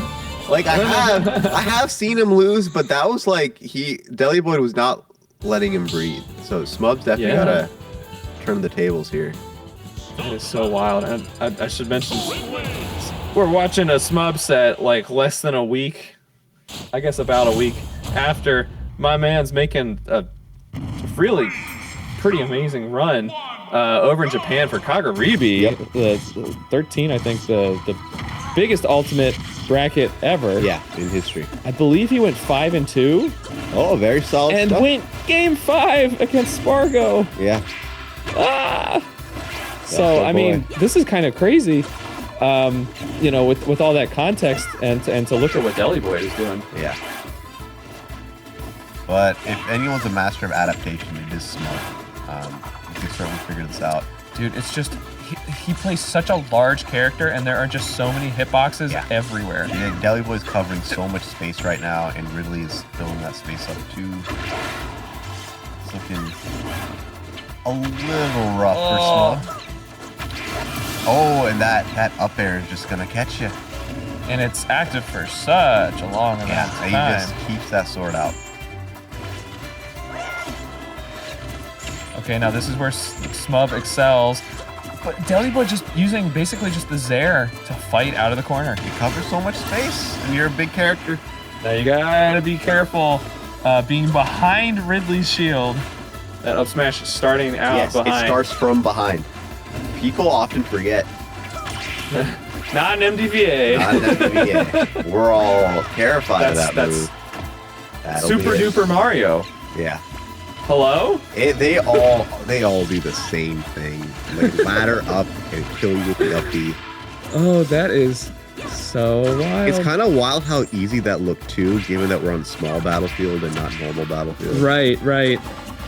But yeah, I mean, a lot of situations like that, like, you just need a platform. Yeah. And it's like, okay, I ban FD and Kalos. Yeah. All right, cool. I've got a platform, no matter what, basically. No Ooh, shot. Wow.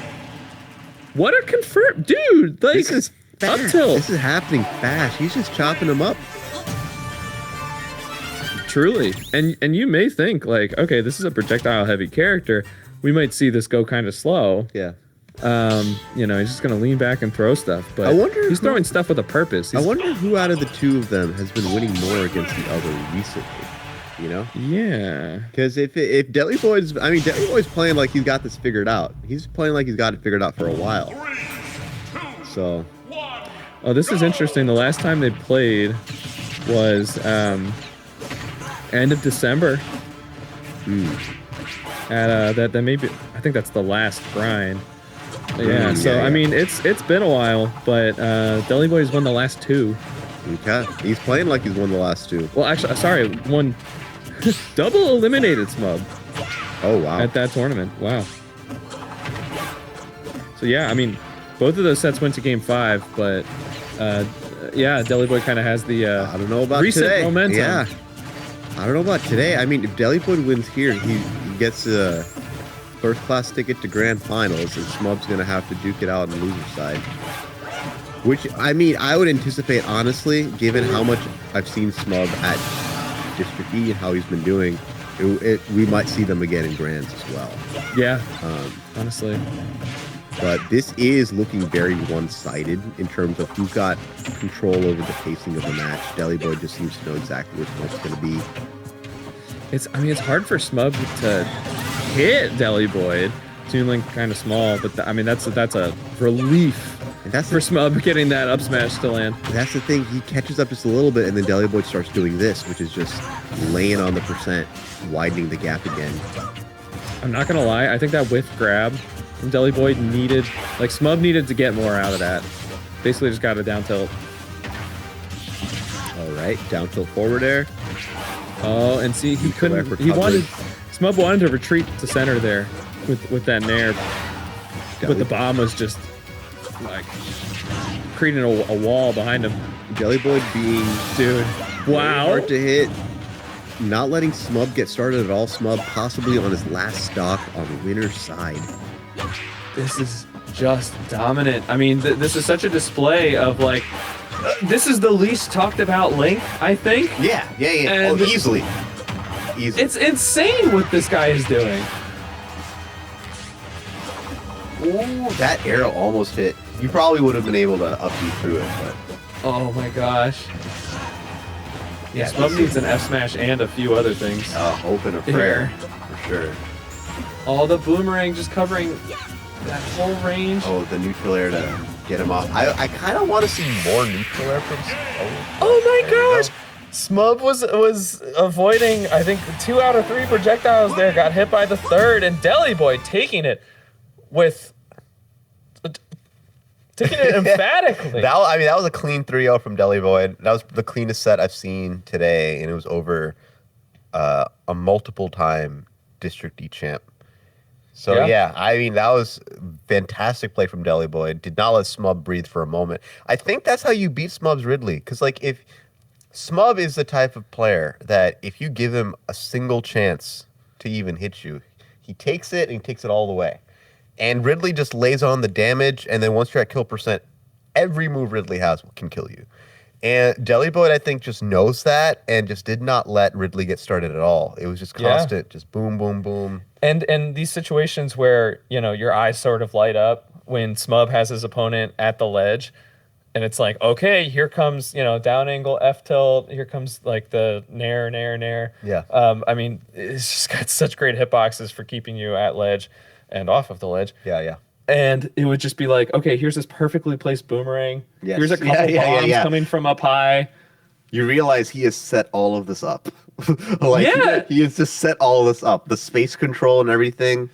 Deli Boyd doing his Jigsaw impression. It's like, you think you've got me, but this is all part of how I lined everything up. Well, that's the thing. And so when you're playing with characters like that, the moment you lose is like the moment in that circumstance, not when you got hit, but when like they pulled the bomb out or when they pulled the boomerang out, you know? Because if they're able to set up, then the space around you is gonna get you before they do. Like it's wild. And I mean, a lot of this time, it's like, okay, well, I can shield this stuff. Maybe I can parry, even though there's no real payoff for that. But while I'm shielding, I'm not doing anything else. Yeah. So, you know, he's kind of pinning me down. And then also take into account Ridley's size, shield poking, stuff like that. Like there's just a lot blown against Ridley here in the matchup like this. Dude, and Ridley's pretty heavy. Yeah. Like Ridley is technically heavy, 108. not a super heavy. 108 or 109 weight, something like that. Yeah, I think he's only like a couple above Yoshi. Yeah. Who is like heavy but not a heavy. As far as like the big hurt box guys, Ridley is quite light compared to them, but he is still heavy. Toon Link was killing at like 110. Yeah, with forward air and up air. Those aerials are insane, aren't they? They hit so hard. Like, I know it's smaller, but that is the Master Sword still. Okay, we're going to Jelly Boyd versus Enhanced. This is winners finals. Yes, indeed. Chad, who you got here? Let us know. This one I think can be... If you can get through the projectiles, then it's not too bad for Cloud, I think. I think in a sword fight, who wins here? But like, if there's all the other nonsense, then it becomes a little tricky. Oh my gosh! Excellent parry. Or you could just be that guy. Yeah. Or it gives me Enhanced. Who I'll say, Enhanced really does play with a lot of protagonist energy, you know? Yeah. Like, very much. Like, look at that. Woo! Taking care of business right there. At the same time, if my man's had glasses, like I'd be getting anime villain energy. Yeah. Absolutely. He's just so cool and collected. All part of the plan. He's got like Jotaro, Joestar energy. Ice cold with it. Yeah, Jelly Boy's trying to get this Cloud under control. Yeah, it's a lot of damage. Yep. Yeah, Jelly Boy might go for a jab block there, going for the up tilt up air. Not killing quite yet. Cloud also? Dude, I'm forgetting what his weight is, but he's a little heavier than you think he would be. I mean, he's a grown man. I would expect him to be. The sword is a large slab of metal. It's true. He is just a little heavier than like what you thought. When you look at his base statistics, Cloud is actually like an insane character. It's a lot of the experience against Cloud makes sense when you look at just his stats. He's phenomenal in all of his base stats. Also, his get-up attack, I love his get-up attack. It's so big. It cuts your ankles off. It is like a melee-sized get-up attack. A lot of swordies don't use their sword in their get-up attack. Yeah, I feel like that's a conscious design choice, but not for bro. Cloud does. You know who else uses a sword when they get up attack? Bowser. Oh my goodness. Oh yeah. Claws out. And speaking of Bowser, I mean, everything you're talking about with Cloud, I'm sitting here like, oh, I know. Bowser? I do not want to play against Cloud as Yoshi. I'm trying to run Bowser possibly. Yeah. To be honest. Bowser against swordies can be really hard. Because his forward air competes with your range a lot. Right. And then he hits you really hard. He hits you with like Mark Super Fair. Oh my goodness, that's a trade that Enhanced PV is very content to take. Yeah, he just took care of business right there. That was a fast game. He's trying to get to Grands quick. Yeah. Also, he was not letting Deliboy get started with projectiles at all. He said, "Nope, keep all that nonsense in your pocket. We're gonna have a sword fight today." Yeah, which, like, on paper, it's kind of like, all right, well, Cloud's got a big sword, but in the context of full screen projectiles, he's got to dodge, you know, tiptoe through the minefield just like everybody else. But yeah, I mean, you just watch the way that Enhanced moves. So that's the thing. It's Cloud brilliant. is fast. Cloud is actually a really fast character. You just, for some reason, I think he kind of looks a little clunky and he feels a little clunky, but no, his running speed, his air speed are enough to like get through any obstacle course you need. Yeah, you need to get through. So he actually is a high mobility sword character. It just, I think one of the things that Cloud players do like to do is they tend to like stay in place in forward air or back air, you know? There is a lot of staying in place as Cloud, but if you need to get around a boomerang or a bomb, then just, you can use the mobility and it'll do the job.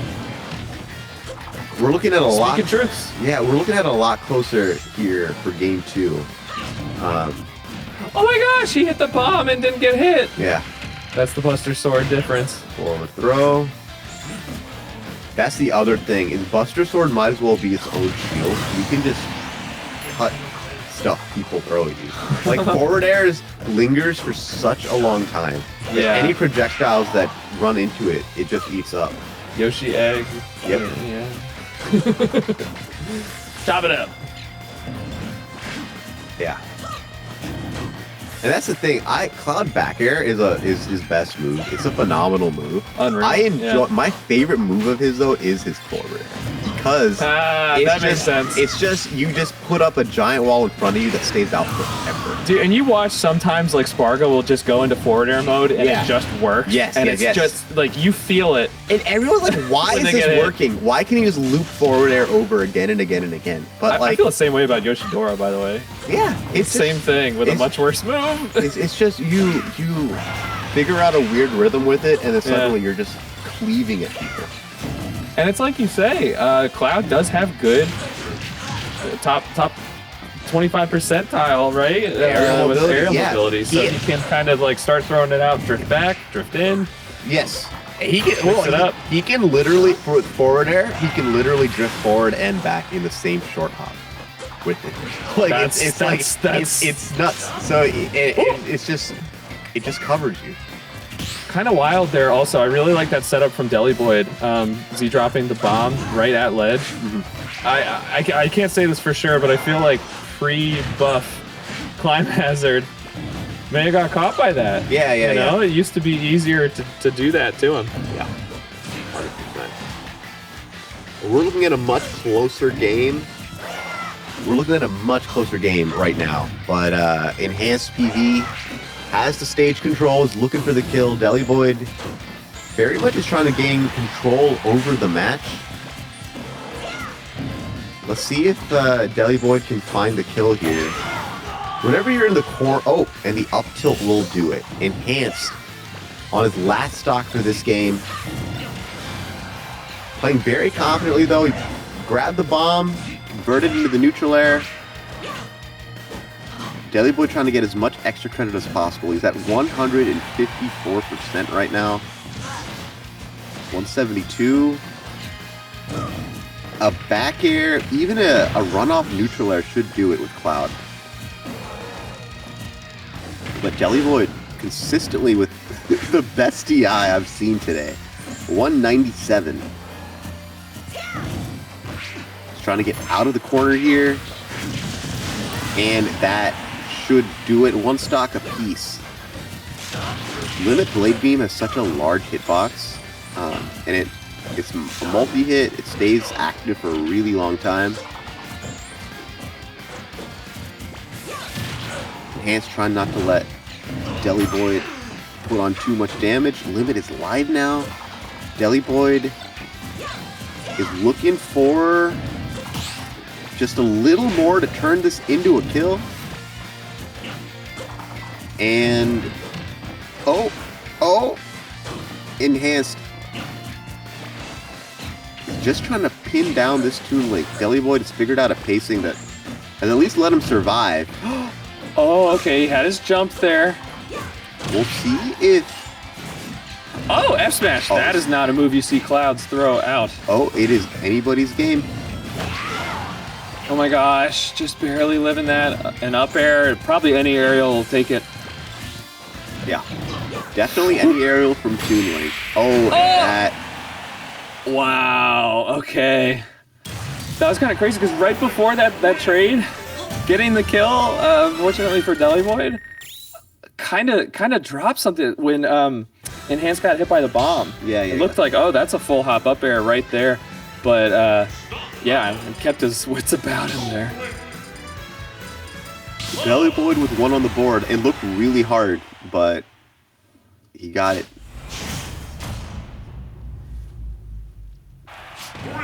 Gonna go ahead and see if there is any set history between these two now. Yes, please do. I'm very curious.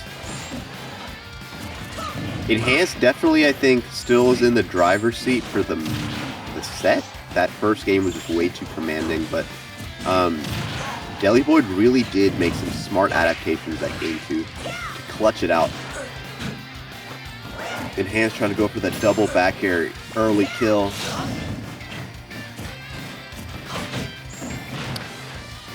There you go. I mean, you did see it back off the cross slash, but yeah, enough end lag even with.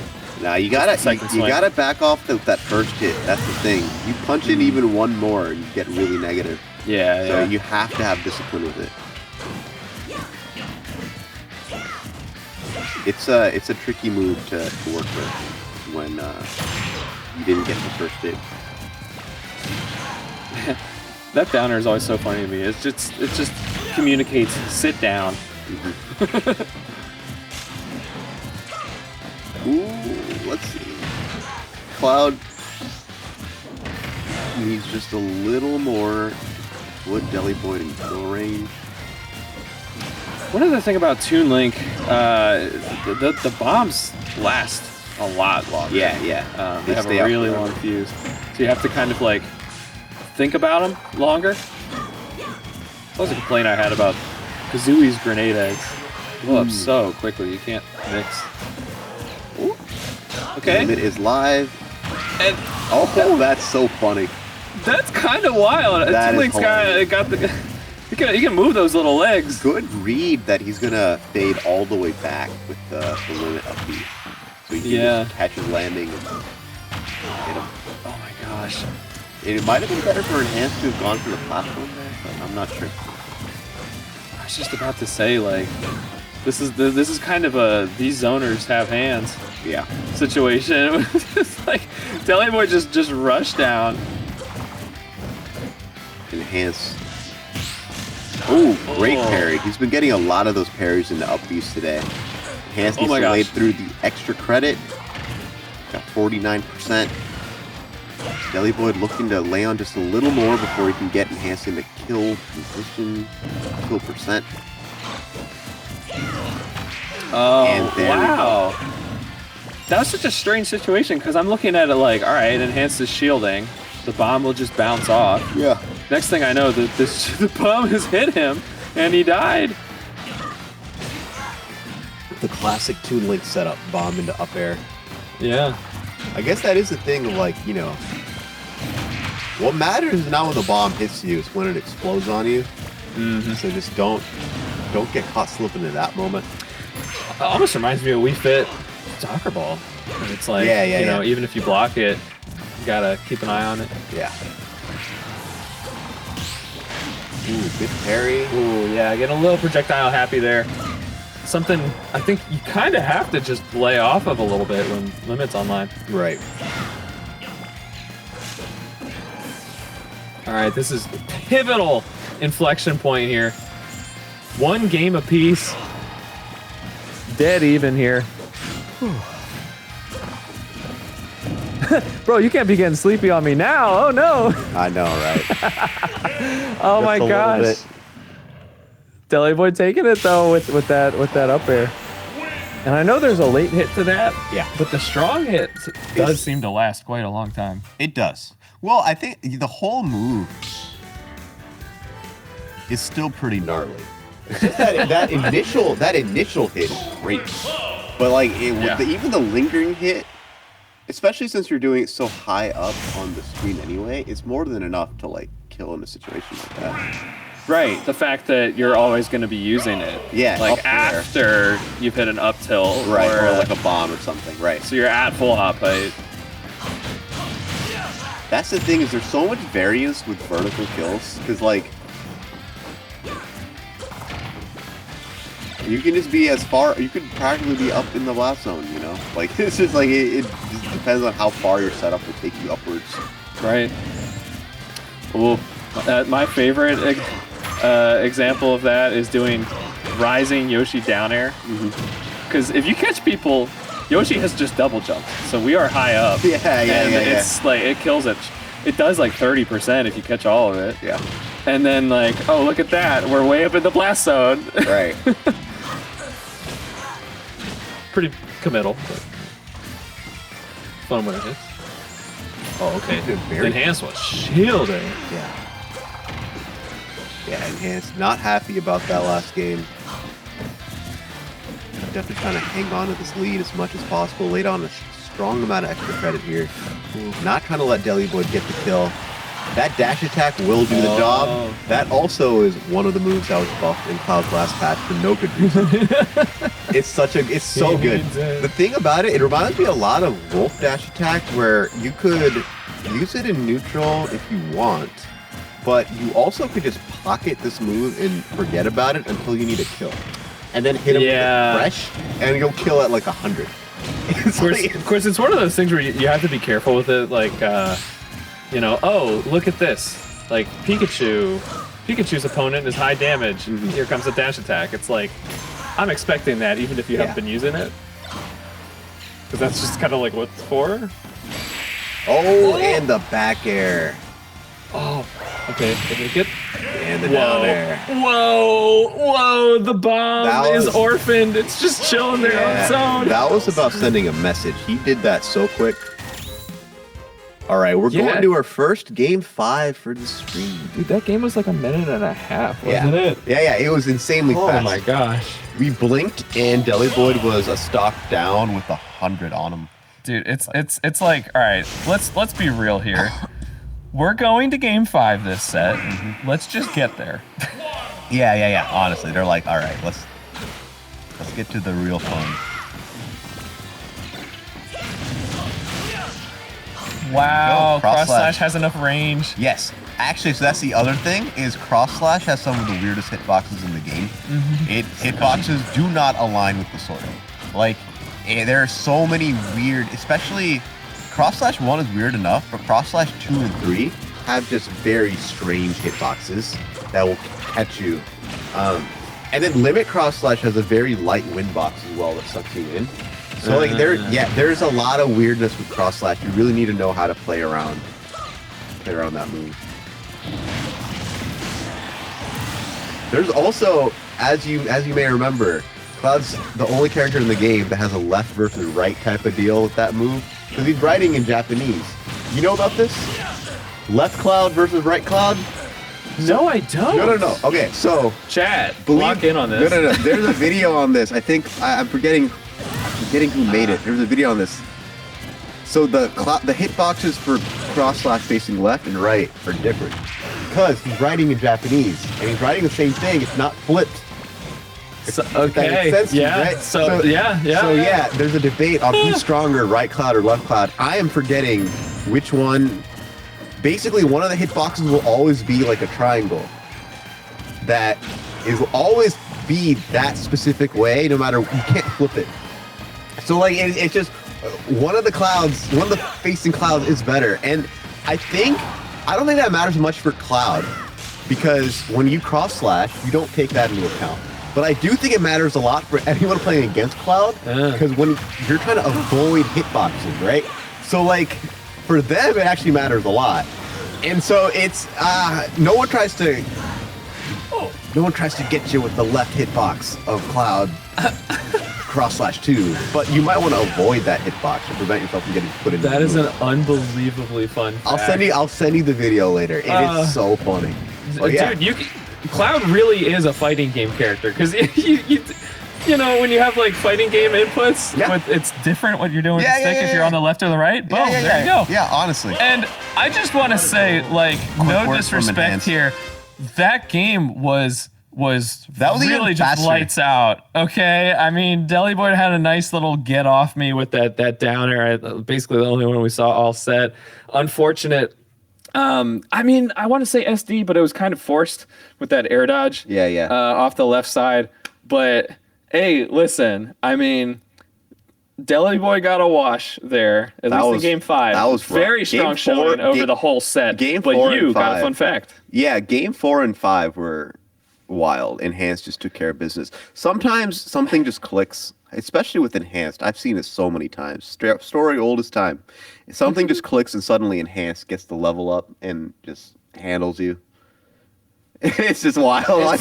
Yeah, I mean, I mean, obviously there's a comparison just because of Cloud, but like I do see shades of Spargo. Yeah. In terms of like, he does the same thing that you described, just at a global level. Yeah. 100%. Enhanced, whenever he has traveled to like big events, he has done pretty well. Yeah, and it's one of those things where, basically, long story short, I mean, I think if you're watching the stream, you probably like understand who he is and what his whole deal is. But it's kind of a long story short. Like we got life things that compete for our attention and time. I mean, he was ranked #1 in MDVA for a while. Yeah. But as far as like, okay, where was the growth from there? We're talking about he was at Summit. What happened after that? Right. Other things in his life. Yeah, no. which is never incorrect. He's going to college, spending time with family. Yeah, like he's a busy guy. But still, so remarkable that he's able to keep up this level of skill. Yeah, even now, and remarkable. Smoke keeping up this level of skill. Like we say, at the ledge, that was a whole extended sequence. Well, he wants to run back against Deliboy, He's trying to get through Toa here to see Deliboy up next. And this is always interesting. Ridley, you have a heavy who is not a sortie, who really likes to deal with sorties. Yeah. Well, that's because he actually can outrange them. He's got really effective pokes that can go through the window of sorties. He doesn't have a sword, but he does have a poke. Yeah, 100%. The down tilt, forward tilt are pretty crazy moves.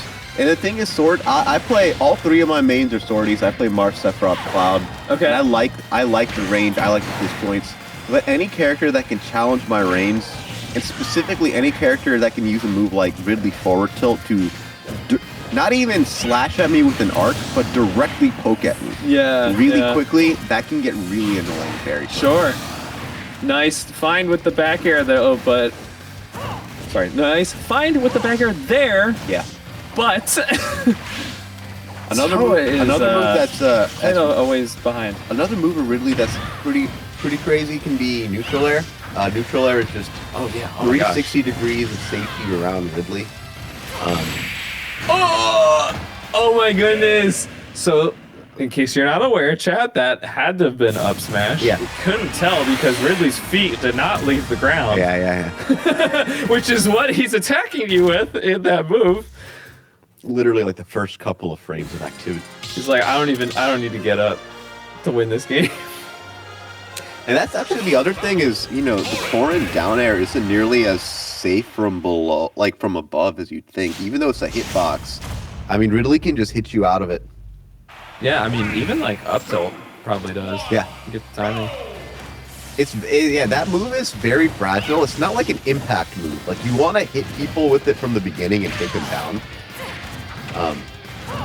But if it's already active and Corrin's just about to land on you with down air, you can breathe on Corrin and she'll fly out of it. I do want to point out one micro interaction that I appreciated. Toa pinning the platform, understanding that Ridley is big enough that it'll actually hit through. Yeah. That's the thing to expand, like to zoom out and expand that point a little bit. You really got to take advantage of Ridley's size, especially as a sortie, because you have pretty generous hitboxes as well, and it's just a matter of making the right overlaps happen. Oh my goodness! Even when you see Smub miss the F tilt, miss the nair, he retreats with the nair, puts himself in a position where Toa is behind him in shield. Yeah, and you guys, you said you gotta watch out for that up smash from coming from behind. It's not up smash is not a type of move that you always have to watch out for being behind a character, but Yeah. Ridley it absolutely is. Yeah, I guess it's Ridley and the Mario Bros. Yeah. Actually, good call. Which is a funny thing that they have in common. They don't have much in common. Yeah, in the Venn diagram, middle part is small for those two. Yeah. We do have up smash. Oh, I'm surprised Smub backed off as much as he did there because that's a position where Corrin must back air. Yeah. Or air dodge in. Either way, that's a window to hit off stage. Now, I mean, Smub has a lead to the degree that, maybe the thought process is I don't need to go crazy here. Yeah. Well, I've definitely seen Smub be perfectly fine repeating interactions until the opponent dies.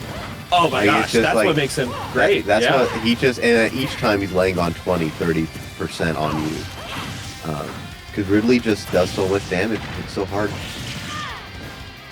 53 from 3 moves. Of course, Corrin's got the same. Yeah. Corrin is also a dragon. And true. Can literally do some wild nonsense with her range and her sword. It's just Smub is so good at positioning himself to hit these aerials. And that is just what it took. Yeah, and that's not giving up there. No. You are out of the B range. Yeah. If you're Corrin there. All right. Dude, I'm just glad that somebody plays Ridley at a very high level at this point. I think the way that he was implemented in this game is absolutely stellar.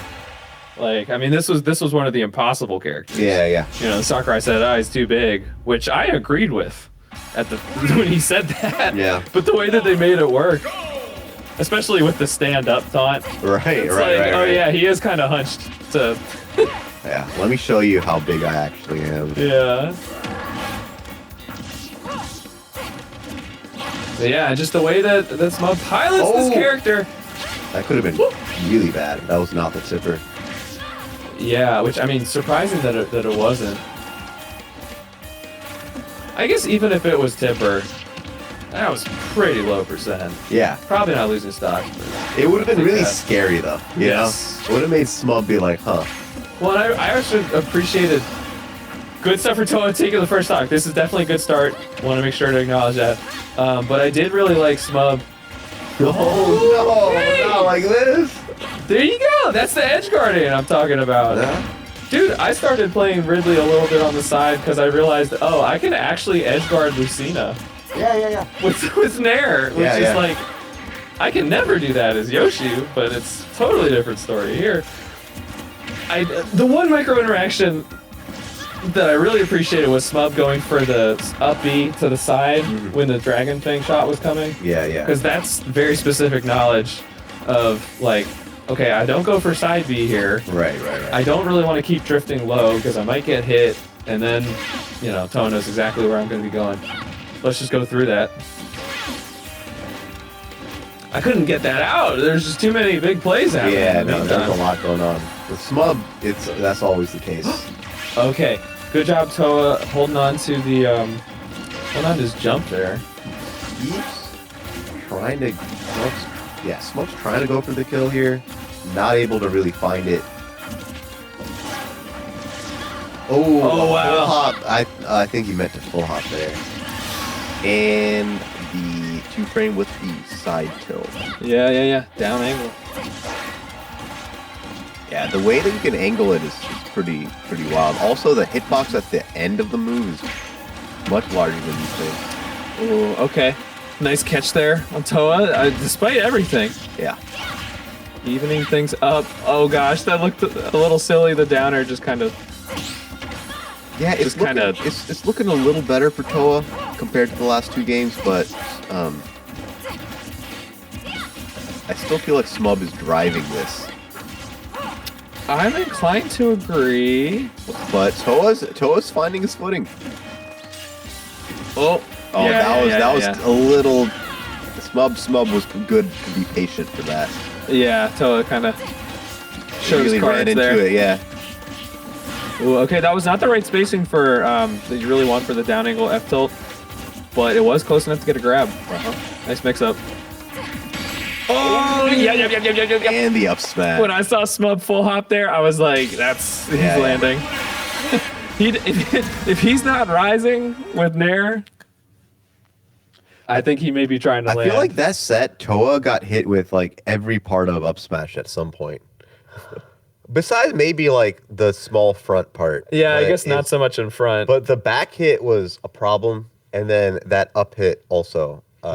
Under a plat, just a monster. And I know we were talking about like how it starts behind, but and we had that one bizarre trade with the Corrin downer. Yeah. Where it's sweeping above It really him. starts at his feet, just like on the ground. Yeah, it is. It really is. Yeah. I mean, he's basically doing Fox up smash. Actually, you know what it reminds me of? It kind of reminds me of Wolf a little more. In the way that they both sort of hunch down first.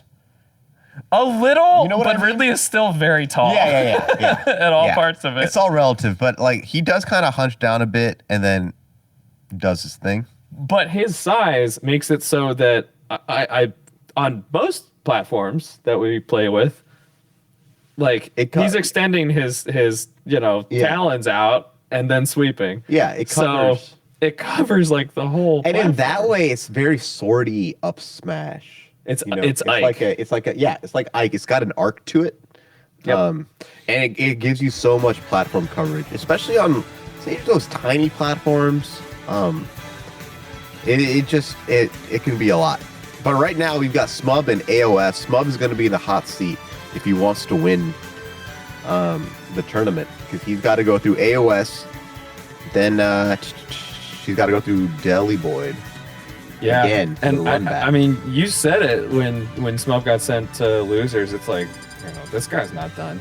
Yeah, no, we are likely to see a run back. He also, I'll say this, out of these players that have made it to the top 4, Smub comes to District E the most. I've seen him here more than I've seen AOS, Enhanced, and Deli Void. And he has won multiple District E's before. I think he wants to defend the throne a little bit. I believe he won the last one, if not the one before that. But anyway, we got Smub versus AOS. Going to Final Destination, Game 1. On Game 1? No Hello? platforms. That's an interesting choice. What do you? I would not have let's break thought it that to down. be Smub's pick, so I imagine they just RPS for it. Okay, I also have to say I hate that we have Animal Crossing music. We've got 2 tournament legal stages for that. With this damn Animal Crossing music. AOS completely turned that offstage situation with what I believe was a footstool. Yeah. What an insane start. I mean, I don't disagree with Smub for going hard off stage here. Well, because I mean, look at this. Oh wow, he was trying to play that, and that's how you catch up. And I will say that is a great way to tell like an excellent player from a good player is, are they willing to go for the thing that is strong for them even after it fails them? Right. Because you only help your opponent if you stop going for things. Yeah. Now, I mean, some things, if they're like risky, bad habits, like, yes, stop doing them when they aren't working. There's your up smash. Yeah, but don't be dissuaded from making the decision when it's right. Right. Yeah. That's the Asin, you know? It's like, if it doesn't work once, you just do it again. You just do it, but you be smart with it. But you do it again. You don't stop doing it. Oh my gosh, that just reminds. It's never stop, never stopping. Yeah. That was Oh gosh, it was like a parody of like pop boy bands, something. I forget what it's called. All right. Yeah. Anyways, AOS. Wow, amazing catch there. AOS not too far behind. This definitely is, you know, little Samus boss fight going on here against Ridley, but it's not too far behind at all. Yeah. And, you know, one thing about why Smub might like this stage here is it does simplify the nice catch there. It simplifies the flip kick counterplay. Yeah, yeah. You know, platforms. You do not have to worry about that move on this stage nearly as much. Because it's like, okay, I think, you know, he might want to use it to go over me. And also, cool, I'm going to retreat and throw out a nair or up air or something. And also just think about this, how easy it is to get hit by a move like flip kick if you're the size of Ridley. You know? So it's like, that is something that you really want to get. You want to consider. Yeah, you want to remove that as an option for AOS. And honestly, I mean, Smub wants to spend time, you know, at the sides of the stage, not the middle, where platforms are. And typically, this is another stage where we might see this turn into Final Destination after a little bit. Yeah, yeah. And that will definitely be an advantage for Smub. Now, it is interesting that both of these characters enjoy getting kills off the side. Yeah. AOS still having a resource there. I thought may not have been able to make it back. Yep. Still got the flip kick. Ooh, great back air. And center stage. He just finds it. He finds it. Yeah, let's see. Yeah, Smub's just in trouble already. Smub loves going for an offstage situation as early as possible. Yeah. He's like, I know we're both going to the corner. Let me just throw you off. Oh, man. And you see him throwing the thought out there, hey, what if I do my up special down at the ledge when you're recovering? I like that side B from AOS there. Ooh, good evasion on the side B. AOS looking for a back air. Yeah, looking for something off stage. Yeah. Ooh, gets the runs through neutral or the down smash into up B and a side B to finish it off. Excellent catch there. Yeah, he was just on him. Yeah, yeah. Oh! Okay. Play. Still on him. Yeah. Goodness. There's the flip kick. Just swinging the matchup. Smub's got to reclaim the momentum here. Yeah, that flip kick was critical. I mean, it changed a lot. It is very hard to kill characters with good vertical recovery, like Ridley, at that low percent with a spike. Smub not phased though. Quickly finished that stock off with an up smash. Not safe nair for once. Both these players playing at range right now. Smub with a parry and finds the way in. Yeah. I mean, Ridley's got big enough hitbox. Oh, and again! Wait! Smub caught slipping at the ledge. Goodness gracious, that wasn't even a regrab. No. He was just, you're too close to the ledge for me. Yeah. Yeah. Just the Mufasa stay moment. down. Yeah, honestly. Yeah, just like, no. Long live the king. I mean, AOS needs to keep doing exactly that. As long as it keeps working. Yeah, just kill Smub at 40%. Simple. Actually, and the thing is, the kick on flip kick also has a pretty large hitbox. Sure. Which, you know, sometimes you get hit in the wing or something, or in the tail, and we'll do it. Smub running it right back. Oh, goodness, on town, dash attack assessing a lot of knockback, even at low percent. I see this from Smub a lot, where if he loses a game... That might be a stock. Oh, no. And now AOS can't do it, because the platforms are gone until they come back. Oh my gosh. I often see from Smub where if he loses on a stage, he will run it back and not take the stage counter picks. We'll see if that is a good decision. But yeah, Smub a full stock ahead right now. Seems to be making it work. AOS finds the down tilt. Yeah, I don't think this is like an especially volatile stage for this matchup. Well, I guess it's volatile in that both of them enjoy killing off the side. Yeah. But it's not like, oh no, I'm at a big disadvantage here. Yeah, I don't think this does either character any major favors in a way that unbalances the matchup. Or that throws the matchup off too much. But sometimes it's FD, sometimes it's Kalos with like the platforms off to the side. And so sometimes it's a range like this. And you just gotta play each stage format to good variant. Wow. Oh my gosh, AOS looking for another one of those flip kick spikes at the ledge, potentially. Yeah. Goes very much the other way. AOS needs some kind of response to this. Smug's about to run away. And by the way, hold on. The flip kicks. Oh my gosh. Okay, see, that's why people say ZSS sucks. Yeah. Mario doesn't drop that. Yeah, you can, your DI can really flip the direction that you're going in while you're getting laddered up. Oh, almost getting frame trap there. Throwing out the F smash to let him know. That is not a trade that AOS wanted. Yo, that boss still had some health on that health bar. 100%. 100%. He is scary. That's the thing. Once you're at Ridley is the one character besides maybe I'll say Bowser that when you are at kill percent against that character, everything they do can kill you. Like literally, like you name a move Ridley does, and if you're at 120%, like that move with right positioning probably is gonna take your stuff. Yeah, and even the stuff that won't, like down tilt, I would think. It'll set up to something. It sets you up right above him. It sets you up for a forward air that will kill. The only exception really is jab, kind of, but even then, well, I've seen situations. I've seen situations where Ridley jabs will kill.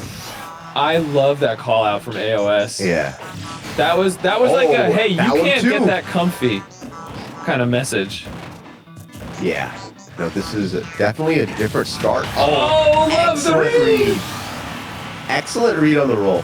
And this is a pretty strong lead for AOS right now. He needs to hang on to this. Oh, that is so fortunate for Smub that he had the last hit of some hitbox of Nair out. Ooh, and the back air. Those side platforms really make a difference. Yeah, something like that. I mean, like I say, it's volatile. They're both dying off the side pretty early. Yeah. And that platform doesn't have to be there, so like he really took advantage of that. Right. But yeah, the whole thing with the Nair clanking with the paralyzer.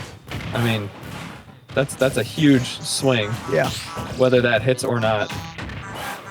Very smart AOS going for, I think it's frame 1 or 2. Yeah. That ZSS jab.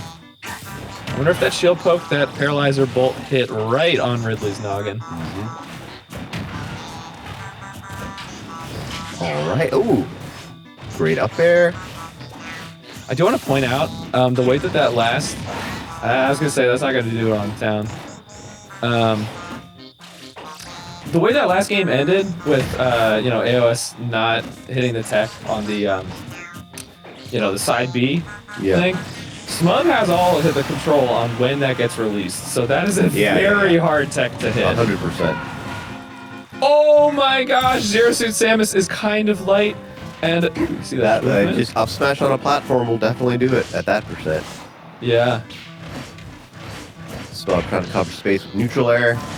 AOS has to play this stock right, or it's over. Yeah. So far, so good. We're not sending the up B there. And wait, AOS is like, I don't need platforms to ladder. I really like AOS going for the back air there because let's get to the ledge. And we're going to game 5. AOS with a much stronger game. This was probably AOS's strongest game, I'd say, so far. Yeah. This was going to game 5 against Smub. Doesn't happen often. Yeah, and honestly, like I've heard AOS, talk about being like retired, semi-retired, whatever. I think I basically see him come out to the hill, and I don't know full price. I don't know. I'm not convinced. That didn't look retired to me. I mean, it's one of those things of like, hey, I mean, if a tournament with $1,000 prize pool opens up in my backyard, retirement. I'm gonna Tom Brady this. That tournament is my retirement. Yeah, right. Tournament is my retirement. And here we are on FD, where we started. Yeah, it all comes back to this. They're like, all right, no platforms. I understand what AOS was going for there. But sometimes, able to get out of the corner. Sometimes I see like when it's like sometimes I see that Smub decides that it's the final game of the set and he'll like fully level up. Wait, and he has to do that now. Yes, that was really cool though from AOS. Doing flip kick for positioning in a juggle scenario, not to try and hit. Flip kick hit, but able to position into up air. I also like just the call out on the charge of the down smash. Yeah.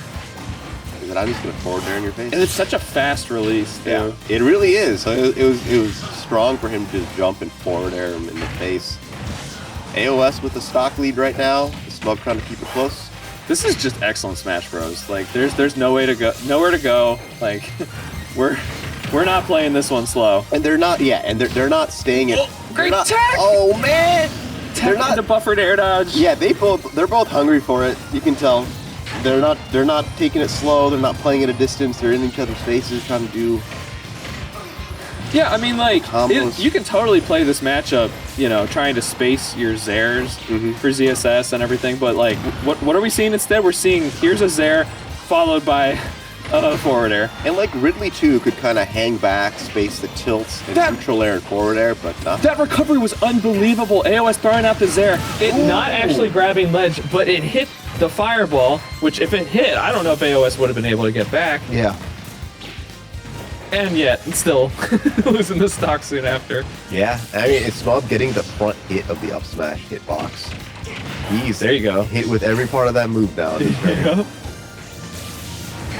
AOS looking to lock down this dragon at the edge of the stage. Got Smub in the corner. Smub trying to find his way out. Kind of slow the game down a little bit with neutral air. Using that range tool, the down tilt. Smub looking for the up air, and up air will definitely. No! And that's it! That was wild. That was one of the best sets of the night. That was really fun. That was really good. That was one of the best sets of the night. Smub really had to pull it out. I thought for a second this game 5 Smub was really gonna have to reach deep to like find something here, but not. Sometimes you just need a shield break on the third stock, and it's just kind of over. And I mean that was not a healthy shield, but I don't know if I've seen that. Also, every time I see a shield break, especially on a stage like FD or whatever, where you don't have any verticality, I always remember that in Smash Ultimate, the only Smash game where you can't run through people, so you can just push them to the edge. Yep. And then Ridley forward smash is so strong, and it's the size of Alaska, and you just get hit by it. It's like over. Alaska smash. Yeah, honestly, like it's just over. I could tell AOS. I mean, he was amused by it, but that was what a way to go out. Yeah, I know. That's.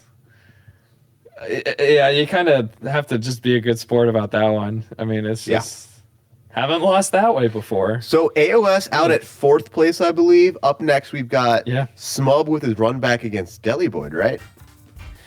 I believe so. And then winner of that. Yeah. And winner of that goes against Enhanced.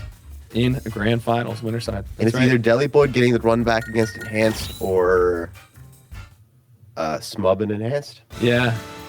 Now, I mean, this is interesting coming in here because I don't care what your preconceived notions are. Smub is the underdog in this set. Yeah. Heavily. That was heavily. The earlier Smub Jelly Boy set was the fastest set of the night.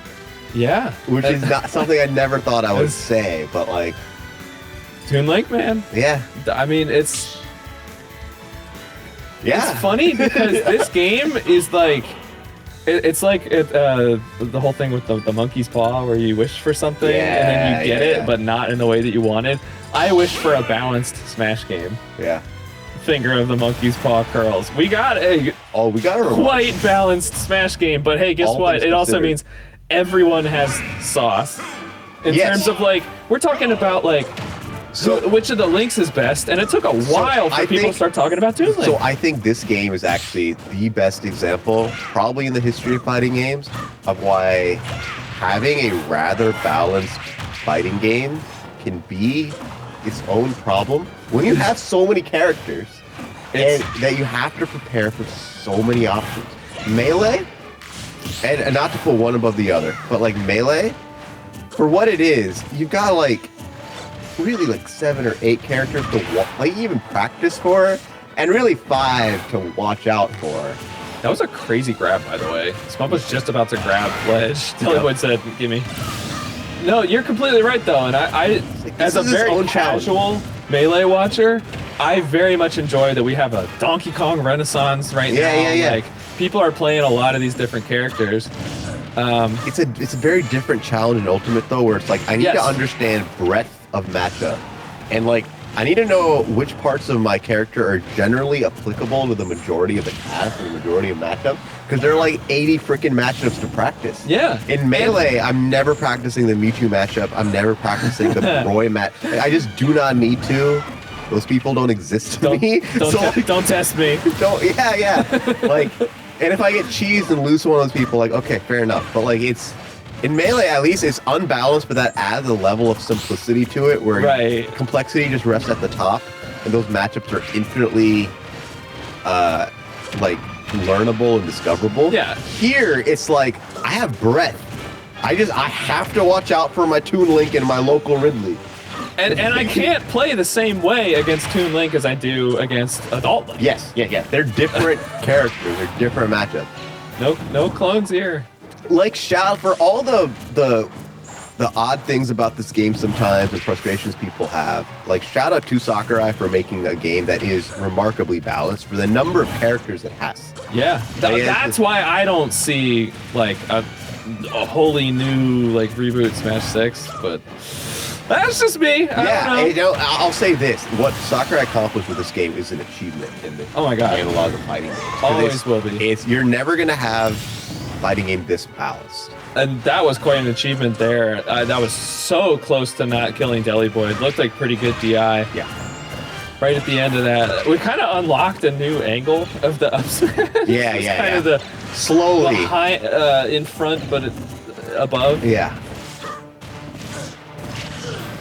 Slowly, Smub is position. pushing the flexibility of that move. So far. Ooh, Smub's really trying to get the run back here. Yeah, so far, this is a very, very different set. Yeah. Smub is trying to give us.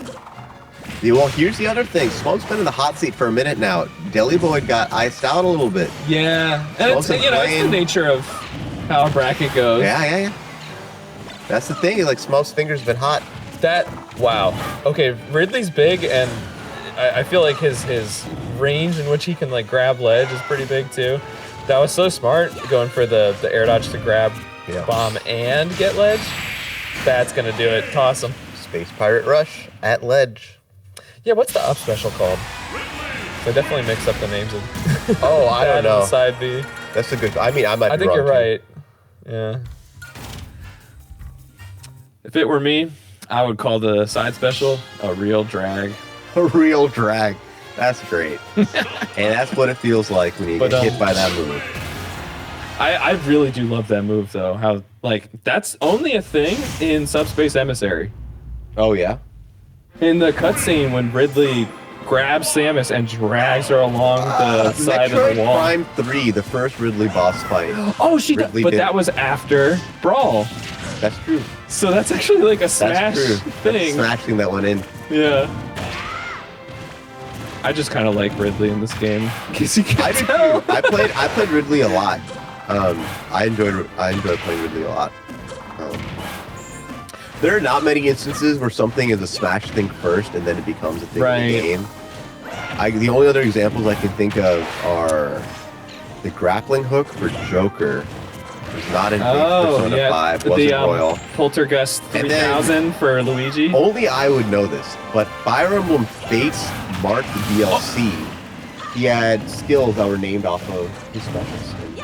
Really? Yeah, he has Dancing Blade in there. That's It was like not a cute. Fire Emblem thing, but it is now. Yeah, that's cute. But it's a fun little trivia thing. Yeah. Because there are several examples. Yeah. Ooh. Jelly Boyd with a stock lead right now, trying to make this look like the first set that they played. Not letting Smub get started. Sniped him. Doesn't matter though. That move has armor. Well, that's the thing though, is that I think because the bombs like have a hurt box basically, that up B is not gonna go through it without it not detonating. Yeah. But yeah, I mean we see the arrow at least. Not a concern. A great back air. Smub trying to play catch up here. Now, I mean, Deli Boyd may have kind of warmed back up here. Right. Yeah, sometimes all you need is one game.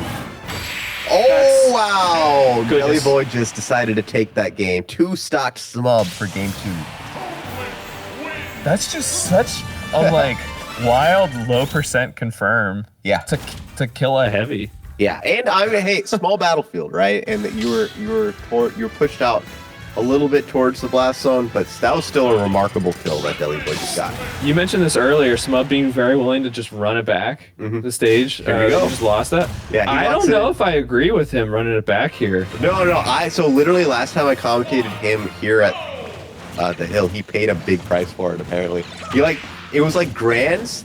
He ran it back to on a game 5 situation and then lost again. And it was like, oh no, you could have just like gotten to a better stage and won. But yeah, I mean, different players feel differently. I definitely feel like some, and you can see this just from streams at majors and stuff. Yeah, you can tell that some players just like, it's almost a pride thing. They're just like, run it back. Just get me back in the ring. I do think there's an unintended consequence of that could be positive, which is you do get experience both in playing while you're down in a repeat situation, and you just get more variance of experience on stages. It's like, all right, I know this is a bad stage matchup. At some point, I'll probably be here again against this character. It's like when you're on random stage in friendlies. Yeah. And you get dude, like when I rolled Town and City against Incineroar, I'm like, this is never happening. There's never a scenario when I have to play this. Yeah.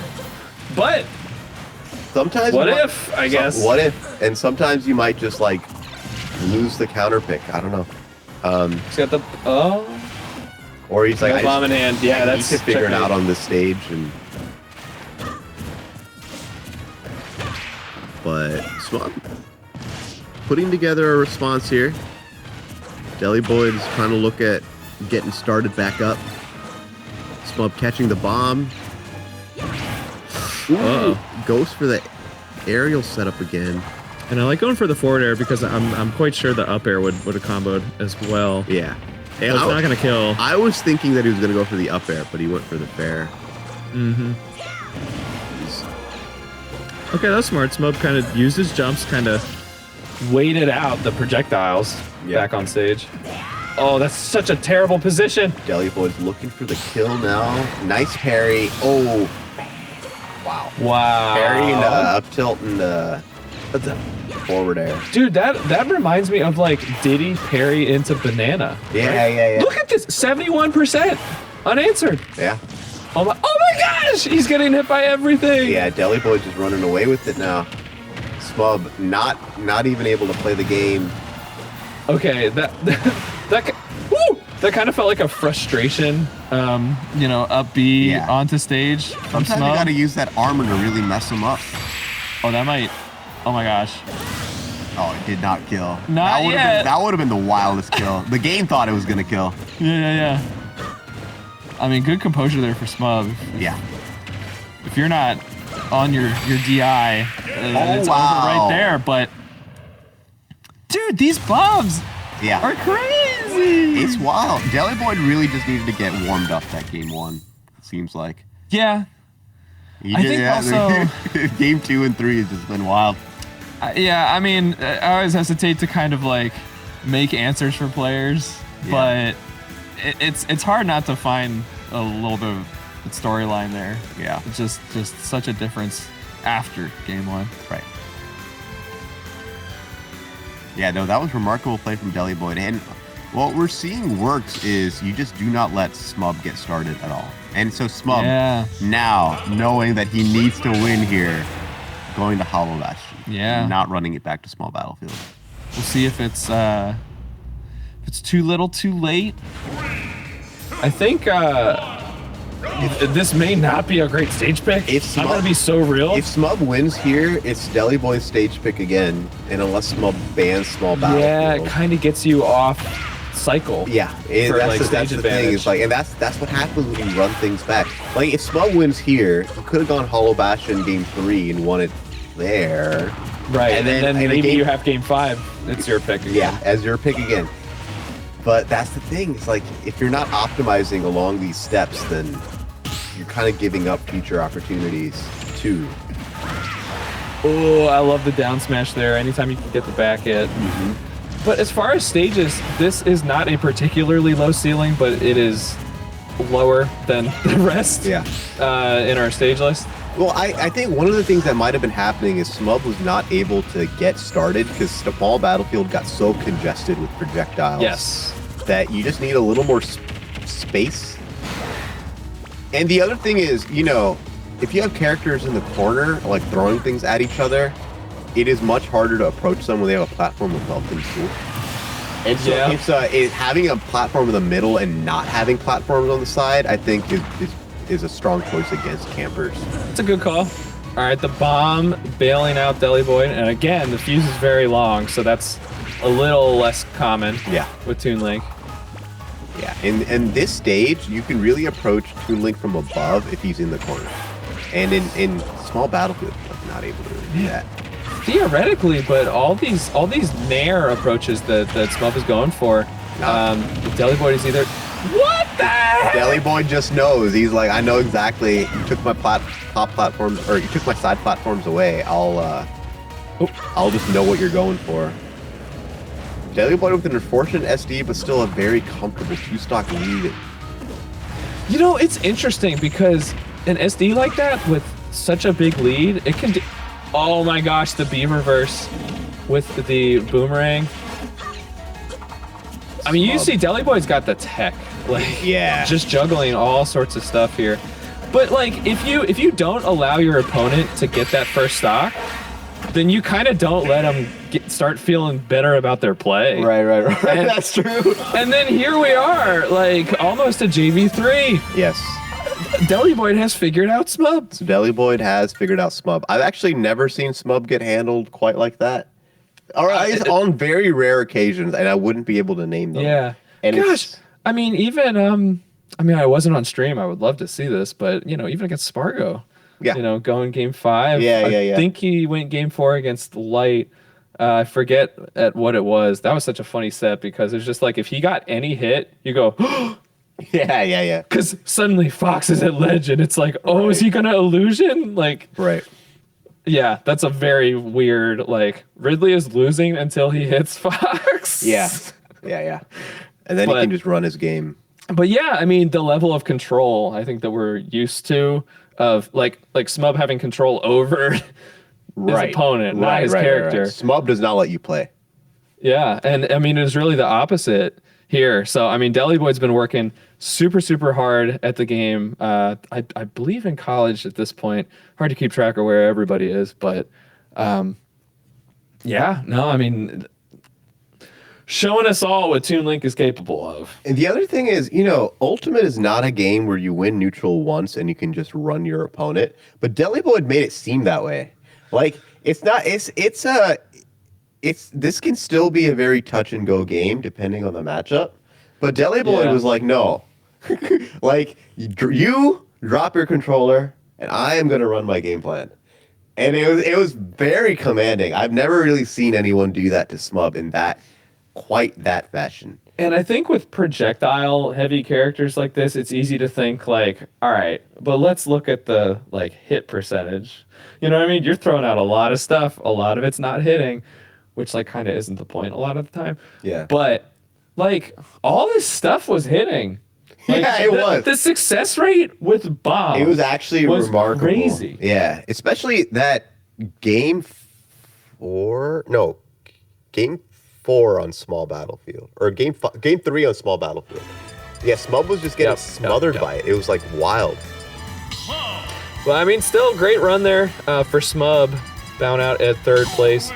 Not sure if exactly the cutoff would pay out, but all right.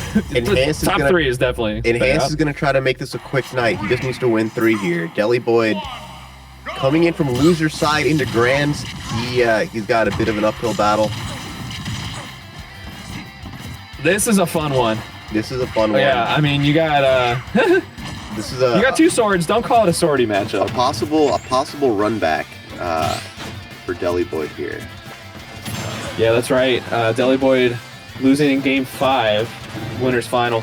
But I mean, going back to that set, the last 2 games of that set were extremely enhanced heavy. Yeah, he was playing like he had it figured out. Oh, almost frame trap there. Deli Boyd drifting out just a bit. Cloud just has such a remarkable ability to keep hitboxes out in the air. That neutral air is so quick. You 2 of them in one full hop. Bro, can I just say, Toon Link up air frame traps on its own. Yeah.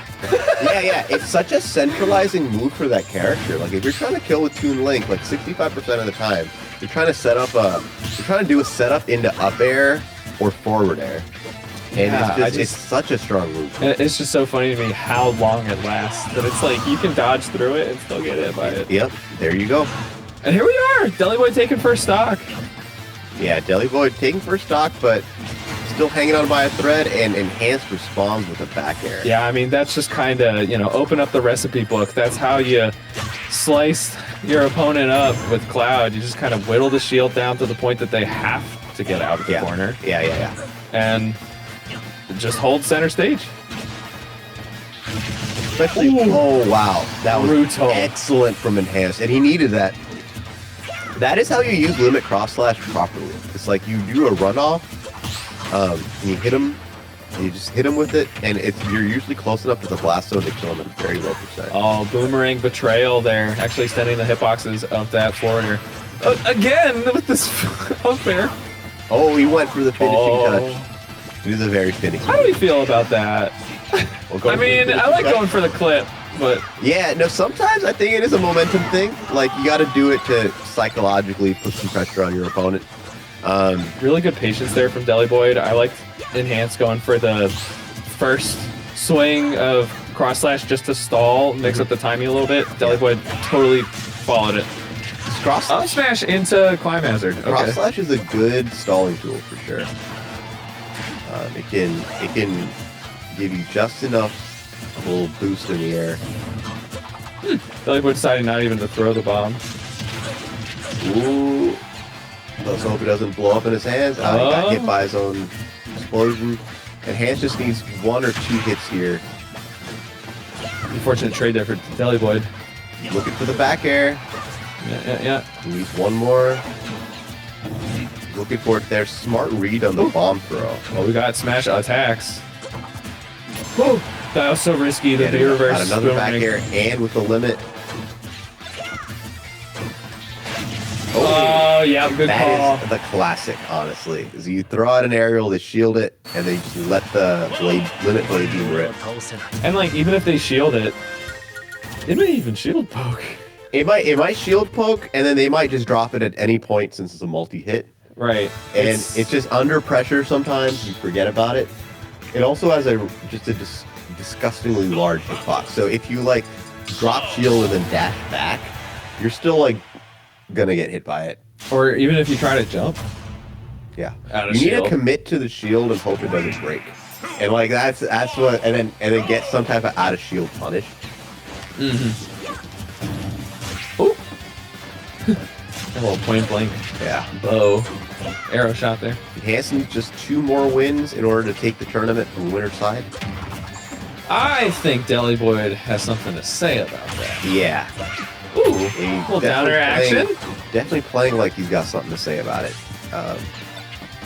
What he definitely needs is not for that first game to repeat. That definitely was a stretch with finishing touch. I'm confident that doesn't kill at 46%. It doesn't kill at 46%. It might at 55-ish on Toon Link, but no. Yeah, like maybe off the platform. They nerfed the kill power of finishing touch a lot to Smash 4. Understandably. Yeah. A different time. Yeah, absolutely. Alright, Smub, or not Smub, Enhanced in an excellent position. Really good shield discipline there from Deli Boy. There's a couple extra hits. Ooh, and on a that great limit corner climb there master. to even it up. Good job on Deli Boy, not letting Enhanced get too much extra credit. Oh. Oh, I know what he was going for there. That's Spargo. You needed to be a Oh my little God. higher up. That's the thing. It's like if you gotta hit bottom half of the sword for the spike. If you hit the top half, you hit him away. It's still good. The move is just dumb, but like really, it's less about drifting towards them and more about maximizing your vertical height with the full hop. All right, what do we got? Oh, here we go.